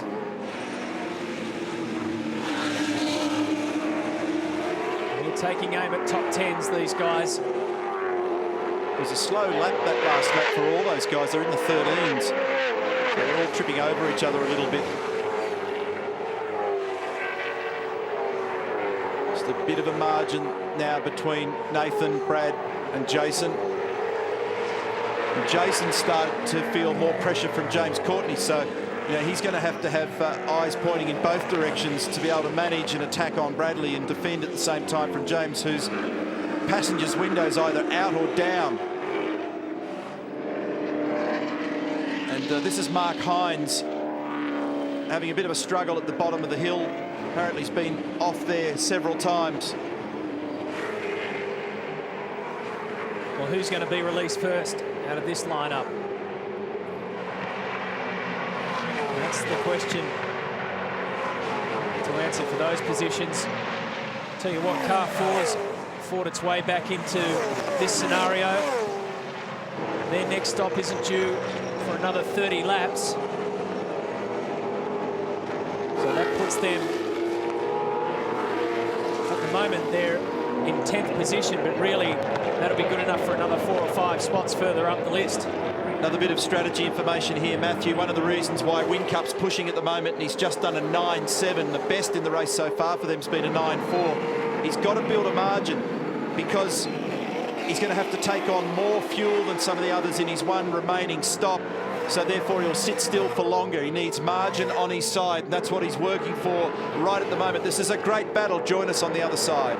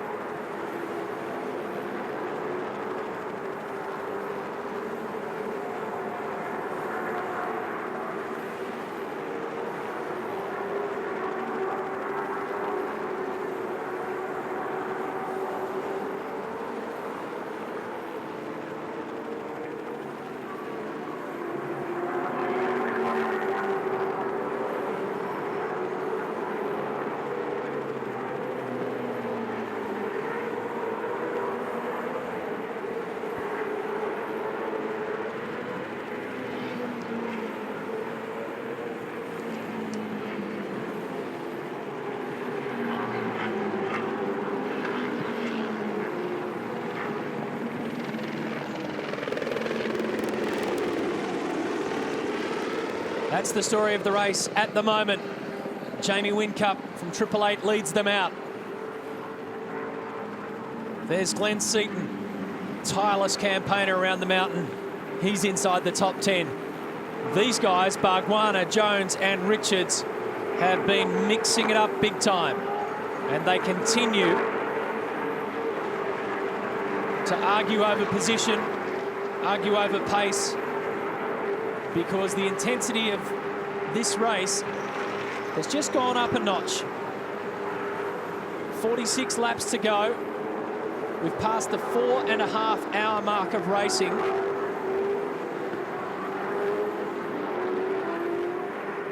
And there's a real battle for position going on as Adam Macro brings in car 25. Cloud cover coming over. Conditions starting to change just a touch. Still no sign of any rain. Neil, you asked the question before about car 4, James Courtney. Looks to have his window blown out or pulled down. It has been pulled out by the team. His helmet fan was not working, so there was no cooling in the car. To get cool air, that's why they did it. And in the last stop, they've also managed to get his cool suit working, so he's well and truly cool now. Also hearing reports that Dean Cando needs to get some fresh air in the front of that car there. Got rising water temperatures that they need to deal with.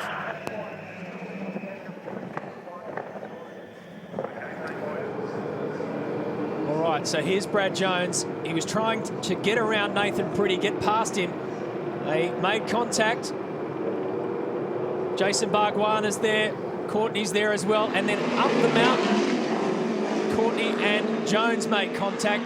Bargwanna goes past again. That group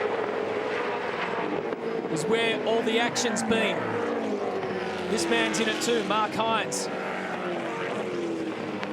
Car 88. Pretty sure that's 51 in there. He's out of the loop.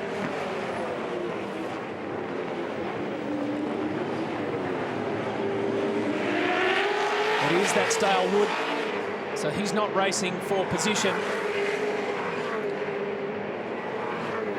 What do the strategy games tell us? Well, you can see we're on lap 116.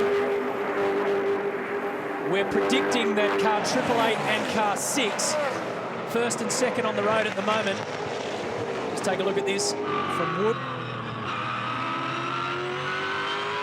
Okay, so car 888 and 6 will need to make their next stop, according to our PitSmart predictions, on lap 129. Courtney and Jones can stretch it out to lap 142.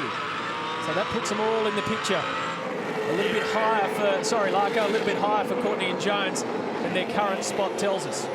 Yeah, Neil, you just made reference to Cando's temperature. He's in behind that gaggle of tyres, gaggle of cars, sorry, and gee, it's all about tyres today, isn't it? He's in behind that gaggle of cars, and he's up around, running around 109. They've just told him to get out of that. They'd be really happy if he was down about 100 degrees centigrade. Larko, you know the scene better than anyone down there. Am I right in saying that intensity's starting to lift? We're just going up another notch? Mate, it's not just the intensity that lifts, Matt. This is the area of the day. I mean, you're dehydrated. You don't think as sharply as you did earlier in the day. The decisions get tougher. I mean, this is the business end, and this is where I reckon the guys that are going to step up to the plate are going to show up here. You watch this. Yeah, it's got that feel. The mountain just emanates that feel. Winterbottom's making good lap speed here at the moment in the FPR car. He's keeping the pressure on Whincup because remember their stationary time for the refill in the Team Vodafone car is going to be a bit longer because of the amount of fuel that needs to be dumped in.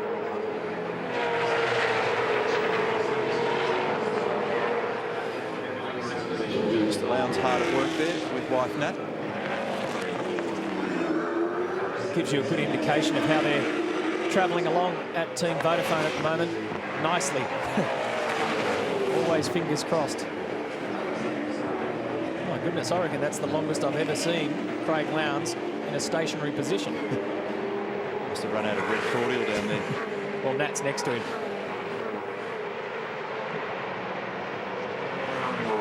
Give him a whack. Make sure he calms down a little bit because he's got a big job coming up ahead of him.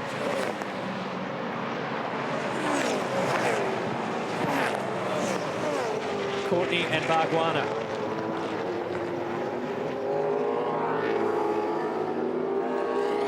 55 worth focusing on at the moment. There it is, bright green, sticks out.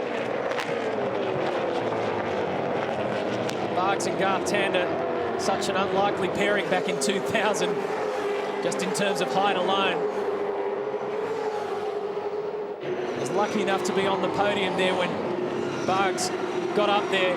He was bouncing off walls, gave me the biggest bear hug I've ever had, especially for a little bloke. And now he's partnered with Tony D'Alberto, who finished inside the top 10 here last year.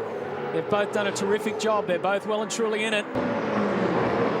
We're watching on screen car 88, and one of the men piloting that this weekend is Fabrizio Giovanardi. And I've got to say congratulations on your BTCC title. It was well done. Yeah, it's been a good season for the team. We have done a good job through the season, so we can have a pace in the end to win the title. Yeah, it was great. Now you race on all these fantastic European circuits, and then you come over here to Mount Panorama. What did you think when you first walked around the place? I have to be honest, it's really tough. It's tough to drive this car. These guys, they are really good, and even this circuit is very, very, very hard. Anyway, we are here to learn, and we're still learning. We are in a good position at the moment. We can have a good result because the team has done a great job. Both of the team have done a great job. Well done. It's great to have you. Thank you very much. His teammate Mark Hines right there is top 7 at the moment, taking everything into account. They're aiming towards a top 15 finish, which is a tremendous result for Fabrizio and Mark. He was being pretty kind to you there, Gibbo. Most of these guys, when they turn up and see the mountain for the first time, either on foot or in a car, go, "You're joking, aren't you? We're not racing on that." The elevation's the thing that really gets you.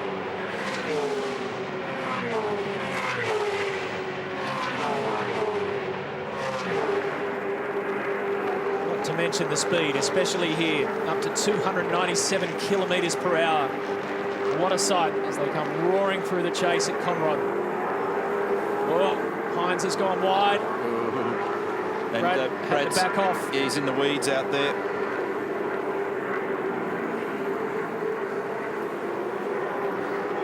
So out in front, Jamie Whincup has a 7.5 second lead against Mark Winterbottom.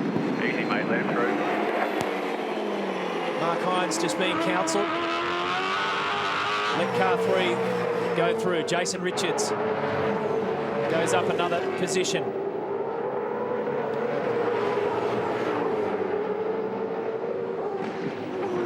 So Whincup versus Winterbottom at the front. As I mentioned, 7.5 seconds is the gap.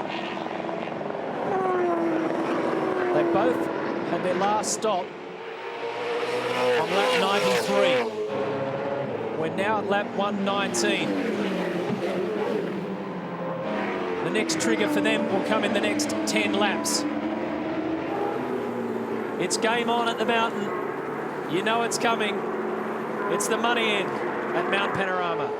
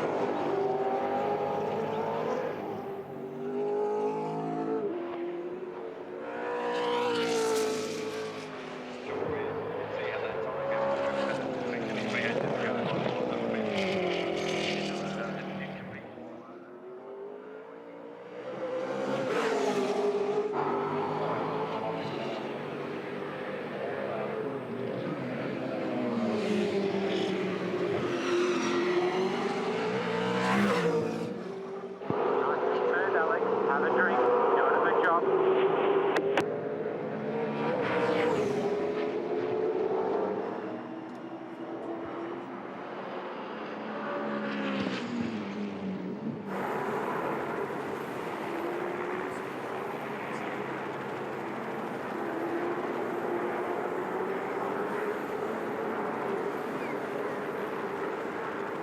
It's Whincup, Winterbottom, Davison and Courtney. Seaton, Bargwanna, Jason Richards. So many familiar names, former winners in there. The defending champions of Whincup and Lowndes continue to lead the way. This is Alex Davison in car 111. Out of Paul Cruikshank Racing, the Glenfords racer. Paired up with Fabian Coulthard. Now he's third on the road. He's 17.7 seconds behind the race leader.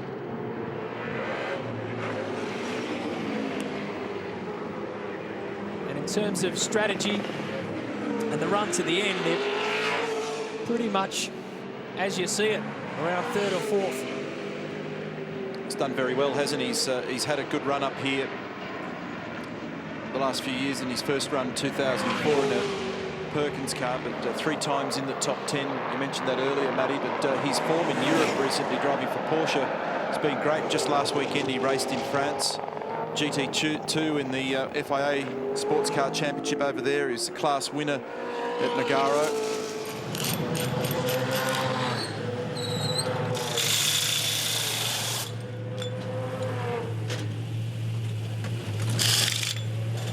Flat spot on the tyre, I understand, for this car, which was last in on lap 105, so that the time intervals between appearances in the lane for them in car number 18 are too close.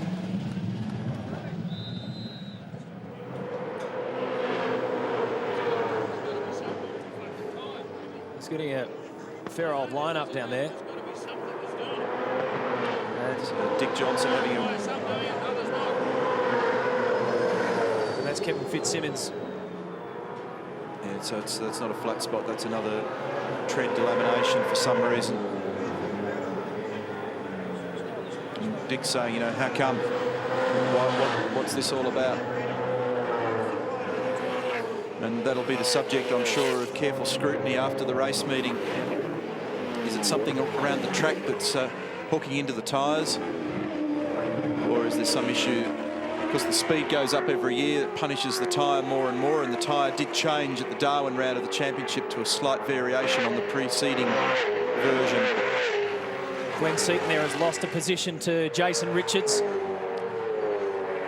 Bargwanna's on fire here, as we've noted a couple of times in that Botlow entry. He just disappeared out of shot there a moment ago.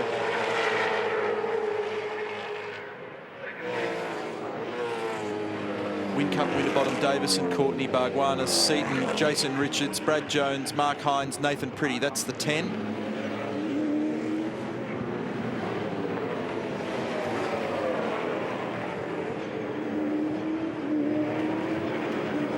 Lap 122.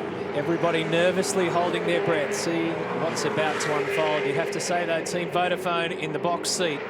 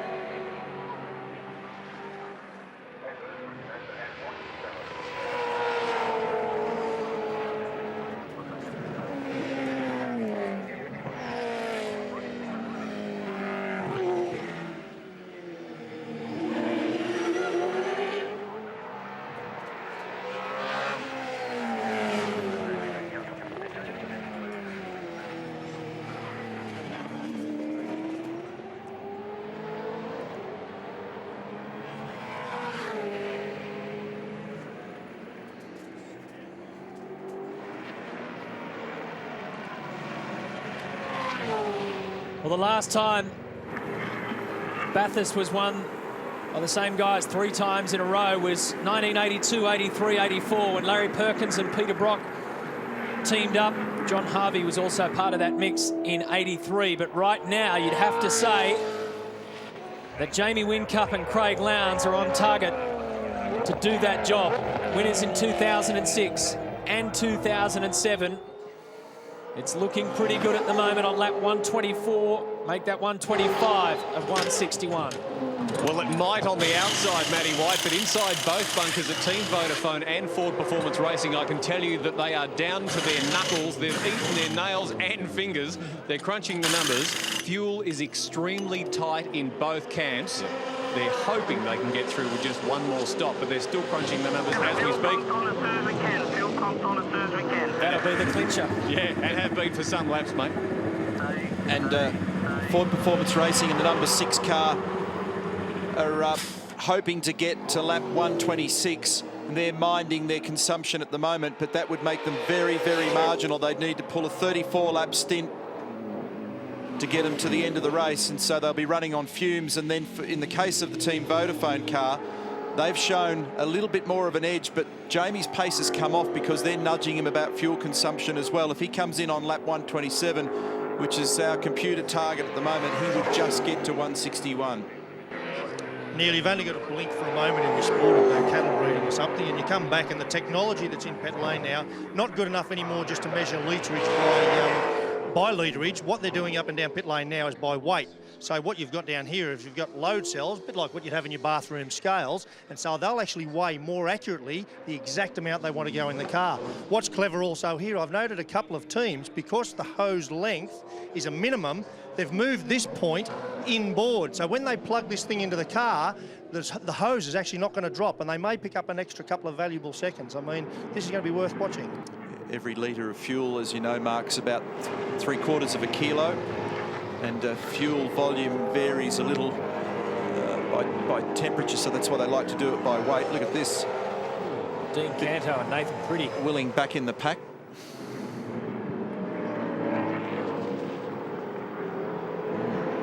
And Lee Holdsworth. You don't want to be on that dirty stuff that you just saw there, and Lee getting shoved onto it. Here's James Courtney. Good pace in that car at the moment, and one more stop to come for them, and he'll stay in the car because David Bernard's done his mandatory number of laps. He's got to do more than 54. 111 now in Alex Davison.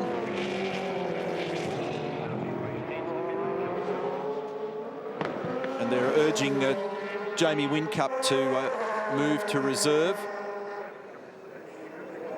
so that there's no cough with that car.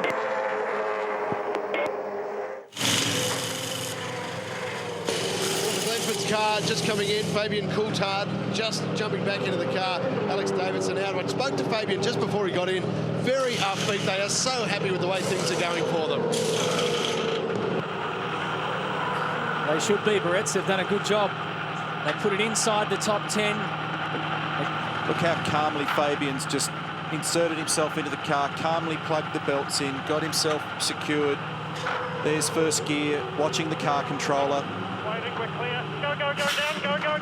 He hit the reset button on the steering wheel then for the fuel. It's all calm, collected, sensible.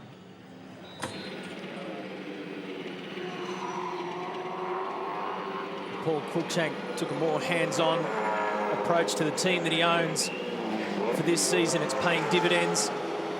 They went through the John Bower farewell year last year, so a whole different ball game in 2008, and it's really paying dividends for them. A single car team, the exposure alone that they got from being in that top 10 shootout was a bonus for them. Now they're backing it up with race results. Precisely when cars 888 and 6 pit is now the big story of this race. And it's got to be soon.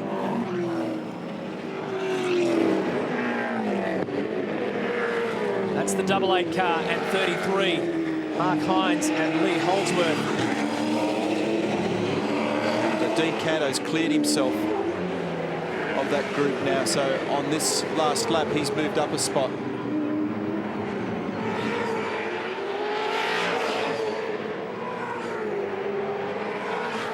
So both Jamie Whincup and Mark Winterbottom are going again to make it lap 127. Car 11 versus car 17. Nathan Pretty and Warren Luff.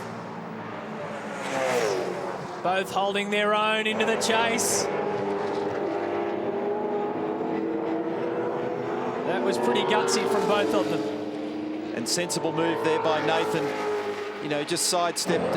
He lost critical track position there, and instead of just hanging himself out to dry in the dirty stuff, he just decided to stay high, wide, tuck back in, stay on the clean line.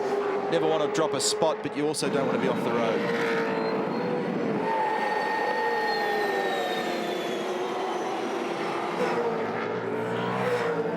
So it's becoming a bit of a waiting game for our leading cars. You can see their car 16 is still out and about. Rick Kelly behind the wheel, right down at the rear of the field. Wasn't much else they could do but get the Autobahn car back out there to circulate and try and at least get some points. It unravelled pretty quickly for Rick and Paul Dumbrell. Somebody's going to get a one-lap penalty for failing to complete their brake pad CPS, and I believe it's car 7. That won't amuse Larry Perkins, Shane Price. That Todd Kelly car 67 off the road here, down in the chase.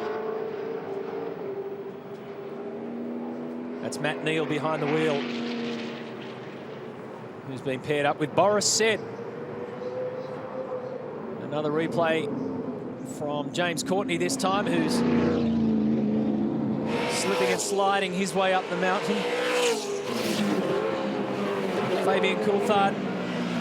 Just looking at that situation for car number 7. Actually, I'll come back to that. I'm going to do more homework on what's happened there. All right, while you do that, why don't we have a chat to Alex Davison, who's got some headphones on down there in the Glenford's garage. Congratulations so far, Alex. This car's looking pretty good. You guys are doing a good job. Yeah, thanks. I don't even know what position we're in at the moment, but I was just trying not to talk on the radio too much and concentrating on keeping the laps as fast as possible. Yeah, well, on the road, the timing monitor's got you in 16th position. As far as the strategies and all that, when you knock all that out, you're looking pretty good for a top 5 at the moment. How tough was it? It was pretty tough today since the start of the race. The track's been really slick. The car was a complete other car since the warm-up. We're really happy with how it was going in the warm-up. And then in my first stint, it was a real handful, and we've made one small change to try and tidy it up a bit, and it's much better, but still really have to keep your eye on the ball. Over the top of the hill, it's a bit loose, and it's very easy to make a mistake there, but I'm wrapped with how things are going. All right, mate, thank you very much. We need to get back to the track because we have a safety car on the circuit. So everything's going to change again. Safety car, yellow flags. With 34 laps remaining. Here we go again. The whole ball game's going to change. Yeah, this just changes things now after all that stress about fuel. Now, just going back to that number 7 Perkins Motorsport car, they did their pads on lap 34, which is before the compulsory pit stop window. I think that's what the issue is there. So this is the sister car at Team Vodafone. Giovanardi getting in, Mark Hines getting out. 17. Warren Luff, Steve Owen. Car 1's also in. Hold for fuel. Hold. Hold. Hold. Clear. Now, I think the problem is... Okay, boys, stay in position. Car 67 has gone off in the chase. We saw him go through there before Matt Neal. Let's concentrate on pit lane. Go! And the Glenfords are coming in to just top up on fuel in order to be able to make it to the end of the race. Look at the amount of race tape that they're having to use on the front of the HRT car. Clean the radiator. Clean the radiator. Car 6 is on its way in. Mark Winterbottom. Get more tape on it. Get more tape around the headlights.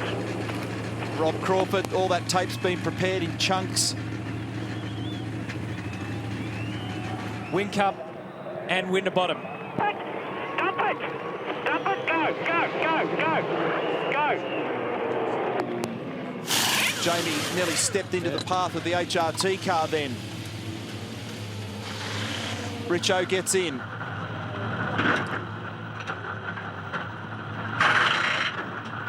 Critical stop between these two teams. Where do they pop out? How efficient are they? 14's in as well. Pedal, pump the pedal, pump the pedal. So too is 3 and 5. Okay, there goes Team Vodafone car. Okay, Craig, watch your exit, mate. Watch your exit. In front. When we catch up to the safety car, we'll obviously be conserving fuel. You have green. Make sure the brake fires is only at minus 1.2 on my screen. Let's have that at minus 1.7. Doing a great job, mate. And while that has started to calm down feelings in pit lane about fuel with the safety car, you heard Mark Dutton there on the radio, still concerned. But the good thing is, I've just seen a fresh set of boots, the best of the best. Green tyres go on Craig Lowndes' car. And they've got to do 32 laps on this stint.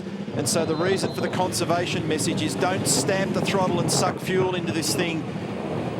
Wriggle around, warm the tyres, keep the brakes warm, but go easy on the consumption. Morris out, Ingle in. Gibbo, while you're up the front of the car, I was down the back of the 888 car here, and funny, they've pulled the tyres off 88 and the tyres off 888, and both the rears I've seen have got this lamination problem, so it all ain't over yet. Is that right, Larko? Yep, both cars. Left rear, I think it is too, Neil, and just little evidence, the tyre isn't completely gone, but...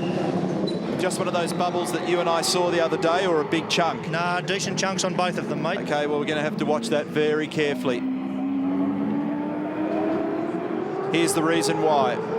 Car 67, the Super Cheap Auto entry. Matt Neal, we saw him go wide there last time around. This time he went even wider. The other car. Okay, mate, ready to go when you come down. Go. And Paul Morris Motorsport is 39, of course, of Russell Ingle and Paul. Russell's back in control.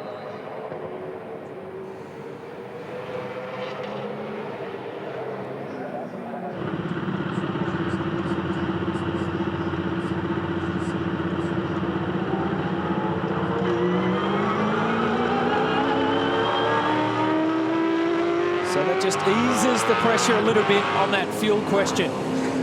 Just a little bit, though. Still 33 laps to go. That's pushing the limits. We're going to have to keep an eye on the tyres.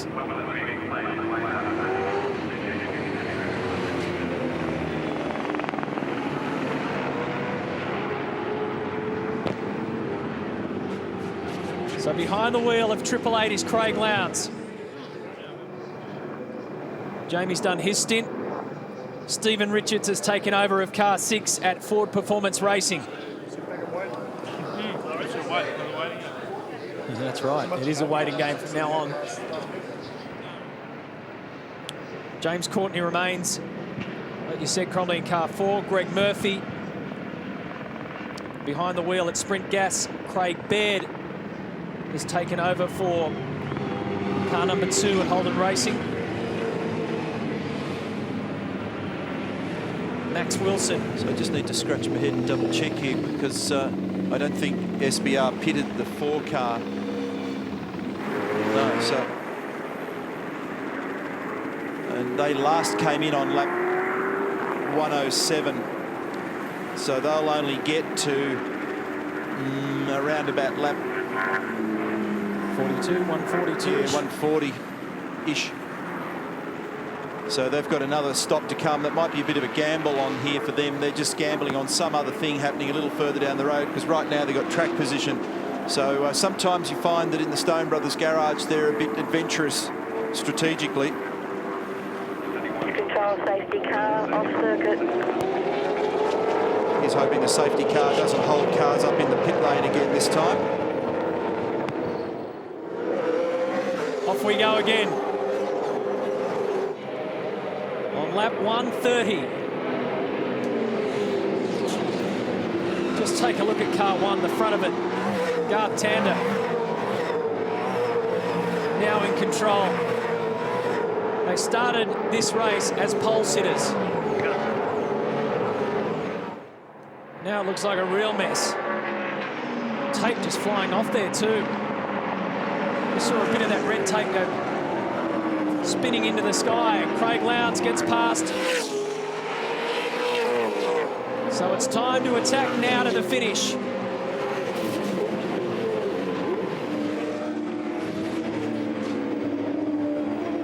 James Courtney goes up over the rise. Remember, he is going to have to stop before the end of this race.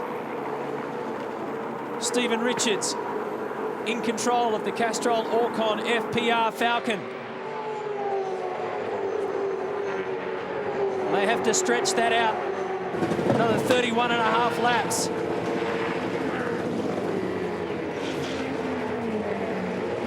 That's the strategy game going on at the moment.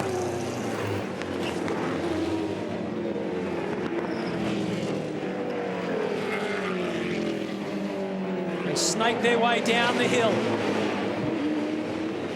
Just confirming those drivers in the cars at the moment. It's Courtney in the Geraldwet entry. He has to pit.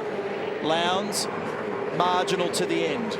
Richards, marginal to the end. Greg Murphy, haven't done the numbers yet. Holdsworth, Baird's in the car. Max Wilson is 7th. D'Alberto Luff-Yulden. Safety car has Rex, Stone Brothers race. Dave Stewart, team boss down here, has just said, look, we wanted to get to 132 under race conditions. We now need to get to 136. We've told James to push on and get as hard, as big a gap as you can, press as hard as you can, and they're just going to have to try and do their best. But that certainly wrecked their plan. Yeah, I'm sure it did.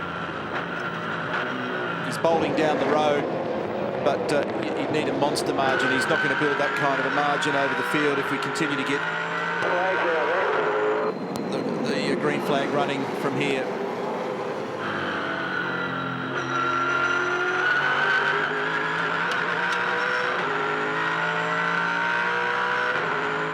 That mate, we're fast for blue flags, fast for blue flags. Just getting a little bit frustrated. Stephen Richards. Garth Tander is in 17th position. And now he lets them go.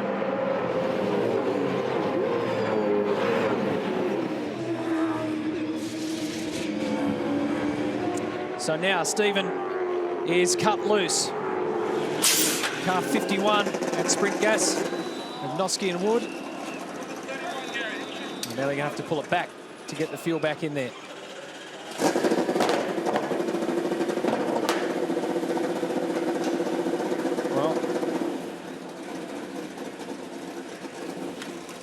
Well, if you believe in bad luck, that car must have gone under a ladder or seen a black cat or something, because it's absolutely copped it this weekend. Well, Jamie Whincup has done his stint in the 888 car. Hey, Jamie, it's Matty White here. You're really stretching it to the limit. Are you confident? Yeah, thanks, Matty. The pace is, it's an extremely hot day and the pace is right up, so I was pushing as hard as I possibly can. I had an awesome race with Scafie, actually, and the heat, that was effectively for track position, so the car's unscathed. We got it into the last 30 laps in the lead, so I've got full faith in Craig that he can do a good job. And what's the story, mate, as far as the fuel goes? Do you reckon, have you got enough there? It's going to be close, isn't it? Do you want an educated answer? You shouldn't be asking me. I think we're going to be right, and fingers crossed we're going to be right. But of course it's tight, but there's plenty of other cars in exactly the same strategy. So yeah, I reckon we'll be right. There's generally safety cars at the end of this race as well, so it'll tighten up. And like last year, I think we're going to have to work for it. You guys like to keep a pretty even keel in that garage. What's the feeling like at the moment? Are the guys starting to get nervous? Quietly confident? I'm not too sure. I'm going to go around and have a chat to everyone in a minute and see what the general consensus is. But we're just trying to help Lowndes out, make sure he's got the right bars, bias, make sure he's getting the most out of the car. And so far so good. It's all unscathed. There's no rattles or dings or anything like that. And we're just looking forward to pushing on. All right, mate. Well, in 30 laps time, we'll see whether or not you're going to be a 3-time Bathurst champion. It's got a nice ring to it, hasn't it? Okay, mate. Best of luck.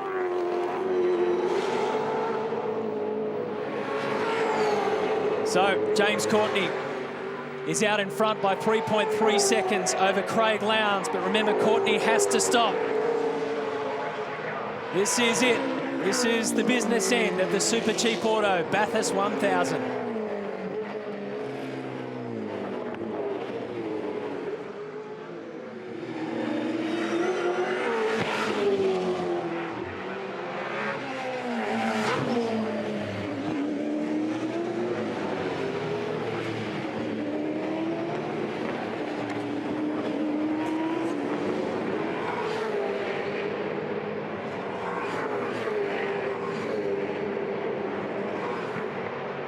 Good, mate. Good work.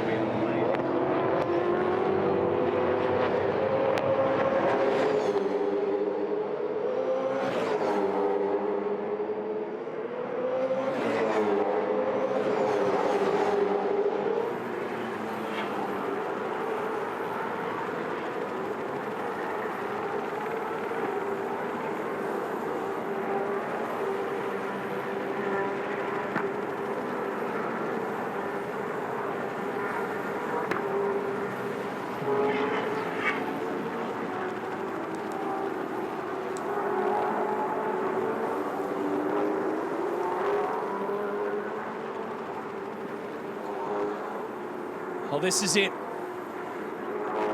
This is what they've been racing all day for, to get to that last hour. 28 laps left. James Courtney in position 1 at the moment.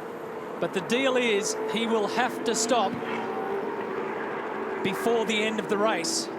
So that means he will shuffle down the order. He's trying his best to get a gap, but he'll never put enough time on them to keep the lead, even though he's just done the fastest first sector up towards the top of the mountain.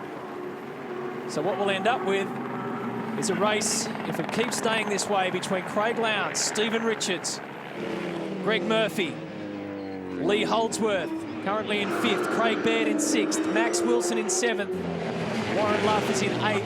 The top 10 rounded out by D'Alberto and Perkins, and trouble here for Ingle. Race controller monitoring this oil smoke on a trailing throttle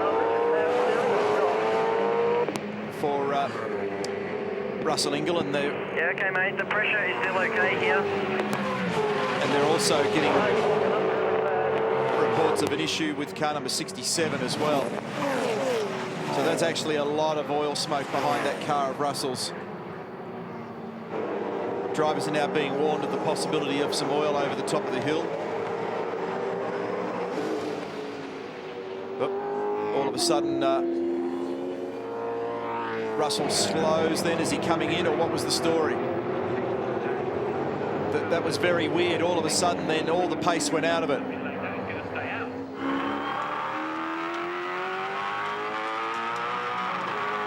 It was a bit strange.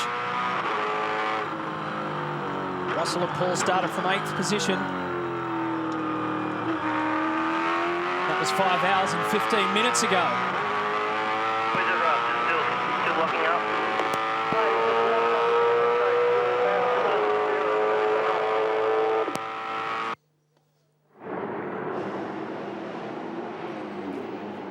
If it's too dangerous, mate, we'll just have to pull it in and try and fix it. Well, one of the forgotten ones at the moment is Sprint Gas Racing, the first of the Holdens at the moment on corrected order, sitting there in 3rd. And at the moment, they are also very, very tight on fuel. They've told Jason Richards at the wheel of the car to conserve fuel. And at the moment, they're getting ready down here. I'm not too sure whether they will bring the 39 Super Cheap Auto racing car in.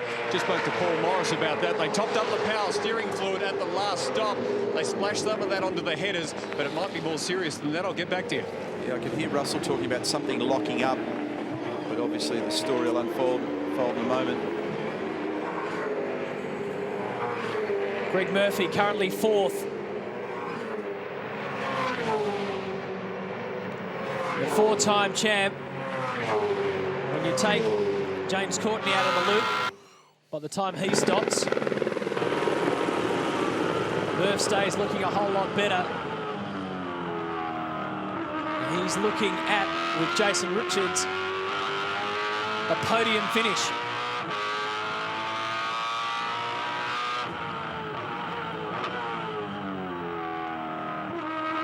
Ford Performance Racing are urging Luke Gilden, who's currently 11th, to also back off, no doubt to conserve fuel. About 2 or 3 laps to run now for James Courtney before he comes in for this stop. Russell Ingall's called the enforcer, and he's a pretty tough character, but he's actually asked for the car to be brought in. He says it's too dangerous to drive. It's locking up everywhere. We'll try and get to the bottom of that as well.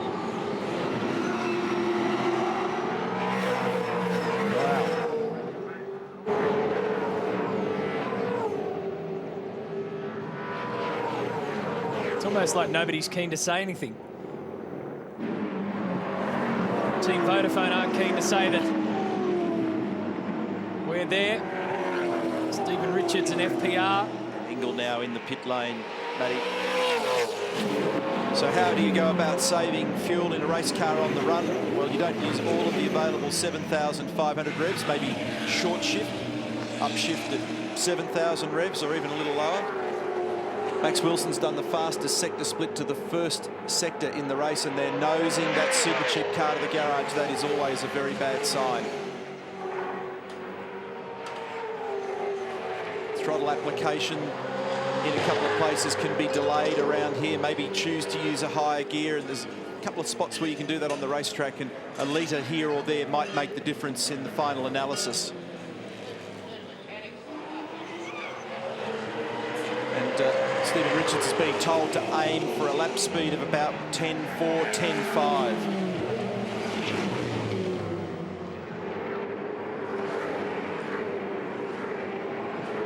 So still maximum attack, but conservation has to be woven into it.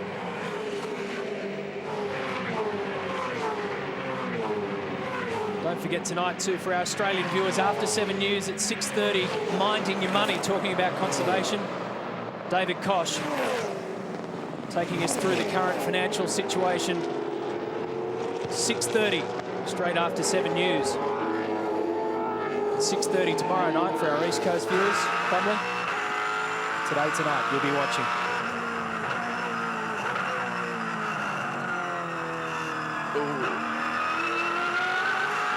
Will Davison pressuring the back of Fabrizio Giovanardi here. This is 12th, 13th. Now, I'll bet if you went and asked Fabrizio and Mark Hines at the moment, could you now start the whole weekend over again, they'd be just about primed and ready. But world-class racing drivers, but it takes more than a moment to come to terms with these cars on this track. And now at the back end of the race, they're looking pretty handy. But it's a big and very steep learning curve. It's a big and very steep mountain.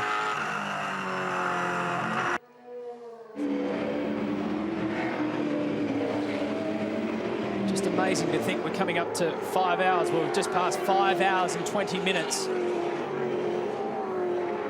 weather hasn't bothered us at all. Hasn't been too hot. Neil, just down there in the WOW Racing garage, you're talking about guys driving around conserving fuel. Probably the good news is there's a lot of them doing it. You said Max Wilson just punched out that time. Well, I can tell you, they are doing nothing to conserve fuel. He's driving the thing as fast as he can.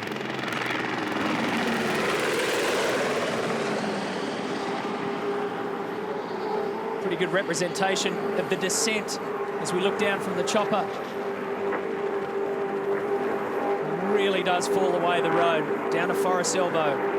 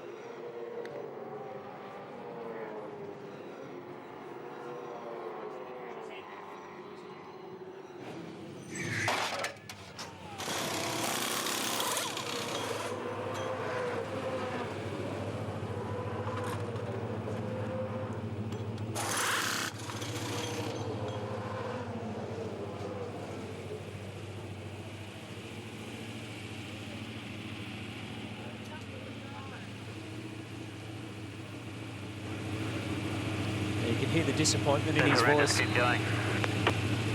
James Courtney arrived in the lane then and nearly bowled the car controller over. And you see in the background, car number 5 is coming. They've got a problem. Luke Youlden will go up there and eavesdrop. And they decided to bring it in to solve the issue. It's obviously an engine temperature thing, so they're cleaning out any debris in the radiator intake there. It's been a real issue, Neil, for this car over the period of the race, and the big concern for Tim Edwards, the team boss, is that this is an ongoing problem for all the cars. There is that much debris out on the track at the moment that it's coming up and getting clogged in the air intakes. So they came down and they just worked away with a hook and an air compression hose and just blew it all out. But stand by for more of this from other cars.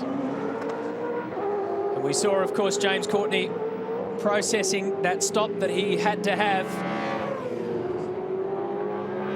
So next time around when they go past the control line,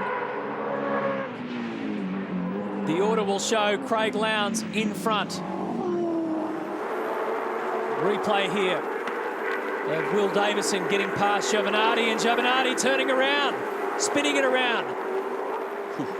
You don't do that terribly often up there without leaving a little paint behind. Well, Andy Jones did it up there earlier. Oh, he did. He did leave a bit. Once you saw the rest of it there was more to the story.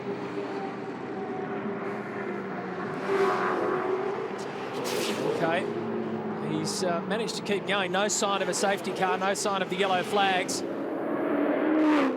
Zinger replay is pretty clear.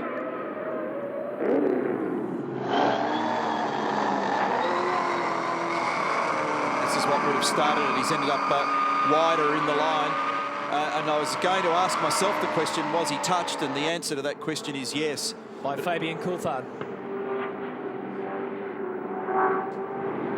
So he's ended up... That was a touch, or sorry, Cromley, or if this is the touch, this will be the touch there.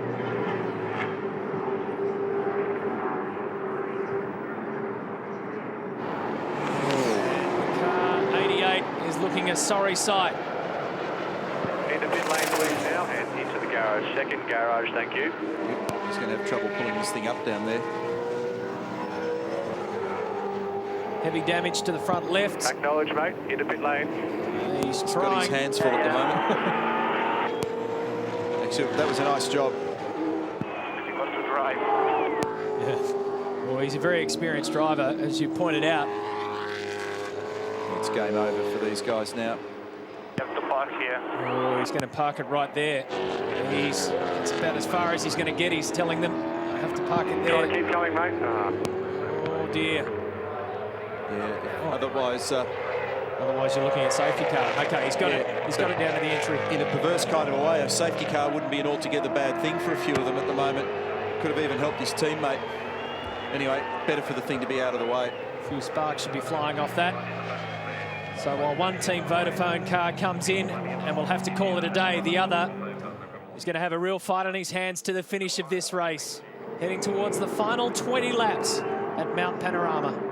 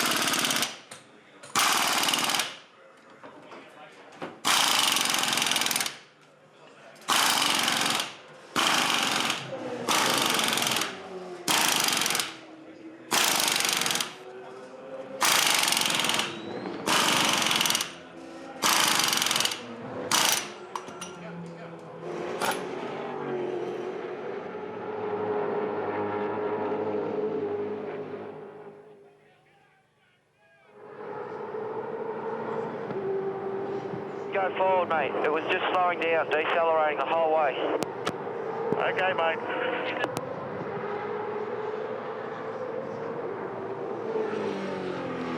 The engine was running though, was it? Yes, mate, but I can't... I forget whether I bloody... Hang on, just start the engine. Might start, mate. The ignition on. The ignition is on.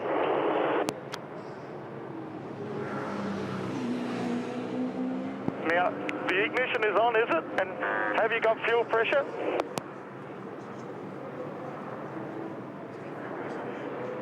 The dash on the warm-up page, and fuel pressure's the left-hand side.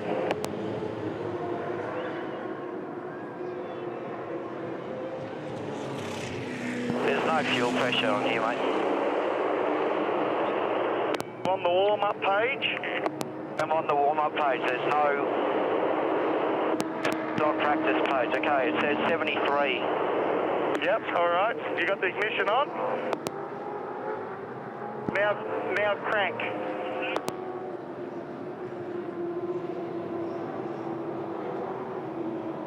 Yeah, it's at 73, mate. It won't start. So you're telling me the engine just stopped when you pushed your foot on the clutch? The engine stopped, did it? Yes, mate. The engine stopped when I pulled up.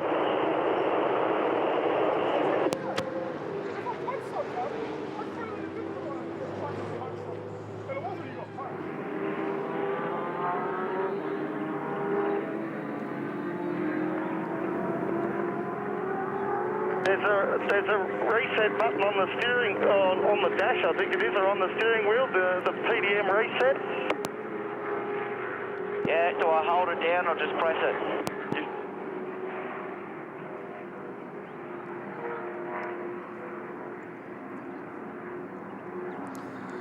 Well, it would not be Bathurst without a final twist. And maybe this is it. We have a safety car because car 33 of Lee Holdsworth is stuck on the track. It's not going anywhere. He's got absolutely nothing to give. It just gave up the ghost. The talk has been back and forth to try and get it started.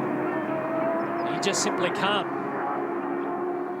Made a Rather horrible noise as it came past our cameras out there at turn 2, and by the time it had got up to the cutting, Lee is stuck. So safety car, 21 laps remaining. Starting, mate. Can you loosen your... And on the floor, there's the gold boxes. There's a CDI box towards the front. I don't know if you can reach it or not. Make sure that plug's pushed in on the CDI box. Talking about part of the ignition system, the capacitor discharge unit, the ignition. To the firewall, the gold box, I think, closest to the firewall. It's a Motec unit on the floor. There's 2 gold boxes. Oh, okay, yeah. Oh, I can't reach it, but it all looks fine. All right, well, while they're stuck, let's take a break while we can so we can get a full run to the finish.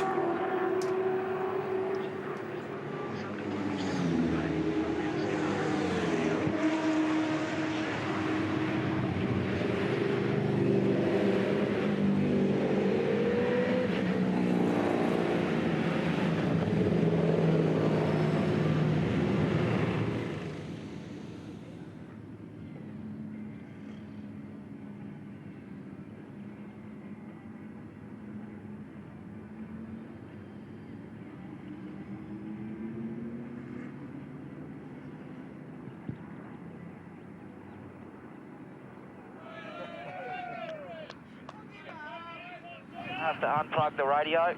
I'll be off there for a sec. Okay.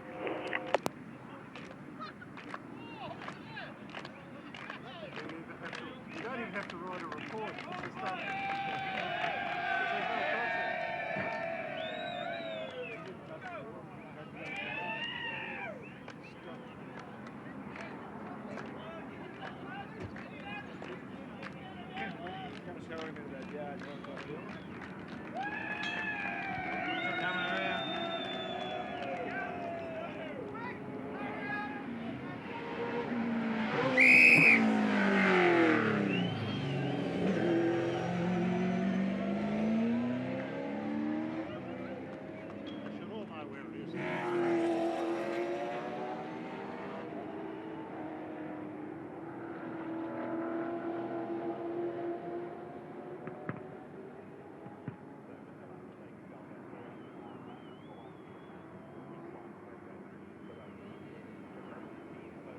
To the top down? Mate, I can't speak to them. Already going.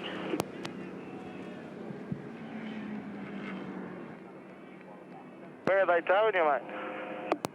I'm getting towed around the track at the moment. I'm not sure if they're towing me to the bottom or not.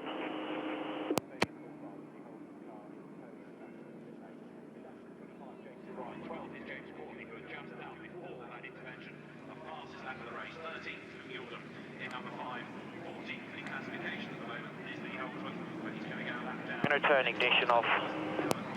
Yes, okay, mate. They're going to take you to turn 9, they said.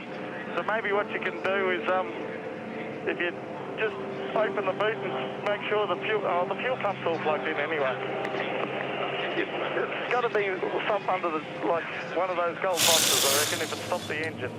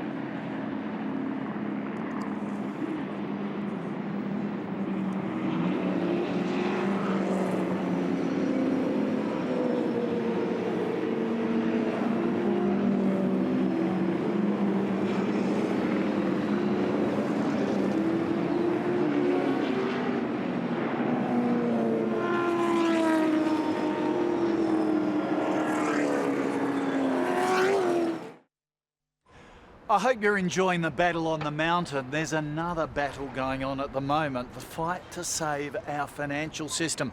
In a 7 News special tonight, we'll look at how you can handle the crisis, how it affects your super, your property, your jobs. Join me for Minding Your Money straight after the news. Now back to the mountain.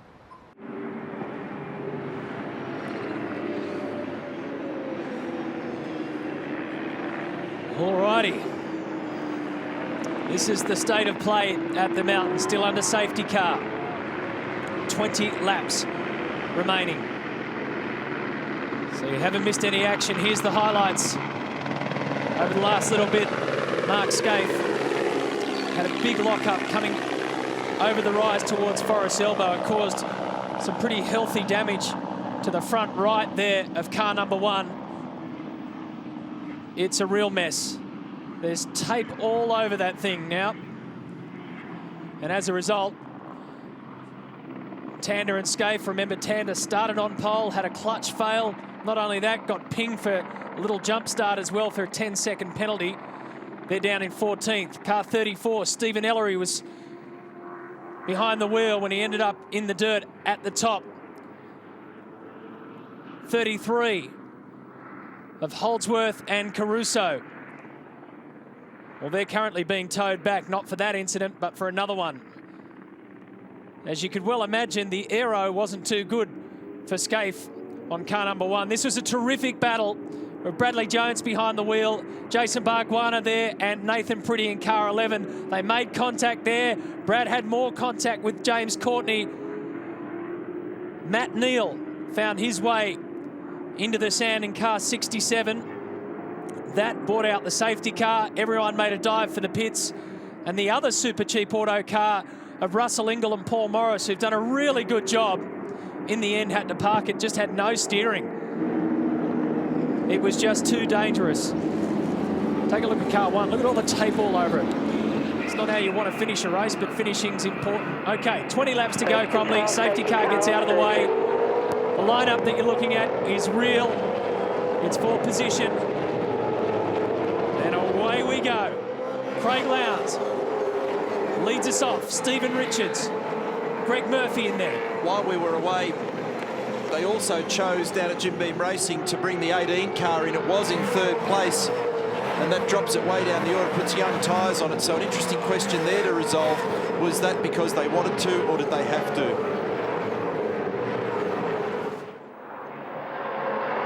And behind the wheel of 18 is Will Davison.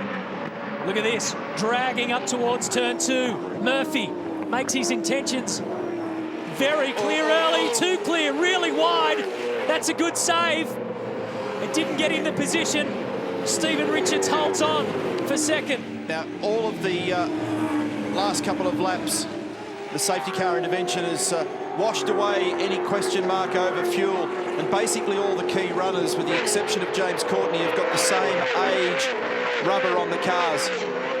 So it's just a clean race to the flag, and what you're looking at here is a race for position.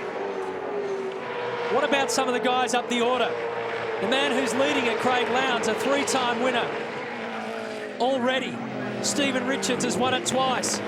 That man, Greg Murphy, has won it 4 times. The car behind them of Craig Baird and Glenn Seaton are in 4th position. Wouldn't that be a famous win? Max Wilson in 5th. Warren Love, car 17, in 6th. Tony D'Alberto in car 55, the youngster, pairing up with Jason Bargwanna. Credit too to car 11 of Jack Perkins. Inside the top 10, Fabian Coulthard 9th. And Jason Bright, always in the picture at Bathurst, is inside the top 10. And there's Courtney, does have younger tyres on the car, so he's going to show good pace. And you know, before that safety car came out, he set the fastest lap of the race on lap 139 at 209.277. Here he is. Lowndes, 2 minutes 10.5 that lap, 1.5 second margin over Stephen Richards, who did an 11.6, but it was a polluted lap time because of what happened up there at turn 2. Second lead. Keep your head down. Let's punch out some good laps to try and gap them, and then I'll inform you about fuel later. I think we're good at this stage. The move that you saw James Courtney put on down there has taken him up to 10th spot. Up to 2 they go. And just as we were talking up Jack Perkins' prospects, he's had a little issue somewhere. They may bring him in. Here's Courtney. And I heard Oscar Fiorinotto say to Jack Perkins, if you're absolutely sure there's a problem, come in. I reckon it could be related to what we just saw on camera there. Was that a bit of rubber flailing? And could that have been from the 11 car? So Lowndes, a good margin at the end of that lap. They're all trading even times up to the first sector. Down here with Jason Richards down here. We're just having a little bit of a chat. One of the sequences that can play out here, the two guys in front of Murphy are hot contention for the championship. And you said to him a minute ago, mate, you know, it's almost win or bust. You've got nothing to lose and everything to gain. We just saw Murph doing that up the hill. It's a big move, wasn't it, around the outside? And I guess Richo and I have come together a bit this year, so it was good to see that the two cars stayed apart and a bit close to the wall for my liking. But refs are going to have a real good go at it. We know how much this race means to both of us and our team. And with our championship position, we're serious. Well, let's get over here and get him on the radio, mate, and let's tell him what we want him to do, eh? One man past those bloody Fords. Thank you. Well, they were just talking there about the championship contenders as Max Wilson closes in on the back of Craig Baird. It's interesting because Craig Lowndes is behind the wheel of 888, Stephen Richards behind the wheel of car number 6. But Larko was talking about their teammates in the championship picture. If it stayed this way, Mark Winterbottom would leave this event with the lead of the championship. Jamie Whincup would be second by 3 points at the moment. Jack Perkins in the line. One man who's looking at this restart, who should be out there, is Michael Caruso. That's a sad ending to a pretty promising day, mate. Sorry, I can't hear you. That's a sad ending to a pretty promising day. Yeah, it is. I mean, it's we were running so well. The Valvoline Cummins Commodore was sensational, and yeah, I mean, we what can we do? Sorry, Michael, we're going to have to leave it there. 67 in the wall. Yeah, sorry about that. Michael, thanks for giving us your time. We'll try and get back to you in a second, but this is what happens at this race. Car 67 again. This time, Matt Neal again. The Super Cheap Auto racer. Safety car has not been deployed just yet. Car again, mate. Yeah. So Jack Perkins did come in to receive some attention there. And there's the safety car sign. When we delaminated a tyre. Okay. So that was Jack on the radio to his dad, Larry. Here's the replay of what happened. Yeah, a little bit of contact, I think, is what they're talking about with the 34 car down at Murray's. Matt Neal's had an adventurous last 30-odd minutes.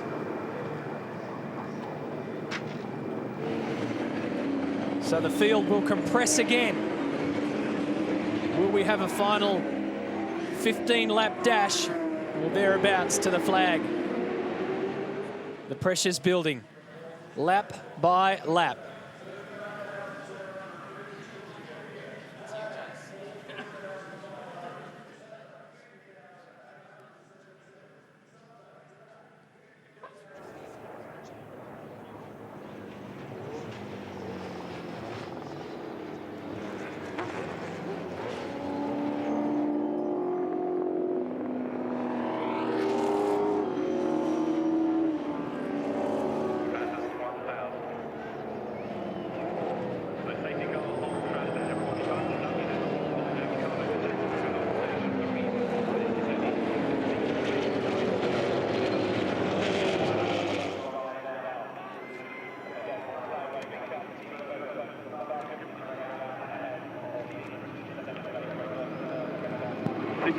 Laps remaining, Craig. 16 laps remaining. Okay.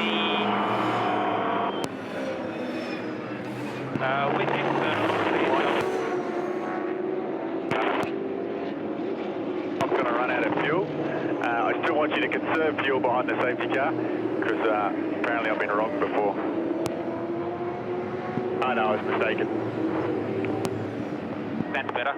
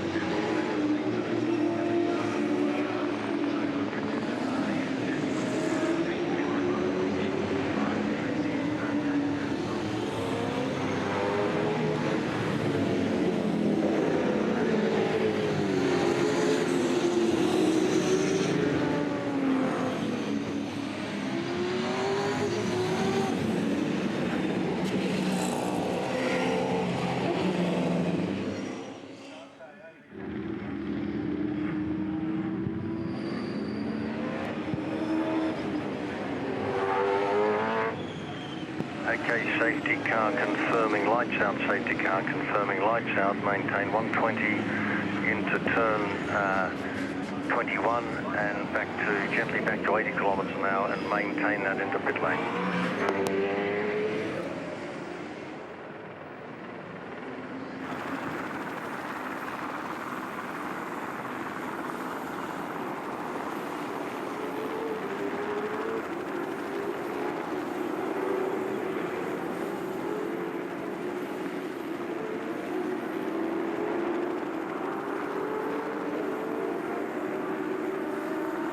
Well, the safety car is about to leave the circuit once it gets through this part, under the bridge, down towards the entry of pit lane.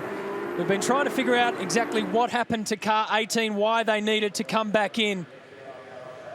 Well, Matty, this will break your heart. I mean, on this race day, you make a lot of judgments on gut instinct. When Will Davidson reported a noise, they thought immediately it was another delaminating tyre, which is what they've had problems with all day. They came in, there was no problem. Lost all that time. Wow.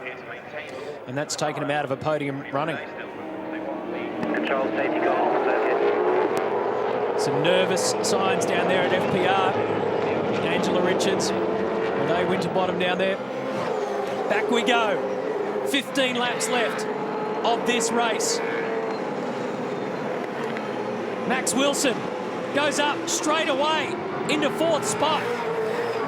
Can he hold off Craig Baird up Mountain Straight? He's a terrier. He hooks into it, doesn't he? Craig Baird's on the outside, though, wants to argue the point. They'll go side by side. It's a drag. Warren Luff wants to go with him. Wilson will take the advantage, and Luff and Baird. There goes Craig Baird into the wall at turn 2. This will be a safety car. Okay, mate, are you okay? Jason Bush on the radio. Just going to try and back out of here. Hey, buddy. And that's another heartbreak for the Toll Holden Racing team, and spare a thought for Craig Baird's teammate, Glenn Seaton. So he was dicing with Max Wilson. First of all, you could see Warren Luff in car 17 wanting to join in the fight. And by the time they got there to turn 2, the fight became a tangle, and the tangle has left car number 2 in the wall. Yet again, a safety car. All full of adrenaline. All of this is moving James Courtney up the order as well. Here it is again in replay. Warren Luff had to go up onto the curb on the inside, tag the right rear of the HRT car, and that was enough to punch it off into the wall there. So by this stage, Wilson's clearing car 14. The job was done. And as you say, Luff ended up on the curbing on the right-hand side of the circuit. It's a fairly healthy whack for Baird. They started the race in 19th. He was in 5th when that happened. The other thing, now that Craig's made contact with that tyre barrier, it's probably dislodged some water out of that tyres, which I dare say is running onto the racetrack at turn 2. You can see it there. Another rescue and recovery job.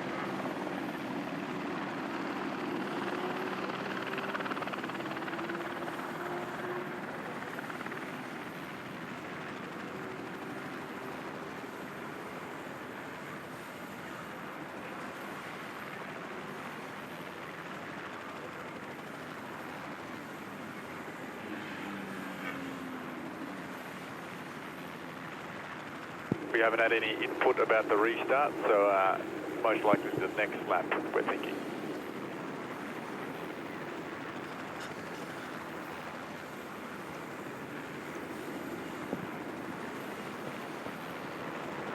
Well, the last hour has been really stop-start, hasn't it? Craig Lowndes, Stephen Richards, Greg Murphy and Max Wilson are our top 4. 5, 6 and 7 in the chasing pack of Courtney D'Alberto and Fabian Coulthard. 8, 9 and 10. The man who was involved in that incident, Warren Luft, and Jason Bright and Luke Yilden. Take you through the field. Will Davison in 11th. Jack Perkins, Craig Baird there from car 2 has ended up in the wall. So once that circulates, all these guys will move up a slot. Garth Tander started on pole position. They really had to fight for absolutely everything at the Toll Holden Racing team today. Back down towards the rear end of the 24 cars at the moment that are circulating. Jonathan Webb's day came to a close up the top of the mountain at McPhillamy Park.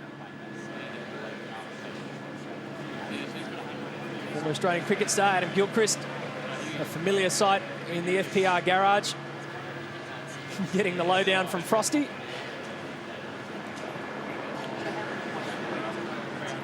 Still looks pretty fit, Gilly. So the situation is that Craig Lowndes is in first position. Stephen Richards second, Greg Murphy is in third. What was impressive, I thought, before when we had that brief chat with Jamie Whincup, you mentioned the word fitness. He looked very good. His condition after he got out of the car, he didn't look to be phased at all. I mean, he said it was hot, hard work, and the temperatures bumped up a lot more than they predicted today. The last numbers that I got from Dunlop, the air was 24 and the track was 35, possibly came up a little more even beyond that. But it would be, particularly with the cars sliding around as much, pretty hard work out there at the moment. And I thought that he was in very good nick.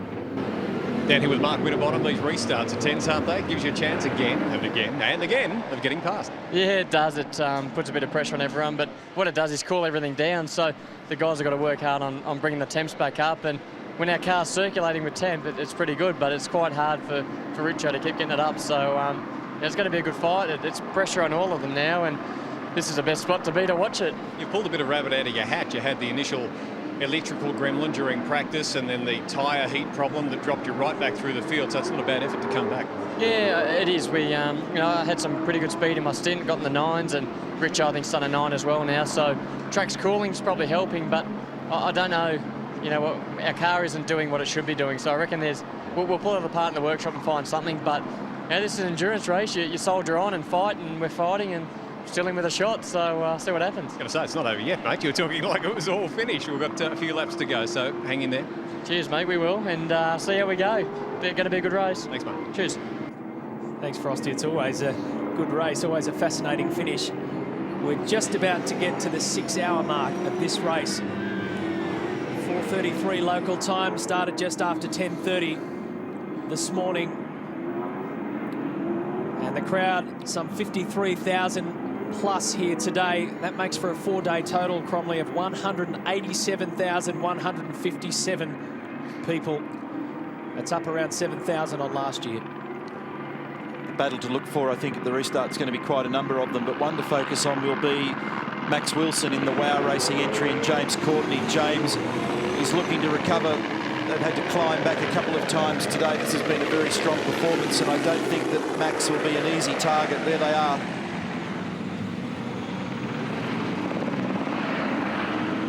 You heard Mark Winterbottom say that they've got to get everything working again. The tyres cool out, the temperature drops, the pressure drops, the brakes cool out. You have to re-explore the grip limits of the car at the restart. And that was one of the reasons why things got tricky back there at turn 2 in that previous stint. Trying to race people, pass people, and you don't have the security beneath you that you may have had several laps earlier.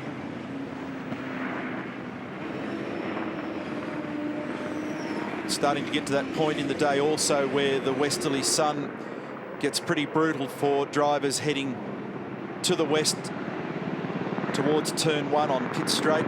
Also, when you come out of turn 2 and head towards the cutting, it can be very, very difficult to see.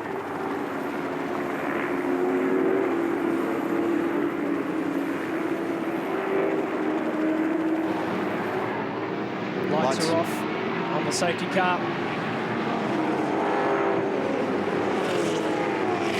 Let's see if we can take it to the flag, boys.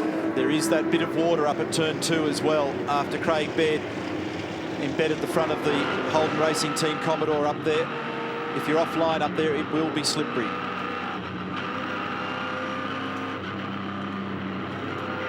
Lowndes in first, Richards in second, the leading Holden, Greg Murphy third.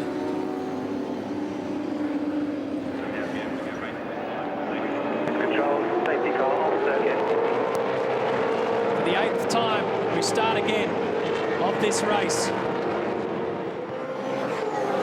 And there are now 12 laps remaining in the Super Cheap Auto Bathurst 1000.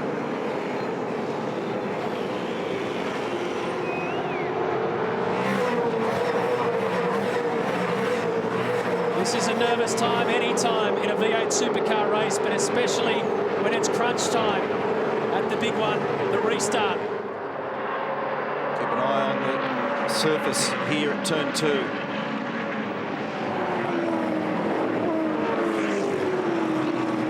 It's the water that I spoke about. It's okay right on the race line, but it's not a few millimetres off it. I think they actually had a standing yellow flag up there, so telling the drivers don't attempt to pass here in this track condition. Murphy wants to have a go at Stephen Richards. Really nothing separating the top 5 or 6. There they all go in picture.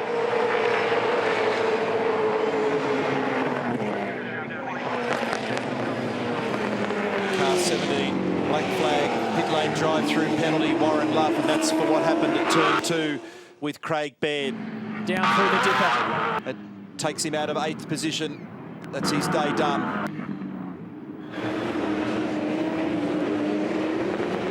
Forrest Elbow. On to Conrod.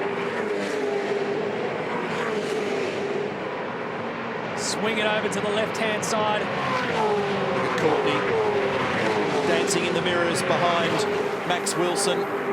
Murphy's pretty close to the back of Richards. Close enough for Stephen to be paying careful attention to him. Coulthard quite close to the back of D'Alberto. Look at James. Has a poke.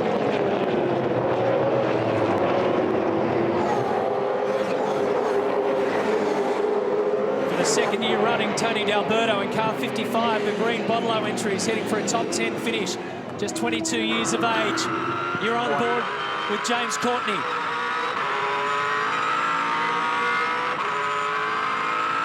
He's in 5th. How's that lap time for Lowndes? A 2:09.8. 1.1 seconds. That's the margin first to second.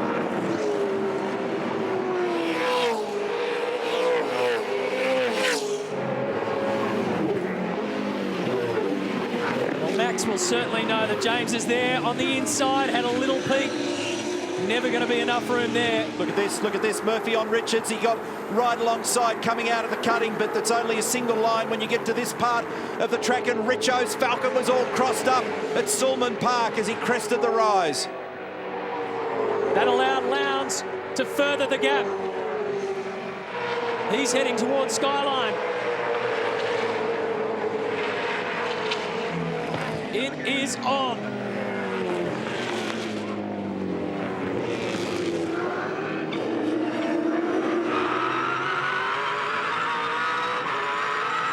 It's 175 kilometres an hour right there. Then hard braking application to second gear, the left-hander. Max went into a slightly protective mode on the turn-in. Get strategic here. You have a look in your mirrors, you have a look in front, you think about what may or may not occur at the bottom of the hill. The cars following feel the buffet from the preceding car, and it's huge.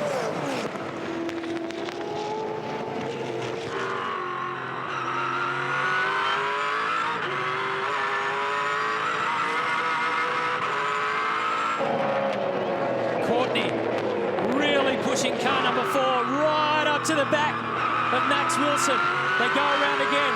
That was another 2:09 by Craig Lowndes. The gap is 1.9 seconds.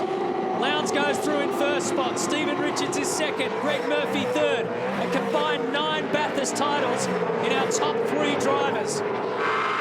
Lowndes is the only driver in the 9s. The rest of them are all doing mid-10s. 10.6 for Stephen, 10.7 for Greg, 10.6 for Max, 10.7 for James, 10.9 for D'Alberto. But this is where the battle is. Courtney has a tiny bit of pace, but he's got to try and make it sticky. He looked up here before on the previous lap. He has another go. Awkward place to do it. Max is not going to give him space there.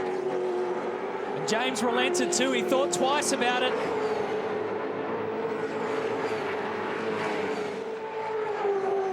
Murphy's hunting down Richards. Courtney's hunting down Wilson. They're all trying to get hold of Craig Lowndes. Greg Murphy's car gets through the cutting well and comes out of the cutting very strongly. Puts him in touch with the back of the FPR car out of there. And unless James is able to get cleanly alongside, Max will be so grip limited and so committed in every corner, he won't be able to shift that car. That's why going up the inside at the cutting was going to be risky there. That 777 car now has Reindler at the wheel. Patrizzi came in, remember, just before one of the safety cars there. And he pulls wisely out of the way. He needs to get right out of the throttle, though, to get away from these guys, because they're in a serious battle. And they're carrying serious pace. He does so. James Courtney, second last year, third the year before. Max Wilson, one top 10 finish. That was 7th in 2007. Up the front. Look at Murph. He's got some pace and he's very, very strong in the early part of the mountain climb. He's under the rear wing now of the FPR car, and you heard Mark Winterbottom say before that they've got a bit of a battle on their hands in terms of chassis balance with this car. Murphy's getting the benefit of the draft now, 255 kilometres an hour on the approach to turn 2. A little bobble in the middle of the corner for Richo. Greg will look to poke it up the inside here, but again, it's an awkward place to do it unless you've really got track position. But the sprint gas car is very, very good here. At times, there's literally only inches in it. Stephen Richards looking to become a 3-time winner. Craig Lowndes looking to become a 4-time winner. Greg Murphy wants to become a 5-time winner. Stephen's car's just settled down a little bit this time, so pressures have built back up to normal. Maybe he's made a little change in the cockpit, who knows? But he just maintained the buffer this time over the top of the hill. He had more pressure on him last time round.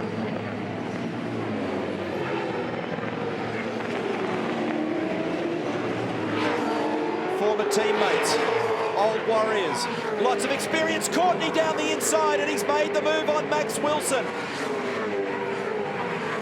There he goes. So James Courtney goes up to 4th. Wilson slots back to 5th.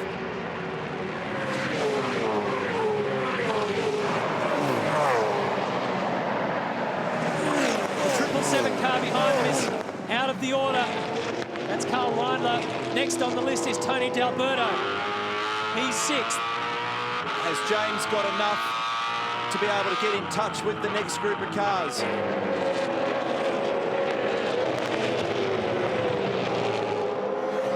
Here he is, released now from behind the Wow Racing entry. Courtney to 4th. Craig Lowndes posts another 2:09. How's that?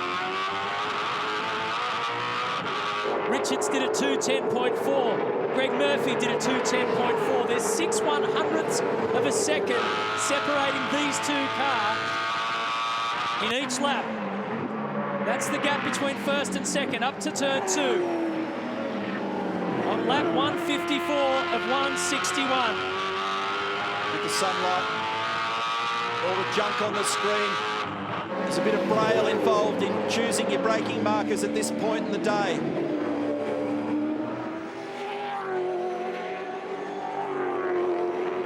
It's been an enormous fight back for Sprint Gas Racing.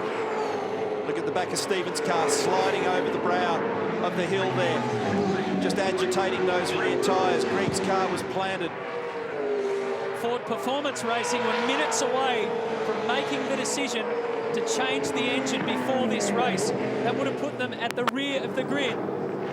This will be the move that James Courtney put on Max Wilson down at Forest-Eldo. There's a little bit of push and shove involved, but he got it done. Yeah, Max opened the steering at the last minute just to avoid tears. But that was a nice job, James Courtney. Back live. Richards and Murphy.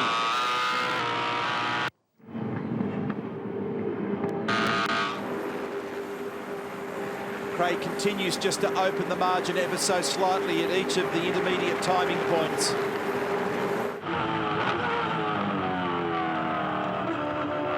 Richo's really starting to grease up the back of that car at the moment. It's sliding every which way.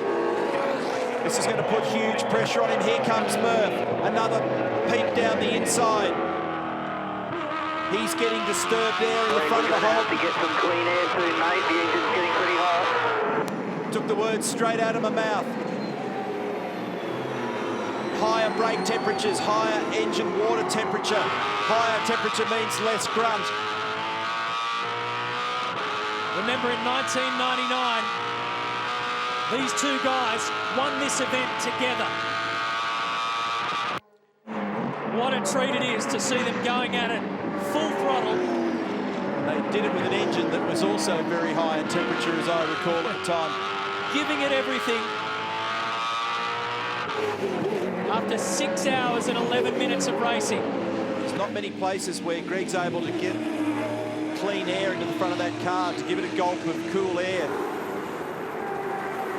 If he jumps out from behind the car in front early, he doesn't get the benefit of the draft, but he does cool off the engine slightly. Right at the moment, he heard the message, but he won't be keen to give any margin back to Stephen. And of course, Murph's also shared a victory with the man they're trying to catch, Craig Lowndes. This time it's every man for himself.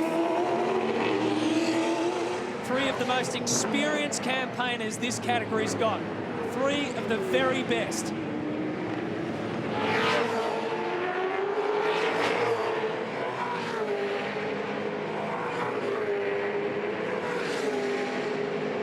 This time, second and third, Richards and Murphy were a tenth quicker to the second intermediate over Craig Lowndes.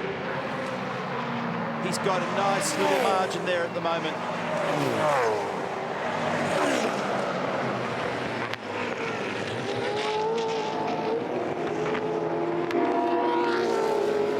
Courtney was substantially quicker than the first three cars to the second intermediate. More than half a second. Here he is, he's ranging up onto the back of them like I suspected. Get some cool air for this engine, mate. We're going to need some cool air. 6 laps to go. And there he is, he pokes the nose out in the breeze because we've had reports of some fluid coming from the back of the car. So the Sprint Gas car is starting to breathe a little. It doesn't like the high temperatures. Here's the super slow-mo. Exactly what I'm talking about. They need to cool it off. That's at the top of the mountain at McPhillamy. Spare a thought for their teammates too. And they're reiterating the message to Greg that clean air, clean air. Richo slides through turn 2. Courtney's on the tear. 2 minutes 9.3 for James. 9.9 for Lowndes. 9.8 for Richards. 9.8 for Murphy. Sitting in the Team Vodafone garage, Jamie Whincup cheering home his mate Craig Lowndes. Sitting in FPR, Mark Winterbottom. hoping that Richo can get the job done and Frosty can get his first title. Sitting there at Sprint Gas Racing, the second fastest man ever on the mountain. Clean air for your engine and brake. Jason Richards, the Kiwi double act. What a sensational scenario.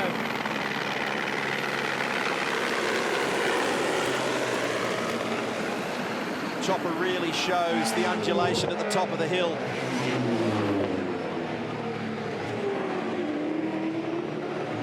Intermediate split for Lowndes, a 127.6, a 127.9 for Stephen, a 128 even for Murph, and a 28.1 for Courtney. Things just settled down on that 3/4 of a lap. 1.8 seconds was the gap from first to second last time around. As you know, Murphy is right up behind Stephen Richards, so he's roughly 2 seconds behind. And James Courtney is creeping ever closer. The gap from this man back to fourth. Greg, go to all pumps. Position red. All fuel pumps. Please confirm. Okay, so they're low on fuel in the 3 car. So they've switched on the reserve. They're now using fuel in the collector. There's a collector in the boot of the car so that they don't get fuel surge. It can sometimes contain 6, 7, maybe 8 litres of fuel. It's not a drama, but they just need to make sure that they grab that fuel. Look at the shadows coming across Mountain Straight. The sun's getting lower. It's going to stare them right in the face. Come up to the cutting. Lowndes' gap that time around now 2 seconds. 0.03 back to Stephen Richards. So is the move to those reserve pumps just to avoid a cough? Or are they now getting to the point where they may not get to the end? No idea, can't work that one out for you. Pace is hot at the moment, so they're consuming plenty of fuel. Splits up to the first sector. Lowndes quickest again. But only by a 10th of a second or so.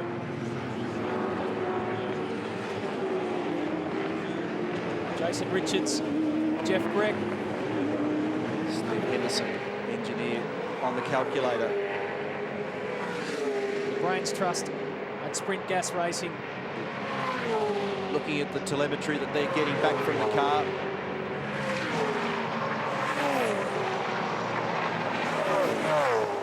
.27.5 to intermediate 2 for Lowndes, 7.8 Richards, 7.9 Murphy, 7.9 Richards, 7.7 for Courtney. Red.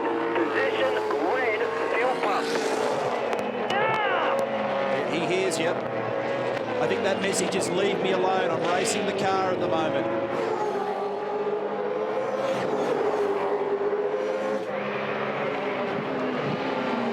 They're on lap 158 and 161.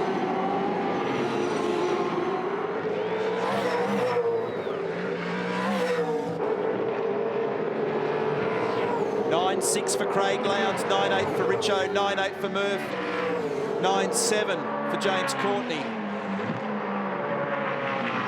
Max Wilson a little chunk away then at a 10.5 in 5th. Stevens hanging on here despite having a car that looks like he's got a bit of a battle on his hands with it.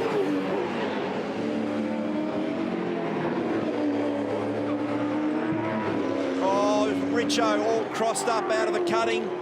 The car just slid right up against the wall then. Team boss, Tim Edwards, Mark Winterbottom. One's concerned, one I reckon doesn't want to watch.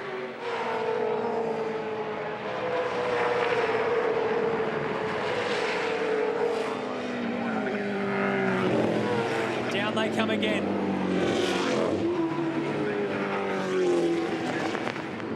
Asked for the oil pump on in Craig Lowndes' car for safety. That's an oil cooler. They might be seeing some temperature too.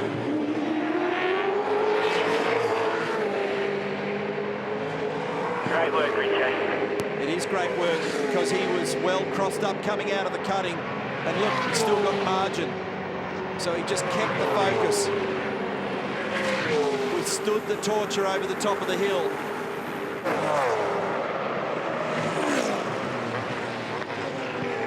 A lot of things have to go your way. Oh, Richo! Greg lifted the throttle to give him space. Now it's side by side to the last corner, and it's game on with Murphy down the inside. Murphy slots into second. 3 laps.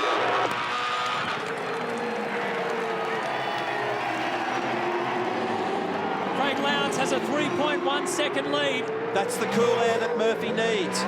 Has he got enough fuel? A 10-1 for Lowndes, a 3.1 second margin. Scrapping for second and third. Does Courtney get more incentive? It's now Ford, Holden and Ford, 1, 2 and 3. And again, the FPR Castrol Ford sliding through turn 2. And Stephen's got a real battle on his hands now. Because I reckon James Courtney might get at him at the rate that that car is sliding. He's done an amazing job to hold on to it, rock solid. Turn 2, pointing the wrong way for Tony D'Alberto, was in 6th. What will race control do about this? We're on lap 159. Potential safety car, Murph. He's got power, I think. Let's see if he can get it out of there. We'll concentrate on this race while they determine whether or not to deploy the safety car. Let's hope not. On his own. Did he get out there onto some of that wet stuff? What a sad end for D'Alberto. He was in 6th position when that happened. He's got it mobile again, but he's dropped a pile of track position. Spare a thought for Jason Bargwanna too, and it's big damage on that car. What a shame. It's also going to make it dicey for the last 2 laps. Careful. He's got to try and get it out of position, out of harm's way. Murphy has Craig Lowndes in the crosshairs. All or nothing game here for James Courtney. A vulnerable Stephen Richards. This is all about a podium. Slow car across the top of the mountain. He's going to get him, you know. Courtney is going to take this spot away from Richards, who's got a problem with the back of the car. It's sliding like a sprint car. He's a goner. Courtney moves up 1 spot. What a shame for Richo. That car is struggling. Courtney to third. That puts 2 laps to go, JC. 2 to go. James Courtney on the podium at the moment again. There might be a slow car going across the top of the mountain. Keep your eyes open. For the 3rd year running, you've got to feel for Stephen Richards and Mark Winterbottom. Stephen's done an extraordinary job to take it that far under trying conditions. They're tough races, these fellas. They play a very hard game, but you'd be excused for letting a tear drop out of Mark Winterbottom's eye.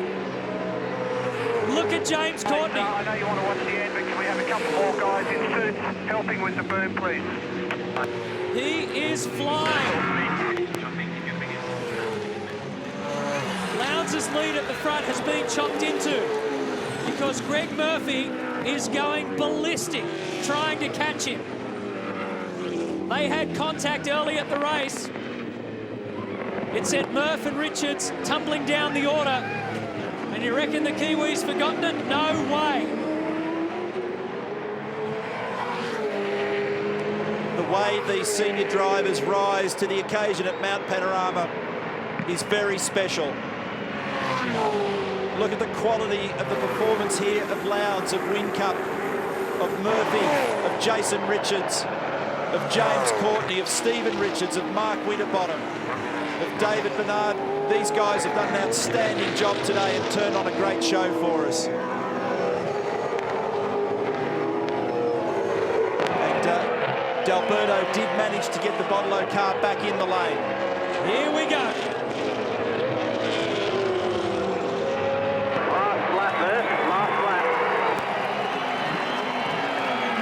Greg Murphy has to make up 2.8 seconds. Yes, you're on the last lap now. You're on the last lap now. 2.8 seconds. Look after those tyres, mate. It says something. Okay, thank you very much. Check back in with you in about 2 minutes. When you can outroar a V8 supercar, but that's exactly what the crowd has done here. Because this dice for the finish has been a beauty.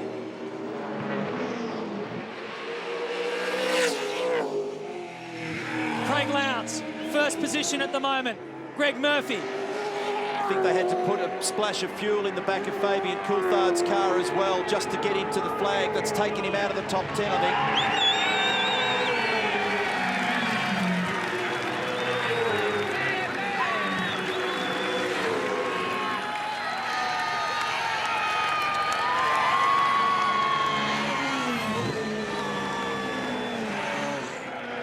Well, that is some moment. It's the kind of moment that his mentor and his mate, Peter Brock, told him to enjoy. Look around, soak it in. Remember that this is a great day. The window's up on car 888, but Lowndes will know the roar because he's here, been here before, he's won it before, and he's heard it before. Jamie Whincup is in the Team Vodafone garage, about to head out and about to salute a true champion. What a team, especially at this time of year. It hasn't happened in 25 years, but these guys are the enduro experts. A three-peat for Team Vodafone, Craig Lowndes and Jamie Whincup. You're a legend, mate. You're a legend.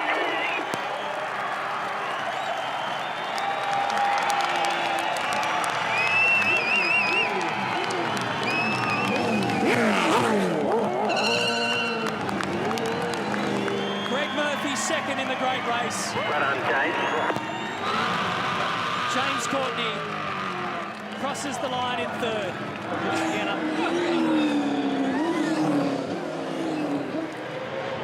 There's a lot to celebrate for a lot of teams. Sprint Gas Racing should be extraordinarily proud of their performance. Very, very happy Triple Eight scenes down here. Hard to chase. Jamie Whincup, who's with us and hugging the team, rightfully so. Winners are Grinners and Jamie Whincup, the three-peat. The first time it's been done in over 20 years, mate. Congratulations. Mate, it's unbelievable. 06 was something else. 07 was even better, and this is amazing. You know, I'm not a greedy person, but I'll take it. Tell you what, this morning you told me that you really soaked it in. You're not someone for fine art and who's someone who appreciates views, but today on the warm-up lap, you just appreciated this joint for what it is. Yeah, mate, this place is amazing. This is where my dreams have come true, and how good's Lowndes in that last stint? He just does it and nails it every time. He's unbelievable. Congratulations, mate. Go and enjoy it. All right, thanks.